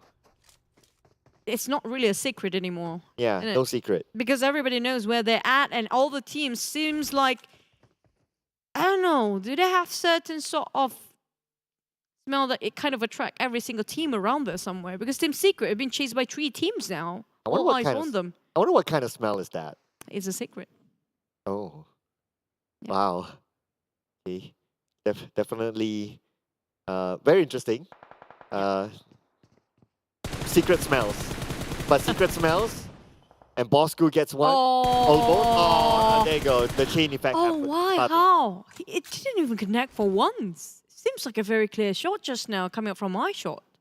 Yeah, he couldn't secure that knockdown, which was surprising for me, but Volky almost taken out, but the one taken down is actually redONE. Bosskurr tried to take the advantage with another team going against Team Secret. 4 rivals coming up from behind. It seems like he's stuck in between here. Team Secret, there's no way out for them. They have to take the chances. They like it or not, they have to take up the fight. And lucky enough, I think there's one more team just now who fought against them. And who was it again? Was it MAB? MAB already flew. And they just leave the scene here. Don't want to overcommit to this. But for these 2 teams, definitely not letting this off the hook for Team Secret. They kind of crammed. And it's just, they have to pick their fights for Team Secret. Definitely they already know Bosskurr, who they fought earlier. They got 1 down with an elimination. That's a higher chances they might actually win that one better. Oh, okay. But now we're moving over to Sam 9 versus Farang Guerilla. So around the same area. But the Farang Guerilla not going to commit at this moment. But speaking about commitment, it's going to be Volky getting one against iShots. Team Secret looks like they're in a tough position. They managed to pick up redONE, but iShots not too sure if he's okay. The circle moves down towards Power Grid. So this is a common area. We've seen this circle like multiple times. Oh, what a surprise. It's Power Grid. What do you mean? It's like, oh, wow, Power Grid. Oh, yeah, wow. Oh, first time ever we're looking over Power Grid. I mean, like, yeah, really. Wow. Oh, it's a very common Power Grid. I mean, like, almost every single day we get at least 1 Power Grid. But here we go, Power Grid again. It seems like a lot of teams being defeated by this kind of circle, because a lot of them actually on the northern side. Bosskurr still going at it. Oh, wow. Oh no, HYVE. This is not, this is too high. Oh! I mean, I know you're called HYVE, but not that way. You can't actually catch a teammate from down there, can you? I feel like both of the players feels like they're stretching their arms out, but it's not gonna work. Yeah, like there's no button option to like catch your teammate. Yeah, like stretch your arms. Like, come to me, my friend. But if you gotta think about it, it's again HYVE going out first. But it's not gonna be a problem for GEEK by now. It's like is fine. it a trend for GEEK fam? Like HYVE, if we lost you, we get chicken dinner. We get better placement.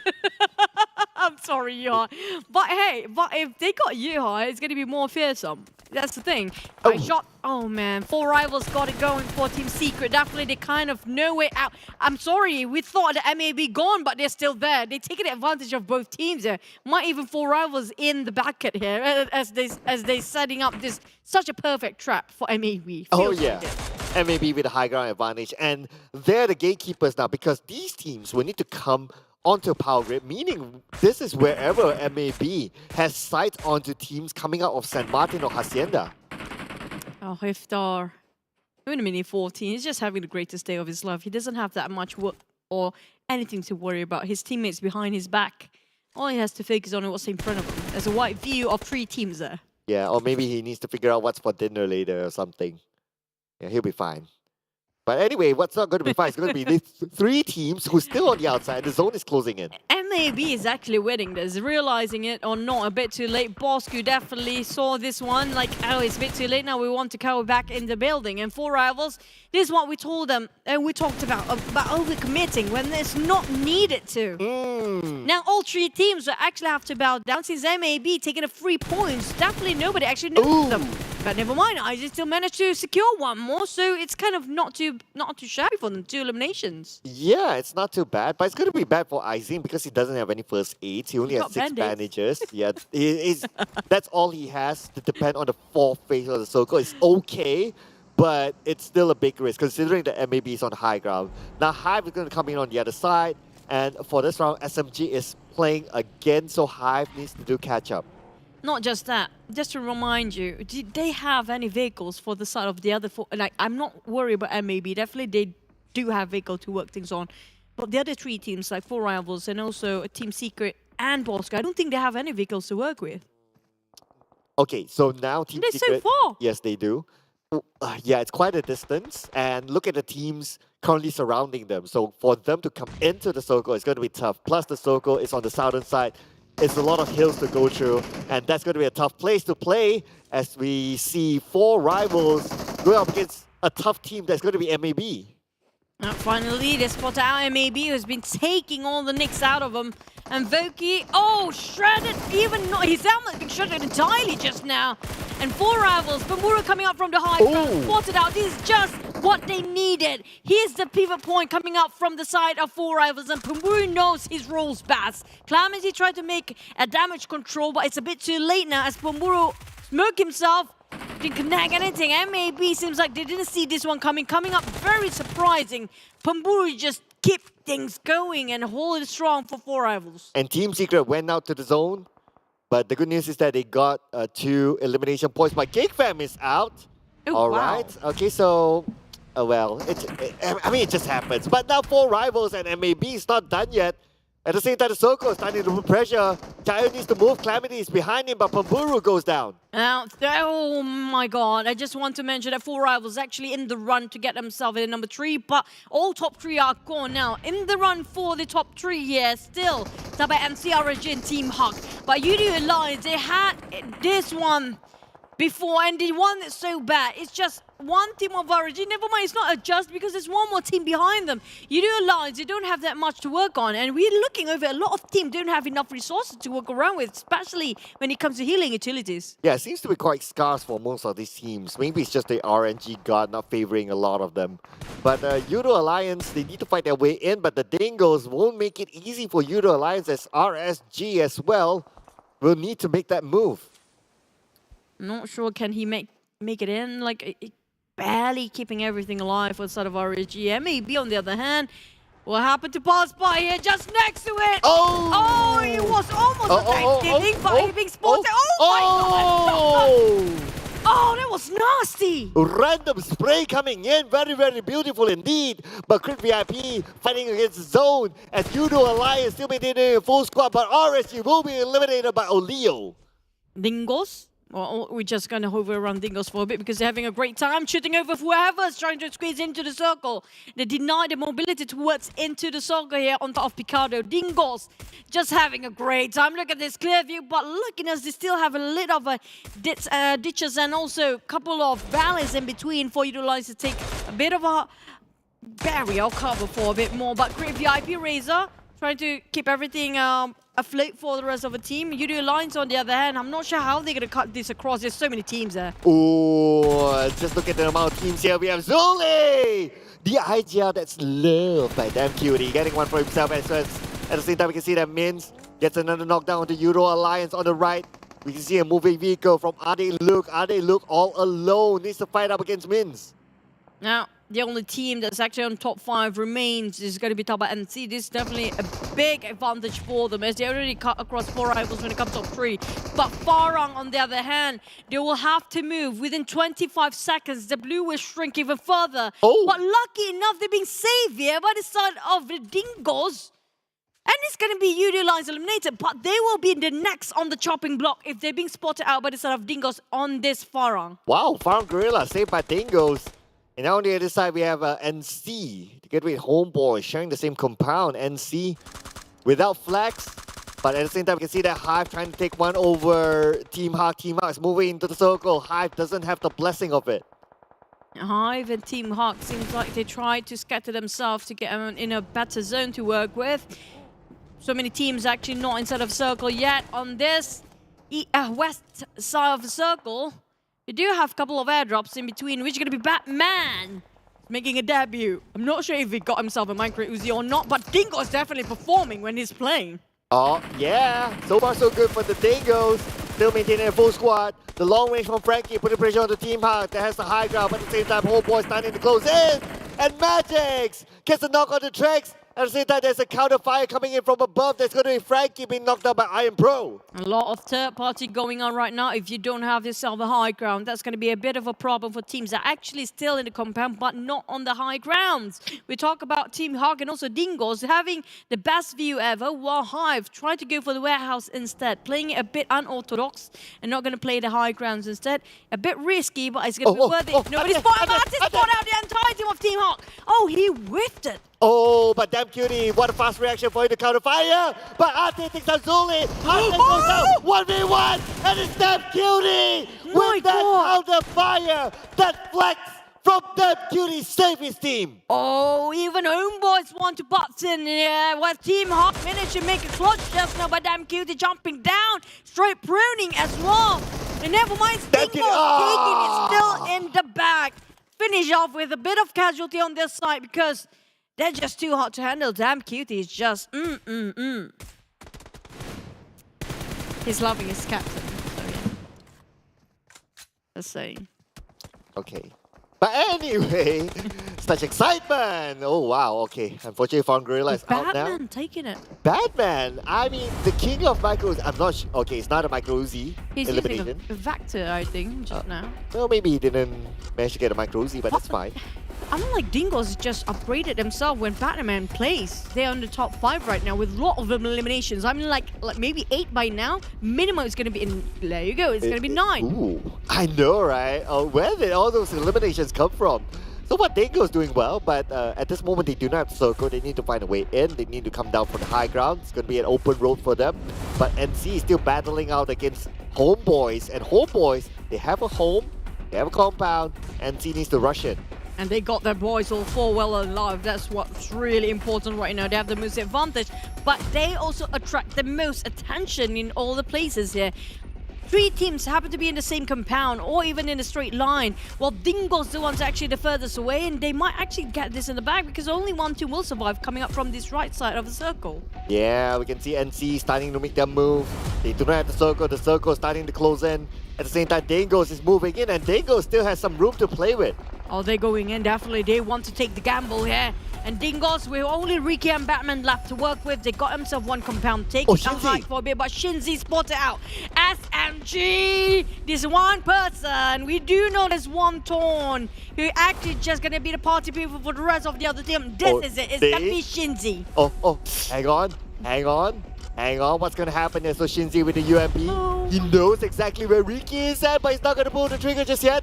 And Frankie is alone, but Shinzi, are you going to do it? But 1v2, a risky move for Shinzi, considering that HYVE is still alive, so they know that HYVE is still alive. They cannot make those big moves yet. The thing is, HYVE, they're on the other side of the circle. Now, all these 4 teams actually sharing the same line of the rim of the circle. It's really hilarious to look at.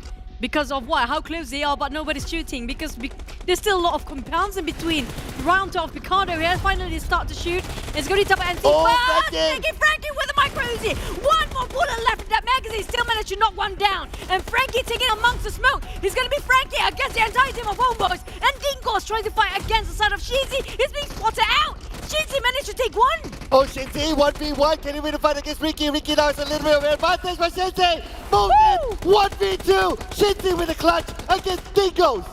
Oh well, Dingoz eliminated. They got their time. Batman actually make a very good debut here with 9 eliminations as they're ending. But it's not done and dusted yet. Shinzi's still well and alive. But the thing is, who will the circle favors? Because right now, seems like HYVE might just get this in the back, because if they actually being shifted around the circle on their side, it's that's the take. They got the compound, they got everything, but if it's not, it's going to be their doomsday. Oh, it's it is dead! It is dead, Juju. You just blast HYVE with a circle. They need the chicken dinner. They need the chicken dinner to revive their hope into the country finals. Shinzi now prepping his day, tossing on the HomeBois. Will it land on the HomeBois? And looks like it will! Shinzi on the tricks! Oh man, imagine if Shinzi clutched this alone and got himself the entire chicken dinner, because it's possible. HomeBois down to 2-person, and Tabah NSEA and also HYVE is only 1-2-2, and that's it. All he needs to do is just have his own trigger discipline. But he can just obliterate the entirety of HomeBois. It's just a little offside here for the net. It's so unfortunate. Oh yeah, it's really close. HomeBois now finding it difficult to get onto the other side. Too much open area between them and the circle. At the same time, we can see that NSEA is taking care of them from another angle. HomeBois stuck between two teams. HYVE is just waiting for the right moment. But NSEA making their preemptive move against HomeBois. The nade on the rush. He is still alive. Not done yet. Shinzi slowly moving forward with the help of the smoke, hoping it will not dissipate anytime soon. But Tabah NSEA having a go against HomeBois head-to-head, yeah. Just randomly spray and hoping it will connect for Shinzi. On the other hand, being spotted out by the side of Vigo. HYVE, they got themselves. This is theirs to take. Whoever advanced forward, HYVE makes sure they will shoot them down straight away. Oh, NSEA forcing their way into the circle. Can they make it? But again, Shinzi will be taken out by HomeBois. Now HYVE has the upper hand, and NSEA, one of them goes down. HYVE has the manpower to V2 at this point. Down to 1 for Tabah NSEA now. Bigger odds for HYVE. Definitely dares, because HomeBois too busy taking down on Tabah NSEA. Everybody forgot about HYVE. This is it. All they need to do is just taking this as their own personal business. All they need to do for HYVE is just move forward slowly as Vigo start to move. He needs to spot out where HomeBois first, because that's going to be a bit of a problem if you don't have any structure at taking cover, because the moment he step out from this haystack shack, it's going to be it. It's going to be an open field, flat plane, nothing else in between. Yeah, there's still that next circle. So let's see what happens next. But then again, run! 1-2, run! Double back. HYVE takes advantage of it. But you got to give it to Rush. What a nice rush in to secure the second place for NSEA and 2 extra points for them. HYVE just had to do the mop-up crew. And it's going to be 3 eliminations for HYVE. And it's winner-winner chicken dinner for the Filipinos. Oh wow, what an ending. That was like, like nobody expected that to happen. Like Rush, you know what, nobody's expecting this, I'm gonna go for it. But the reaction time coming up from HYVE, finish it off as clean as possible. It was the fast one. They got themselves the chicken, they got themselves the elimination points, and they have been playing very patiently for HYVE, and this is what they've been waiting. And the circle was just on their side. If it's the other side, oh my god, HYVE. Yeah. It's like, what, 4 teams looking over them. Yeah. Lucky it's the other way around. Yeah, the RNG gods definitely smile onto them, no doubt about that. But HYVE, I mean, well, this is a good moment. And of course, because they finished higher than SMG, but we need to look at the elimination points. I think SMG might still be above because they got more eliminations, but we'll tally the scores later on. But because of that, it is possible that they, it's not a significant close, but at least some level of closure with SMG gives them a little bit of hope to get into the country final. Yeah, because of Shinzi kind of, finished off quite late. Plus, he got himself quite a number of eliminations in the last minute. So it's going to be a tight race between those two. But back to the side of the teams that we witnessed earlier. we have a fight way too early. We saw, who was it again? Team Secret for Rivals and MAB. This is where the fight happened, right? At least MAB got out of it because they are in the high grounds and it's not impossible for them to actually unstuck themselves in that under that circumstances. But like the teams Bosskurr, Team Secret, it was, I don't know, it's not benefit. It doesn't benefit any teams doing that kind of commitment in the early fights. Yeah, I know, right? At the end of the day, nobody really wins, especially when it's still very, very early. But I guess it is just what it is. Some of the teams, they just like, okay, we maybe have very minimal to lose. We just want to go at it, and they just make that decision. Whether it's right or wrong, I guess, you know, it's sometimes subjective. Oh, but this time, I just want to see, like Shinzi, he's so smart, ingenious. Like we saw how close he was with the side of, was it 7-9 just now? With Dingoz. Yeah, Dingoz. Yeah. It was Ricky and Batman, right? But he just wouldn't pull the trigger unless they are starting to shoot someone else. So they will have a bit like delayed response time to react to his actions. Yeah. It was really smart coming out from the side of Shinzi, and because of him, they right now are teams to be focused for SMG this time. Yes, and I can't wait to see how many eliminations that SMG has. And HYVE. Okay, so HYVE has 3, not that many, but SMG has 5. So, okay, so 5 points delta. So it's a 35-point gap between them and SMG in the overall chart. Still a lot of work to do for HYVE. But I do hope that actually for this sort of momentum, even though it's a bit late now, we're down to game number 4. They have one more match of Miramar left remaining for our week 3, day 4. We still have tomorrow. Hopefully this set a tone for them when it comes to starting off tomorrow for the side of HYVE. I really hope they really can make it for the finals. SMG Shinzi, we talked about this man and he did it again, and we talked about him before. But this is one of the flashes he did in this tournament. Yeah, I know, right? That out of the 3 eliminations, 2 of them were the one against Batman and Ricky. So that was amazing. I can see that 56 meters longest elimination distance that was like just in front of him. So that was probably it. But here's the weekly rankings. Obviously on top, you know, GEEK Fam, because they had a significant gap, they'll still be all right there. But looking at HYVE and SMG now, the gap it's still big. Like it's like 2 rounds worth. It's kind of true. But it's not impossible as long as they keep this momentum going. That's what really important, because they can actually even make up to top 12 here as long as they don't get eliminated. I'm loving the fact that they're improving, but I'm just worried if it's a bit too late for the side of HYVE. That's it. Genexus, who I've thought they'll be sitting at 14 based on their last week performance as well. I'm talking about Livik first in this case, but for HYVE, they can actually do it. And speaking of which, Dingoz, Batman playing, wow, really gave a lot of boost to it as a team. Yeah, I like to see more of him, especially when he flexes micro Uzi. Oh, not when it's interview? And his interview. But we have seen him in the interview already. So I wouldn't mind seeing again. yeah, him, Damn Cutie, who else? You? Oh, wow. Wow. The door is that way. I'll show myself out the door. There's a bigger door here, but just in case. Yeah, thank you. I'm out. I'm out of here. But speaking of the map just now, we talked about HYVE, where they ended up, I wouldn't say it's very safe, because they kind of happens to be, it's all about the last circle, honestly speaking. Yeah. It's all about the last circle just now. Yeah, it is. But look at HYVE's position. So this is the high ground that's really, really nice for HYVE, because you get a lot of information. You know, you have a good amount of idea of where everyone is at, so you know how to enter the circle and at what timing.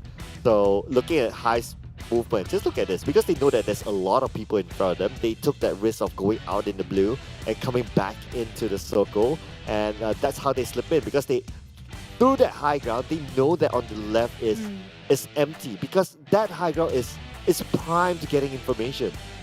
And also, notice earlier, HYVE, they don't put all 4 men in the front line. They sometimes put only 2 men in the front and another 2 at the back, just to make sure they are not followed by anybody or any teams that might actually backstab them from behind. So the other 2 from the front, I'm loving this when it actually works for them. And it's really working out quite well for them, because it's just even though they lost 2 men earlier, at least they still have remaining the one coming up from the back line to show up a bit late, and it's worth it because this is where the circle is 50-50. Imagine if the circle kind of reversed on the right side now. Oh man. And it's maybe HomeBois because they had the most people. Yeah, that's true. Yeah. But lucky enough, they got themselves the compound, the shack, even the tree. There's only one tree if you want to hide yourself to get into the circle where HYVE actually standing at, and the rest of it is just really dusty field. That's it. Yep. And I don't think they have a vehicle. I don't think so. Yeah. They've been walking all this time. Yeah, so they were at the marathon/walkathon. So if the circle goes away, it's just the most they can do is just throw smokes and then pray that they don't get shot at. They're lucky enough. I wouldn't say, well, nothing is lucky. It's all about skills for them. Oh, that's the game. Let's quote unquote. Quote unquote. But anyway, ladies and gentlemen, quote unquote, we will also be taking a break. And after this, we'll be watching our final game for today. So do not go anywhere. This is the 2022 PMPL MYSGPH W3D4 together with me, Sir Clark, as well as Choo Choo. We'll see you after the break.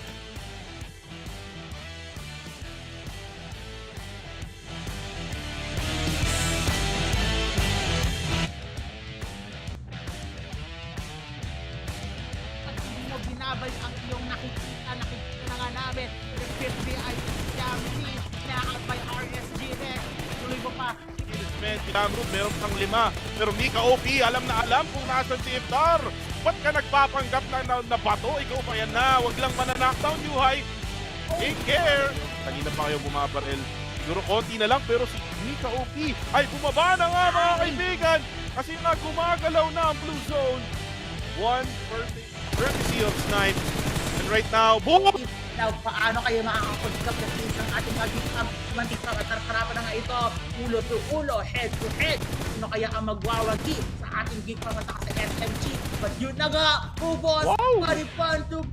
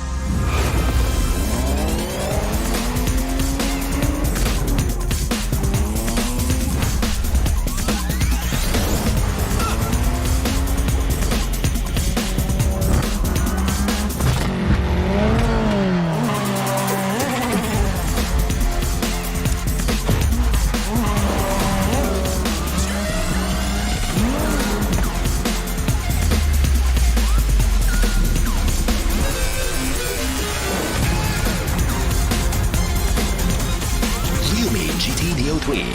Neo Speed Awakens. Real me, dare to leap.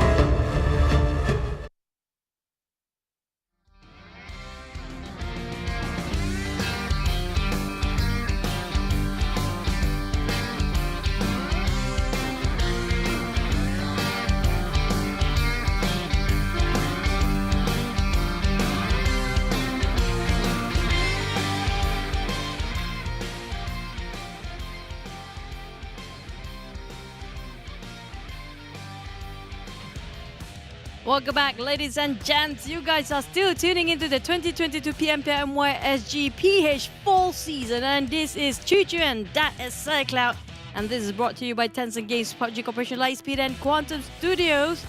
But don't forget that we're down to the last game here. Yes, we are down to the final game for today. Of course, we still have another day tomorrow whereby we'll wrap up things, we'll see who's on top, who goes to Livik, and who goes home. You go to Livik or you just go home. Yeah. There's no between. There's no in between. It's Not like at all. Livik is heaven or you go home. Home is not. Home is the bottom four. Yeah. Home is not hell, right?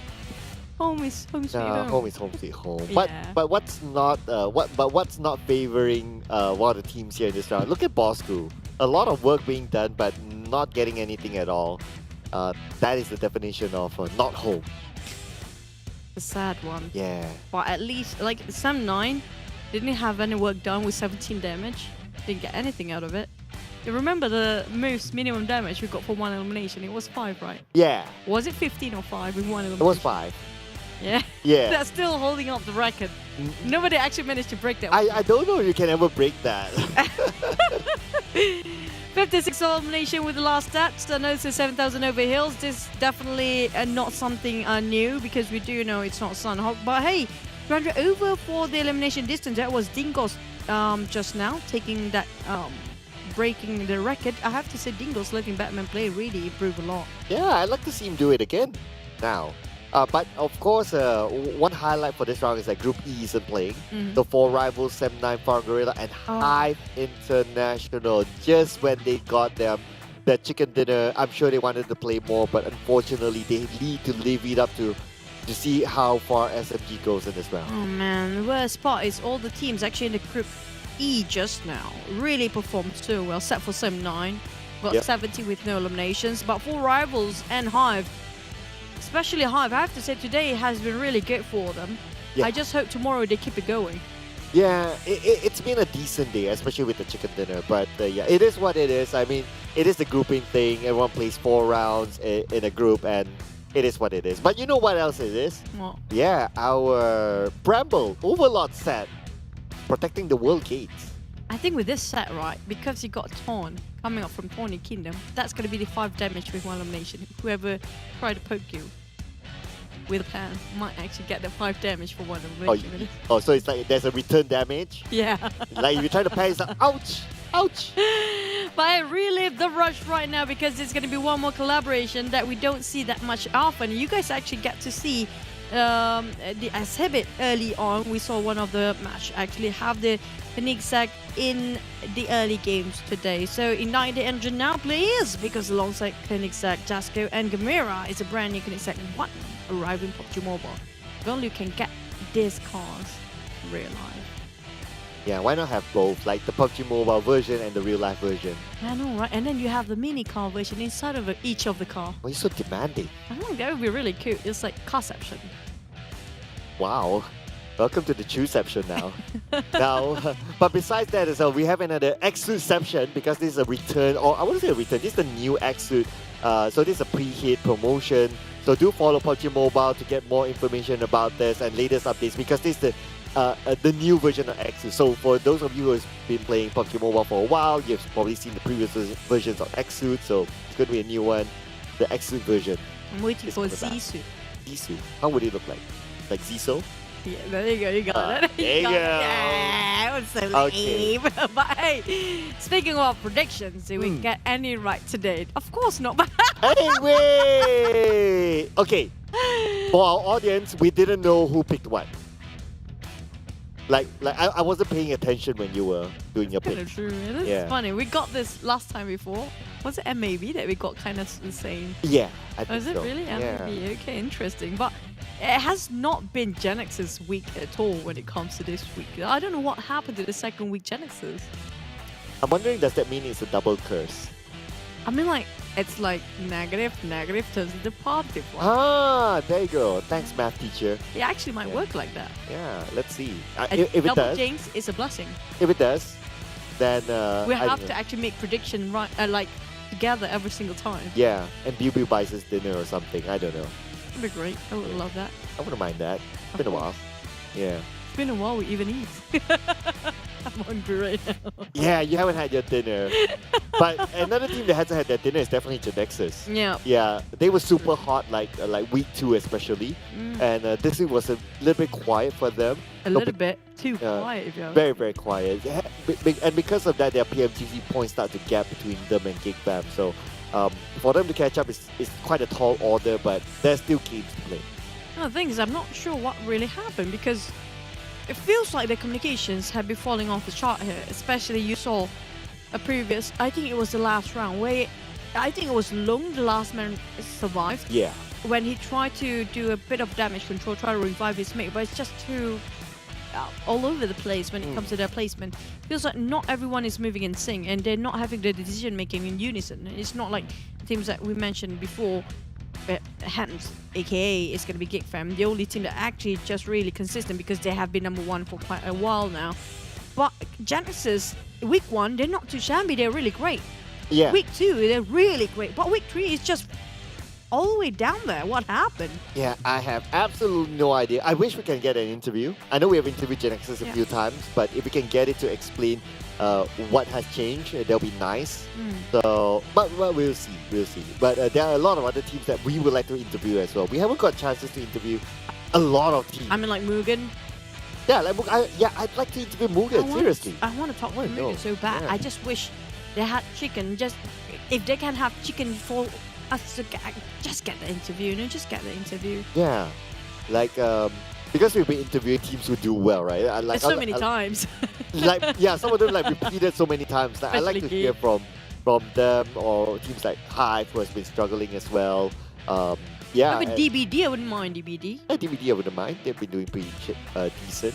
But hey, anyway, we're going to jump into our final game for today. Ladies and gentlemen, hype it up.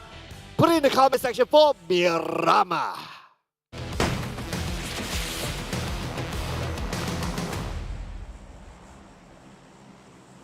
Back to the Sandy Dunes, the last time we go for today. It's the second last day when it comes to the league. We're down to the final week here, week number 3, day number 4. Tomorrow will be the closure of the league itself. But for tomorrow, who will actually make it up to Livik? I'm loving this slide path. It's just split evenly for the map into 2, and everybody can drop anywhere they fancy, except for even Camomlita. I'm like, not except for, everywhere is possible for them. You get a flight path, you get a drop spot, you get a drop spot, everyone gets a drop spot. As long as everyone's happy. You're what now? Afra Winfrey? Yeah. I'm the proud Winfrey. I'm very proud of you all. You all are very proud, you know. Okay. You all new player, you all play very, very hard. Whatever ranking you have at the end of the day, Daddy here very proud of you. No, but it's mommy set. Oh, that's why I'm trying to be the daddy side, you know. Who knows, they put my face on it one Imagine the daddy set, how it would be. I'm like, okay, sorry guys, this is a bit too sidetracked. Back to it as a game. Are we looking for any teams having some irregularities when it comes to the drug sport here. Bizarre. MUGEN, There you go. there's your answer. Mm, So always. coming into Picado where Team Hawk is at, and MUGEN has always been playing this way. In recent days to a week plus by now, they've just been dropping onto spots where other teams are at and just challenging them. Well, this might be an opportunity either to MUGEN or to Team Hawk, depending on the situation, how they cope with this. Oh, You want to say? Dams. Dams. Whichever. Dams is better. Yeah, I'll stop there. Yeah, you stop Yeah, there. dams. Swapping in and out with Heikel. Yep. I shall not repeat it again. Took me a Finally, while. Someone got it. Thank you. Oh my god, it's such a slow poke. Yeah, I know. Innocently so naive. I know. I am, So I am naive. I am, naive. So, out there, you can DM me or something. Just say it. Okay, back to Genexus for you go. It was fun. Yuhai again pulling off his stunts. It's been too soon quite early.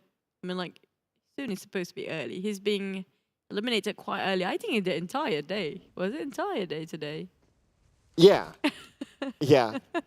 What is that? This is his highlight moment, okay? This is such a rare highlight moment.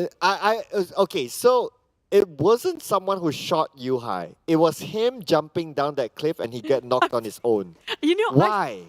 I feel like they're trying to reduce the damage by having someone to try to catch him or something like that, but it didn't work out. But why did the Yuhai... law of nature didn't work out in this game. But why did Yuhai do that in the first place? It doesn't make sense. They want to try it like maybe if there's someone beneath him and it's like he fallen on top of the other player, the damage won't be 100% reduced to nil.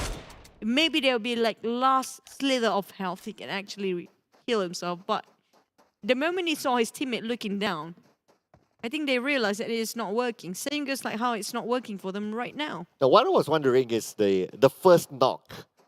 Like, why did he jump down like that in the first place? Like, what happened to his vehicle? Did it get blown up? It sounds like I can't brain it though. I mean, like, they can actually try to find another way around, right? On the side. Either Or even that, or their friends can climb up. Either that, the friends can climb up, or I'm sure his vehicle should still be active. Like, when was the last time you saw a vehicle blown up on top of that hill? That time that we actually witnessed. Well, we didn't see a blown vehicle, so we didn't get the footage of that. I wish we got an explanation of why Yuhai knocked himself in the first place. I mean, like, as much as you want the interview with the side of GEEK fam, I want to interview so many people right now. I really want to get a talk with MUGEN. Like, I really want to know why things are not working after so many seasons for them. Yeah. Okay, I think people behind the scenes are, giving us ideas of how to do the closing later on. I don't know, man. It feels like everybody's just hitting the roof right now. Hitting the roof. Yeah, there you go. Yeah, check out sound man. Yeah. Sorry, guys. Our viewers can't see, but we get a good view of our sound man doing a dance. If only things are offline right now, you guys can exactly understand what we're talking about. But Mr. Soundman, can you do the dance one more time? yeah. He's actually hearing us. There you go. Yeah. So at least we know that someone's listening to us. Yeah, maybe he's the one who should be saying goodbye later and do the closure. We would love to see that happening. Okay, back to us, MUGEN. Yeah, anyway. Backtrack again. MUGEN, seems like they're scattering themselves in a different position. Some of them are actually there in a clump. But why is Moki here alone? Why is everyone dancing behind the scenes? I'm not sure. I have a bad feeling when they're too happy. Yeah. It's never a good thing, though. Yeah. We're probably going to get called out later on. But speaking about calling out, Aries is being called out now. Team Heart knows exactly where he is. The good news is that they have the circle, so they have some time to play with. But this has to end. Oh, I'm not sure where Moki is. He's alone down there. And apparently quite far from the rest of Team Hawk. But you guys can follow things up to see where Moki is if you guys follow Instagram of PUBGmobile.esport.my. So you can receive the latest update, what's going on behind the scene, on the scene, whatever the scene is at. It's going to be your information updated. There you go. Yeah. You know what? We should have like a production cam. Like so that everyone can see like how how they do behind the scenes, So including they their will be dance. under pressure all the time. Wow. They're already under a lot of pressure. I mean, I didn't mean it that way, but okay. I see food. Yeah, you see a lot of things now. Oh my god. Back to its Mugen. Come on, Mugen. Now, Nasty's there, but where is... Okay. Virgil. One of Blinks, as we call it. I think he loves Jenny from Blackpink. I thought you were saying Sis Jenny. But okay. Dingoz is fighting at SMG now. This is... HYVE has to bite their nails and wait at the bench. Oh, there you go. So it's going to be Ricky. 1v1? No, 1 against the world, but backup's on the way. And here we have it. The cavalry has arrived. Mile going up against the entirety of Dingoz as Ricky comes in, but Ricky goes down. But it's going to be Drax, the last man standing. The long range coming from Drax gets it. Another one gets 2. Oh, debated. Back to back. Is he going to go in and finish it? Oh my god, that's a huge debate coming up from SMG Drax. I have to say, it's almost a good one, except that it didn't clip Kiddo. Now, this might be the bane for the side of SMG. He finished off Jenny. It's going to be 1v1 between these two guys. Dingoz have 3 men. Whoop, never mind that Molotov. Ooh, Drax, he clutched for the entire team. Wow, okay, I am amazed. Like his risk played off. Imagine if he failed that. SMG would have been eliminated. I was really close to failing, but I definitely didn't do that. For Mugen, on the other hand, Nasty, cooking up the nade, tried to go against Team Hawk. They open up the doors just to bait him out, but Virgil coming up from the other side. This Mugen coming out very aggressive, but can they flush Team Hawk out of this building? Well, now Mugen seems to have the upper hand because they're quite spread out, but the nade from Nasty, yummy, onto Camper. And that will be a signal for Mugen to move in. Nasty takes down another one. It's going to be back-to-back for Nasty. It was a really crispy one coming up from Mugen. We want to see this more. Oh my god, they're so close to finish off Team Hawk, and this is it. It's going to be Team Hawk eliminated next. Mugen, keep it going. We want that chicken so much from you. I bet you that the entire, if we're only in a stadium right now, if they got themselves this chicken for once, all audience, including the players, the production, every single person would cheer for them. I definitely would. Yeah, I want to see them get a chicken dinner before the season ends, assuming that they don't go into the country finals. But now looking at the circle, it looks like it's going to be a little bit of a 50-50 between the high grounds of Chumacera and also the lower grounds of Chumacera as well. So teams need to decide where they want to go. If they can go onto the high grounds, they'll be perfect. Exactly where NC is at right now. Well, Tabah NSEA, we do know they are favouring the southern part the best, but is it really perfect enough? The thing is, we do have a couple of teams coming up behind their backs. HomeBois and Bosskurr very late into the party. Singers for SMG. They actually knocked out Shinzi before, but he managed to survive no matter what. Now, that's a bit surprising. I thought he's got finished off straight away just now. Yoodo Alliance on the run. Well, we have 2 teams out. We're down to 14, but it's still quite early. With 40 seconds left on the clock, everybody start to move because they do know they don't want to get caught in the blue zone, especially in the third one, because they start to hurt a bit. Something's happening with Axis. Okay, so Axis and GEEK fam, let's go. At the same time, we can see that Brian gets one onto Fredo. Danbury prepping up the nade. Probably be able to land it onto Axis. The nade will slightly miss, but he preps another nade. Brian get knocked out somewhere else. At the same time, Brian finished off by Aizen, so a trade between Team Secret and RSG. Seems like GEEK fam always start to move against Axis too. They got himself one knocked down. Hey, and Hey trading up with the Sonics. Now, Hey really low right now. High on the other hand, play a white fielder. We're talking about flanking it really hard. And going out straight in the face of Axis on their flanks. And High just keep it going. But in the meantime, they are committing way too much here. This is going to be blue closing in. Yeah, it's going to be like the same story of the previous round. So now Hey tries to take on GEEK fam still. But then again, Dell needs to be picked up. He should be revived at any moment soon. At the same time, High seems to be in an uncomfortable position with about 20% of health. Honestly speaking, everybody's uncomfortable right now. Look at how it just chucked down their health here. Plus, the utilities they have, it's not going to be enough to survive the entirety of this round. We're talking about them have to thrive later. If they got out from this war, this fight, they're separate ways. They go for this engagement, go for a truce even.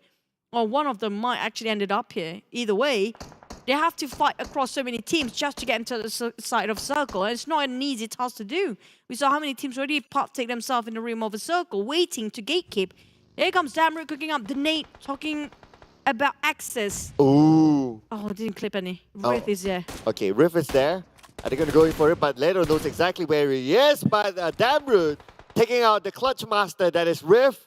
And now Riff on the outside of the building. Almost impossible for him to be picked up. And Hainoop as well be taken out by Micah.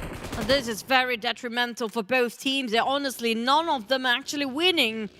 Except for Yuhai, now he's taking a buggy on himself, but he got only 2 first aids. I'm not sure what he's planning to do, but Yuhai definitely not welcome at all for the side of access.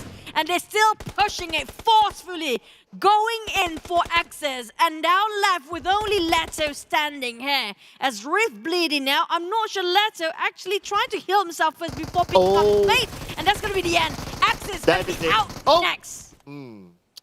Yeah, I thought it would have been something like a miracle clutch or something like that. But then again, it's going to be GEEK fam securing those elimination points. And while that, they still maintain all 4 their members. The bad news is that they're still in the blue. Hopefully, they have enough utilities to heal up as they need to plan their way into the circle. Now, how far they're at, actually? Let's see, where are they? Not even in the map. They're not even in the map. Are Just you how kidding far me? they are. Hopefully they have enough vehicle, but look at the side of Chumasera. Look at the town right now, quite populated. The pool is saturating right now as Bosskurr, the team that remains on the southern part, coming in the most latest there is. While MAB on the northern side, they are very happy. They might actually take this if they're not being disturbed at all. Yeah, Team Secret, after that fight earlier on with, I believe it was RSG, looks like they still maintain a full squad while managed to secure an elimination over RSG. Now, HomeBois is also moving, but they have the high ground advantage against NC. 6-6-6. Swap over to UMP. Just giving a couple of warning shots, but definitely warnings are not being sounded by the side of Tabah NSEA. They keep on driving. Nice. It's going to be a trade, which going to be DBD from behind. It's going to be a third party again. Would have thought HomeBois really regretted exposing their position the moment they opened fire to the side of Tabah NSEA. But DBD wants both. They're really greedy right now. Yeah, DBD wants that top spot. Just look at the points between them and GEEK fam. It's only 15 points difference. If DBD does well and GEEK fam doesn't, it's possible for them to overtake. Definitely. It's just like any time. Especially GEEK fam. I have to say they have been reckless today, but they still maintain a #1 spot regardless. On side of Tabah NSEA, Molotov been thrown. Frankie holding a micro Uzi, spraying it over, but he whipped it. And the sort of DBD don't whiff that. Jimmy OP making sure he's a supreme player when it comes to CQC if you compare it with Tabah NSEA right now. Ah, beautiful play indeed. What a nice counterfire. But what's nice as well is Yoodo scan the QR code. You guys can rewind the stream anyway to scan that QR code and move over to Yoodo and play PUBG Mobile for free. It's so random, by the way. I know, We're right? having so many fights in between. Yeah. It's just randomly drop an ad. Yeah, drop an ad, just like this one as well. Follow PUBGMobile.esports.my to receive latest updates randomly. And then we start shooting again because SMG spotted out Bosskurr. Bosskurr, they had the momentum. They can't hold it. They can't hold the throne. It's too heavy for them. They're being pushed down to #4. Whilst SMG are thriving for their, well, survival, I have to say, because the points are really not that easy for them when it comes to overalls to make it to the grand finals. Secret is not safe either, I have to say. They're quite in the middle bracket. Yeah, they are. So they have a little bit of a risk of not playing the Livik game, but there's still a good amount of games for us to decide that. But no time as we will decide on the circle and look at who's in the circle. GEEK fam, Genexus, RSG, and NC. Oh, wait. GEEK fam was the latest to came in, right? Like, they were fighting against Axis, where we can't even spot them in the map just now. Yeah. And they're there first. What a coincidence. Quote, unquote. You know? It's just so good for them. They had the circle since the start. They got themselves at fighting, like, the longest time there is. got himself reload and upgrade while they took down a whole team of Axis, and now Yoodo Alliance taking down Team Secret, who's actually having a bit of a disadvantage since he got himself in a lower ground. You know what? At the back of my head, I was hoping that MUGEN gets the circle. I was hoping the same thing too. I'm like, where's MUGEN? Yeah, where's MUGEN? But hey, you know what? Our double Genexus prediction, they're having the circle, just saying. Might actually happen here. Yeah. Might Who actually knows? get a win. I'm not sure, it's too early to tell this one. Still have 13 teams to go with 4th phase starting.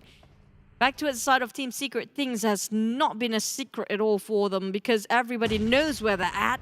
And Yoodo Alliance, on the other hand, playing around with the elevations they slightly have right now. Well, Fredo trying to backstab them alive from behind. This is ingenious coming from Fredo. He was really swift when it comes to making his moves like a ninja. Well, Genexus is taking a fight against SMG head-to-head. Yeah, Fredo taking a risk there, but now Genexus going up against SMG. But we're back to Izane with the DPS. Izane missing, whiffing everything, but finally lands the shot. Oh, misses. Ah, that was so close for Izane. Oh my god. That's the longest DPS action ever. I know, right? That was really risky, by the way. Well, they got themselves dominating for Team Secret. Eliminations by far the highest here. They got 3 members alive. Whilst for Tabah NSEA, they remain with 1 person only. Same goes for HomeBois. While GEEK Yoohai, you nasty guy. Ah, Yoohai, you nasty guy, you handsome boy, you Terminator, everything. Everything about you. That's just perfect. How he looped at the nade. I know, right? That was brilliant coming from Yoohai. But what else is brilliant is that MUGEN already has 5 eliminations. Oh no, GEEK fam, not MUGEN. GEEK fam. Just go for MAB. Yeah, I know, right? Can you switch targets? We want MUGEN to get chicken for once, and it's down left to 1 person. Oh, GEEK fam. Naughty GEEK fam. You have enough points. Don't take it out on MUGEN. Come no on. mercy at all being shown here. But I'm loving the fact they're going really all out for the side of GEEK fam right now. Defeated 6 players in their hands with 6 elimination points by 4, and nothing stopping them. You saw how daring Yoohai was just now. Just to loop, just to toss over Nate, he opened himself in an open street, got himself shot, but hey, he's happy. Yeah, he's definitely one of those players who are very independent. So you just leave him to do his thing, he'll definitely know how to do it. But eye shots, taken out by his own, nothing much he can do about that. RSG starting to move in and crit VIP in front of them. Back to the side of RSG, going against Crit VIP. Not a lot of footage you were looking over for Crit VIP, but so far they got themselves 1 elimination there. Nate being tossed where the circle favor will be, ended up in no man's land here. I do want to see, yep, there you go. Genexus got it. Genexus touching the rim, and it's going to be quite spread out on the southern part. I'm just saying we picked Genexus. Just but saying. It's too early now. Yeah. I'll They give take us it. hopes. Ah, Razor. Come on, come on, come on. Okay, tomorrow's another day. 4 more games to go. We're looking forward for tomorrow. MUGEN and HYVE, don't fret because you still have 1 more. We're looking forward for tomorrow, but hey, Crit VIP seems like having too much fun there. Flying cars all over the place. Bumper cars, just It's everywhere. not even bumping, it's just flying. Yeah, flying cars. Looks like we're in the future right now. Another one from Rex, but they're trying to force their way into the circle. Now Rex needs to fight as they have SMG to deal with. And no, it's Shinzi to deal with. Remember what Shinzi did? Yeah. Against Batman and Ricky. Last match against Dingoz. He's going to do it again. The Tabah NSEA, the next one eliminator, now remains with 9 teams only. RSG randomly spray it towards Shinzi, but I'm not sure anybody knows he's inside. Yeah, it looks like they don't know that Shinji is in the shack. But now the long range coming from Izane. Yen gets one to Biu. That's going to be Genexus, might lose one. But finally, Shinji be spotted out. That means that he's out together with the rest of SMG. Oh, nice try, Shinzi. You've been spotted out by our side of RSG. They're being very cautious. Just going to toss randomly Molotov just to make sure everything's clear before they enter in. That's really a smart move coming up from RSG. Now, DBD, he got caught themselves quite in a surrounded environment where there's so many teams in here. Team Secret still survive no matter what, but they are trying to gatekeep against RSG. But the moment they gatekeep RSG, Genexus is going to backstab them all the way. Well, there's another team, I think it was GEEK fam, just having the attention to his side of Team Secret as well. Yeah, Genexus still maintaining full squad, but they're going up against Bosskurr.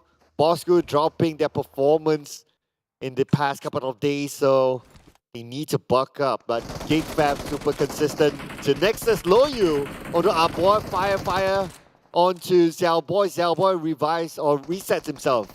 This might be the saving grace for the side of Team Secret. If they've been fighting each other, Genexus versus Bosskurr, Team Secret can have a free entrance towards in the side of the center of the circle. And now Asfar not being finished off straight away by Lung, because Lung's going to be helping his friends there. Ayman finally eliminated and MAB eliminated as well. Two teams back to back here. Genexus get to leave for another day, but their next opponent is going to be GEEK Fam and also possibly Team Secret. Ooh, Crit VIP being shot at by GEEK Fam from afar. But Crit VIP, they have a lot of cover still to play with. But now we put our attention onto RSG. It's going to be Team Secret as well in the same compound. A nade from Izane onto Kim. RSG trying to save Kim, hoping. Oh! fredo! What a nade just now! That's a double triple nade in the back. You know what? Today has been a splendid day for magnificent nade moments. A golden award for them. Yeah, clip all those nade moments, ladies and gentlemen. Don't forget to put it onto TikTok. But here we go. It's going to be GEEK Fam. They need to reset as they move into the circle. The circle shifts into an open area. Team Secret having a little bit of a high ground. Crit VIP on the lower ground, but just next to the circle.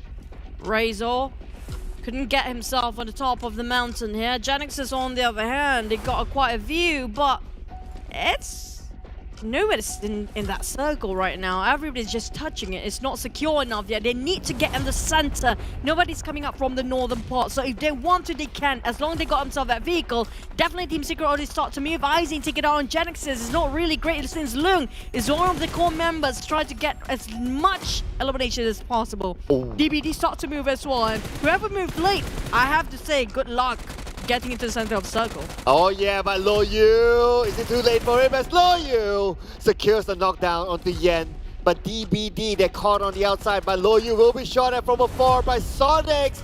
It's gonna be Sonics for GEEK Fam. The guy who's a utility player now proving that he wants a spot in the permanent lineup. Genexus, they try to steal it away from side of GEEK. Both of them trying to take one elimination at least, and Micah just keep on going. And Xiaoboy, also the rest of Genexus hop down as they want to go in as a 2. But Dabrut spotted out the Genexus team who's been knocked down just now. Finish off straight away. Dabrut again. No fear and light didn't finish off by. Oh, that shotgun is just stop using it. Oh, it is the shotgun meta now, whether you like it or not. As Crit VIP has the high ground. Pew Pew eliminated by Sam. Now look at this. Crit VIP is above all of them. It's a bit too early for us to call it out for Genexus, but hey, at least they make it to the top 5. But Crit VIP and GEEK Fam, both team has the most man there. DBD, one bleeding out, but I don't see that where this... Never mind, they finish off Jimmy straight away, and it's going to be DBD next one to be eliminated with 4 eliminations. We're down to 3. Team Secret. fredo has been really sneaky all this time. How did he slip into the Jag?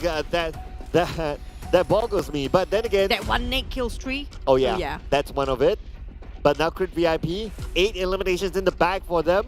But they need to finish off GEEK Fam. GEEK Fam is the closest to Crit VIP, but we will see the circle soon. Who will favor? Will it be fredo or will it be the high ground? Well, it depends on the circle here. Honestly, it feels like a deja vu. Circle always favors the lesser. And it's going to be fredo. Can he actually clutch this? We saw HYVE did it before. It was against four teams when they were 5. Now, fredo being spotted out is very different because previously HYVE not been spotted out, but fredo definitely give a lot of information to the side of Crit VIP. Razor start to move first, being the front line. But this leaves GEEK having more advantage to take down on Crit VIP since they don't have enough men to defend themselves. Yeah, well, it could be an opportunity for GEEK Fam to actually take over Crit VIP, but let's see if they can do it fredo quickly. As Razor lands a nade on the fredo, but not able to connect it. But Dabru on the other side, at the same time, Mika takes advantage of their lesser manpower. In the meantime, Mika, not just that, he got himself in the high ground, but Razor is a bit too far to help the rest of the teammates who's slowly dropping on like flies. But GEEK Fam almost got on into Mika, but fredo retaliating, giving a bit of a firepower, pressuring them. He almost puts out Razor before he goes down. At least he can put one more elimination point in the bucket. Oh, the smoke definitely helped Razor there, but now fredo is in trouble as GEEK Fam focus fire onto him. And Razor may be the second target, but now Fredo is the primary target for GEEK Fam. As Razor prepares himself, now he's starting to stock up on his own stamina. Let's see if he can win this. Oh boy, it's gonna be whoever they want to focus on. Definitely Fredo or Razor will backstab them, but definitely look at how GEEK Fam spread out. They make sure every angle covered. They know exactly where the enemies are, but I'm not sure about Razor. Do they have any information on Razor? Oh, that's a question mark right now. Not too sure if they know, but they definitely know where Fredo is at. Looks like no nades on the side of GEEK Fam. If they do have a nade, they will take down Fredo, but now they're going to move in. Fredo, 1v3, they're starting to go in. Fredo! Now, going to Razor, taking advantage of it, but Razor, that's back up on the high ground. GEEK Fam has the advantage. They know exactly where Razor is at, and it's going to win a chicken dinner for GEEK Fam. 2 in the bag, and day number 4 for week 3. It's definitely solidified their position when it comes to #1 spot with 12 elimination points in the bag. Oh well, you don't want to talk about it, but you have to talk about it now. That's where they put themselves in our faces, right? Like you're trying to like, can we talk about someone else? Can we like just, you know, give credit to another team and all that? Nope, we're not gonna let you do it. Nope. Nope. Nope. Just a big no for us. Yeah, just a big no. It's gonna be GEEK Fam again, and come on, we have to be so excited for this because why? Yeah. It's so hard for us to see a team that dominating this much for the longest time. Yeah, I mean, it is very exciting to see the changes that GEEK Fam has done, and it's definitely showing results. So, of course, we give credit where it's due. So, no doubt, I mean, this is arguably the best team that we have seen in the PMPL MYSG/PH for the longest time. I think it was like the last time we saw a team dominating like this, maybe season 2. Was it? Or season 1 or 2? Back then was Team GEEK. Oh, no, even then, it's not this level of dominance. I have to agree. Yeah. It's different here. And this is a good exposure for the team community and the Malaysian players because they get to force themselves to improve because it's more challenging than before. But I have to say it was really not an easy task. Secret Fredo kind of being, gone down that hard. There's no way he can even pick. But I hate to say it, Bosskurr really lost the momentum when it comes today. I know, right? Like, where has Bosskurr been? I mean, it was superb, like, towards the early sessions of the day, but somehow they went missing. That's one of the teams that I would like to have an interview just to understand, like, what's going on. Like, there's so many teams. Still want to go for MUGEN. Yeah, okay. MUGEN #1. Like, that's the #1 wish list at this moment. Want to ask what really happened for them. But GEEK family, even though they lost UI again, who just recklessly tossing out grenades and Molotov in the middle of a road, nonetheless, they still managed to survive. I have to say, they really picked the timing of where to rush and when to take a high ground at the perfect time. GEEK fam, hands down, the best team in this season. Yeah, GEEK fam, I mean, I don't know what else to talk about them. It's GEEK fam. Yeah, it's GEEK fam. It's just like, okay, okay. But another team that doesn't show up that much in teams to focus is Crypt VIP. So they have an up and down a path for themselves. So this round, they kind of like redeemed themselves with their second place finish. Razor played really well, and with 8 eliminations in the bag, not too shabby. 20 points, can't complain about that. That's true. Plus, also, same goes for Crypt VIP, got themselves 8 points elimination. There's only 2 teams got themselves double digit, including Team Secret here, 21 to 7. Now, do remind me, what's the highest elimination that we got by far in the entire league? Was it 19? I think it was Genexus 19, was it? Or is it Bosskurr? I forgot.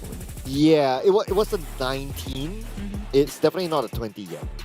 Nobody actually reaching out to 20, so we're waiting if it's going to happen tomorrow. Yeah, tomorrow or even the country finals or maybe in the extra round, Livik. We'll see. But anyway, wow, second time again for today, Damroot. This time 5 eliminations. The only thing about Damroot is that I guess why people don't really give much attention to him is because he doesn't really put himself out there. Like, what do you mean? No. I'm going to explain right now. So what I mean is that he doesn't like, do live streams that much. Oh. He doesn't like, does his social media. He doesn't put himself out there. That's what I mean. So social presence. Yeah, social presence. So people don't really see him, but time and time again, he's shown that with whatever lineup, he can still put up a good performance. Cut you halfway just to say what do you mean, because he's been out there when it comes to performance. I think because his focus is 100% when it comes to getting the best of the best.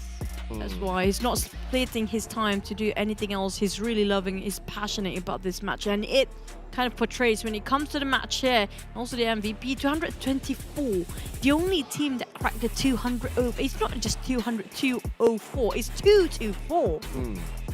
Yeah, and that's a 30-point different than DVD, so that's about 1 game's worth-ish or so. But now let's look over to the league bonus rankings.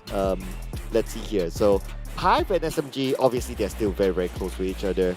But then again, if we look at the points for this week, the gap is quite significant. It's quite worrying for HYVE at this moment. So I'm afraid that our bottom 4 may be secured like a few games before the day ends tomorrow. I have a feeling there might be a turning of event in the last minute. I want to believe that. Like 4 chicken dinners in a row. I mean, Indonesia, wow, the teams did that. Okay, put in this case, even if Farang actually managed to take double chicken with a double-digit eliminations, that's more than enough, I think, to actually bomb themselves quite out. But you know, I'll let you take it. No. Okay, the only thing that really, like, okay, the seeing their faces on here is like, okay, it feels like a routine right now. It feels like any other day. But it's a must. Yeah, okay, it is a must. It's a routine any other day. But what really impressed me is that Damroot is above. Firstly, there are 2 things, right? So Yuhai and Micah, they are both Terminators by their own. That's one. Second thing is that they are both the young Wonder Kid players. So for him to be one of the more senior players around, to still be in front of these young players, it just elevates his value even more. I have a feeling that it's all down to teamwork, really. You know what? You guys have been saying, like, oh, because you got you. This is teamwork we talked about. They don't. Whoever under the spotlight, it's still under GEEK fam. It's still the entire team that work really hard for this. When it comes to the circle, they didn't move that much, didn't they? They did actually fought. Who was it again? Quite early on. Axis, and they really, how do I say it? Expanded so much. Extended the fight, committed to it. Okay, you see that little bit of a red on top? That's them. Yeah, that's them. Yeah, that was them just finishing with Axis. That's not something problem with your device or something, that's them. Yeah, that's how far off they were when the camera shows the map. But I have to say their investment when it comes to the Axis fight, it was well worth it though, because of that they got themselves quite a number of resources, managed to survive this. Yeah, they definitely calculated that really well, and I have to say, right, that kind of decision is because of the IGL, because he decides that whether we fight or whether we disengage or whatever. So that was really calculated, like, superbly. That was crazy. Now, speaking of IGL, do they alternate the IGLs? I don't think so. I think Damroot is all the way IGL. Okay. Yeah. We'll get that asked that later again, just in case. Can we not interview GEEK fam again? Can we interview like MUGEN and all that? Come on. Let's not give ideas to behind the scenes. I mean, like, do we have an option down there? Do we have that option? It would be great if we do. But Razor, I mean, like VIP, it's so close for them to actually get in that chicken dinner, but it's just he's outnumbered. Like, it's just outnumbered. It's easy for GEEK fam to finish off. Because they were focusing too much on Fredo earlier. Yeah. So because of that, they kind of, expose themselves. I think it's all about timing, when to open fire and when not to. And those who actually have better trigger discipline sometimes can clutch in that moment. Yes, but what was interesting is that they had an insurance policy. That's Damroot at the high ground. Yeah. So the kids can do everything they want at the lower ground. Yeah, the kids. It's like Damroot's kids, right? He's the daddy now. So it's like daddy says that, okay, kids go play, and the kids can play, but daddy takes care of the house. So no matter what, even if Razor can take down both of them, Damroot will take down Razor, no matter what. So they had it all locked in. That's going to be our bedtime story later on, because we're not done for the day yet. Yes, we're not. We're not, because we do have a team to interview later on. We just wish it's going to be MUGEN. I just really wish it's going to be MUGEN.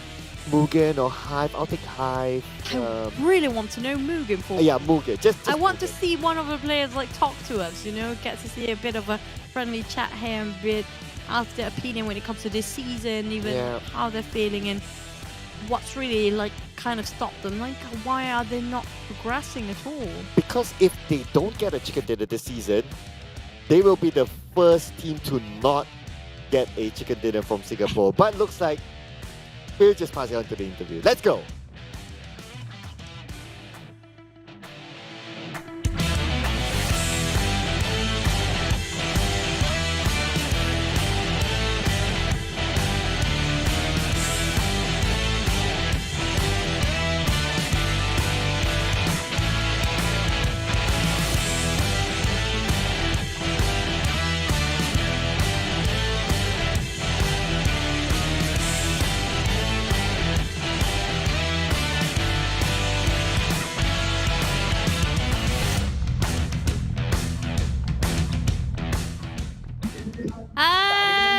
Coming up from Crit VIP is going to be Insomnus and the gang is here. How you guys feeling right now?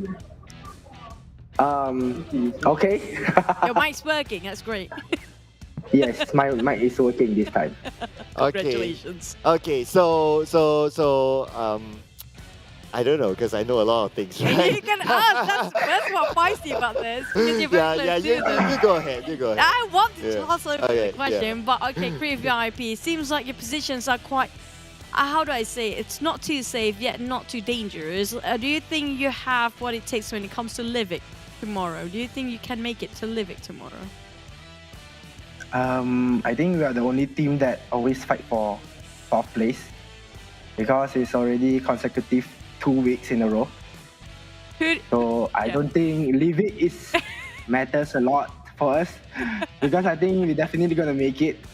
It's just that we hope to gain more points for grand finals. Hey, let me ask another one before you think go the ahead, question. go Okay, ahead. just in case. Yes, please. I want to ask, since you said you're always fighting for 12th place or you're always fighting for your survival, who's your biggest rival for the survival usually? I think Sam. No, I mean like the team that you always have to fight for your survival, that you have to face every single time. It keeps changes. Sometimes RSG, sometimes Sam9. Like, they always in front of us and to block us like in few games to let us pass through 12th place. I can feel the rage coming from him. But at we still made it. Oh, okay. How about Team Hub? Yes. Team Hub. That's why I cannot do the interview, you know. Your question. You have to ask one, Clark. Come on. Okay. Okay. So is Andrew at home? No.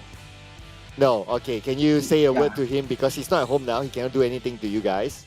So can you say a word to him? He's watching somewhere else now. I think Andrew, be careful Later we made it to Livik, you see, we're gonna heal your ass off. Wow. Wow. Wow. Okay. Can we bleep that out for that? It's a letter S. Yeah. But thank you Anyway. so much for Crit VIP and Somnus. Keep the mic going and also keep fighting and striving against the teams for your number 12 survival. I mean, like, wish you all the best and good luck. Good luck. Thank you so much. Have a good night. Anyway, for the benefit of our audience, Andrew is actually the manager for Not this Crit Andrew. VIP. He's also Andrew. Yeah, that Andrew Chen. There's so many Andrews in this world. I'm Andrew, but not Andrew. Yeah, close enough. Yeah. But he's a very I would say a very animated character, even in the gaming house. Yeah. So that's why, like, sometimes he I don't know, say Which one? Is it Insomnus or Andrew? Andrew. Yeah. So I would, he's very I agree. animated. Like he can get funny, and he has very extreme ways of showcasing his personality. Oh, yes. So sometimes like the players like to pick on him. So Yes, that was Andrew. Insomnia's opportunity. You can't deny that, Andrew, Yeah, because, you no. know, we've met many times. And also for Insomnia's just now, they have been fighting always for 12th spot. I feel bad for them. I know, right? But I wish them all the best. I really want to see the best of Creep VIP. But I think that's it for us when it comes to day number 4. We're down to the last day here tomorrow, Cloud. And it's gonna be the wrap-up for us right now. Yeah, it's going to be the wrap-up for us today, but tomorrow is going to be the wrap-up for the league, ladies and gentlemen. So you don't want to miss out on what's going to happen tomorrow. So that will be it for us today. Before we end the show, we would like to thank our official smartphone partner, that is Realme, as well as our official digital telco partner, Yoodo, and our official live stream partner, that is TikTok. Don't forget #BeTheOne TikTok challenge and follow our official PUBG Mobile TikTok, that is PUBG Mobile Malaysia Official, PUBG Mobile Esports.sg, as well as PUBG Mobile Official PH. My name is Sir Cloud, together with Choo Choo. We'll be seeing you again tomorrow for the finale of the league. Bye! Raven Way.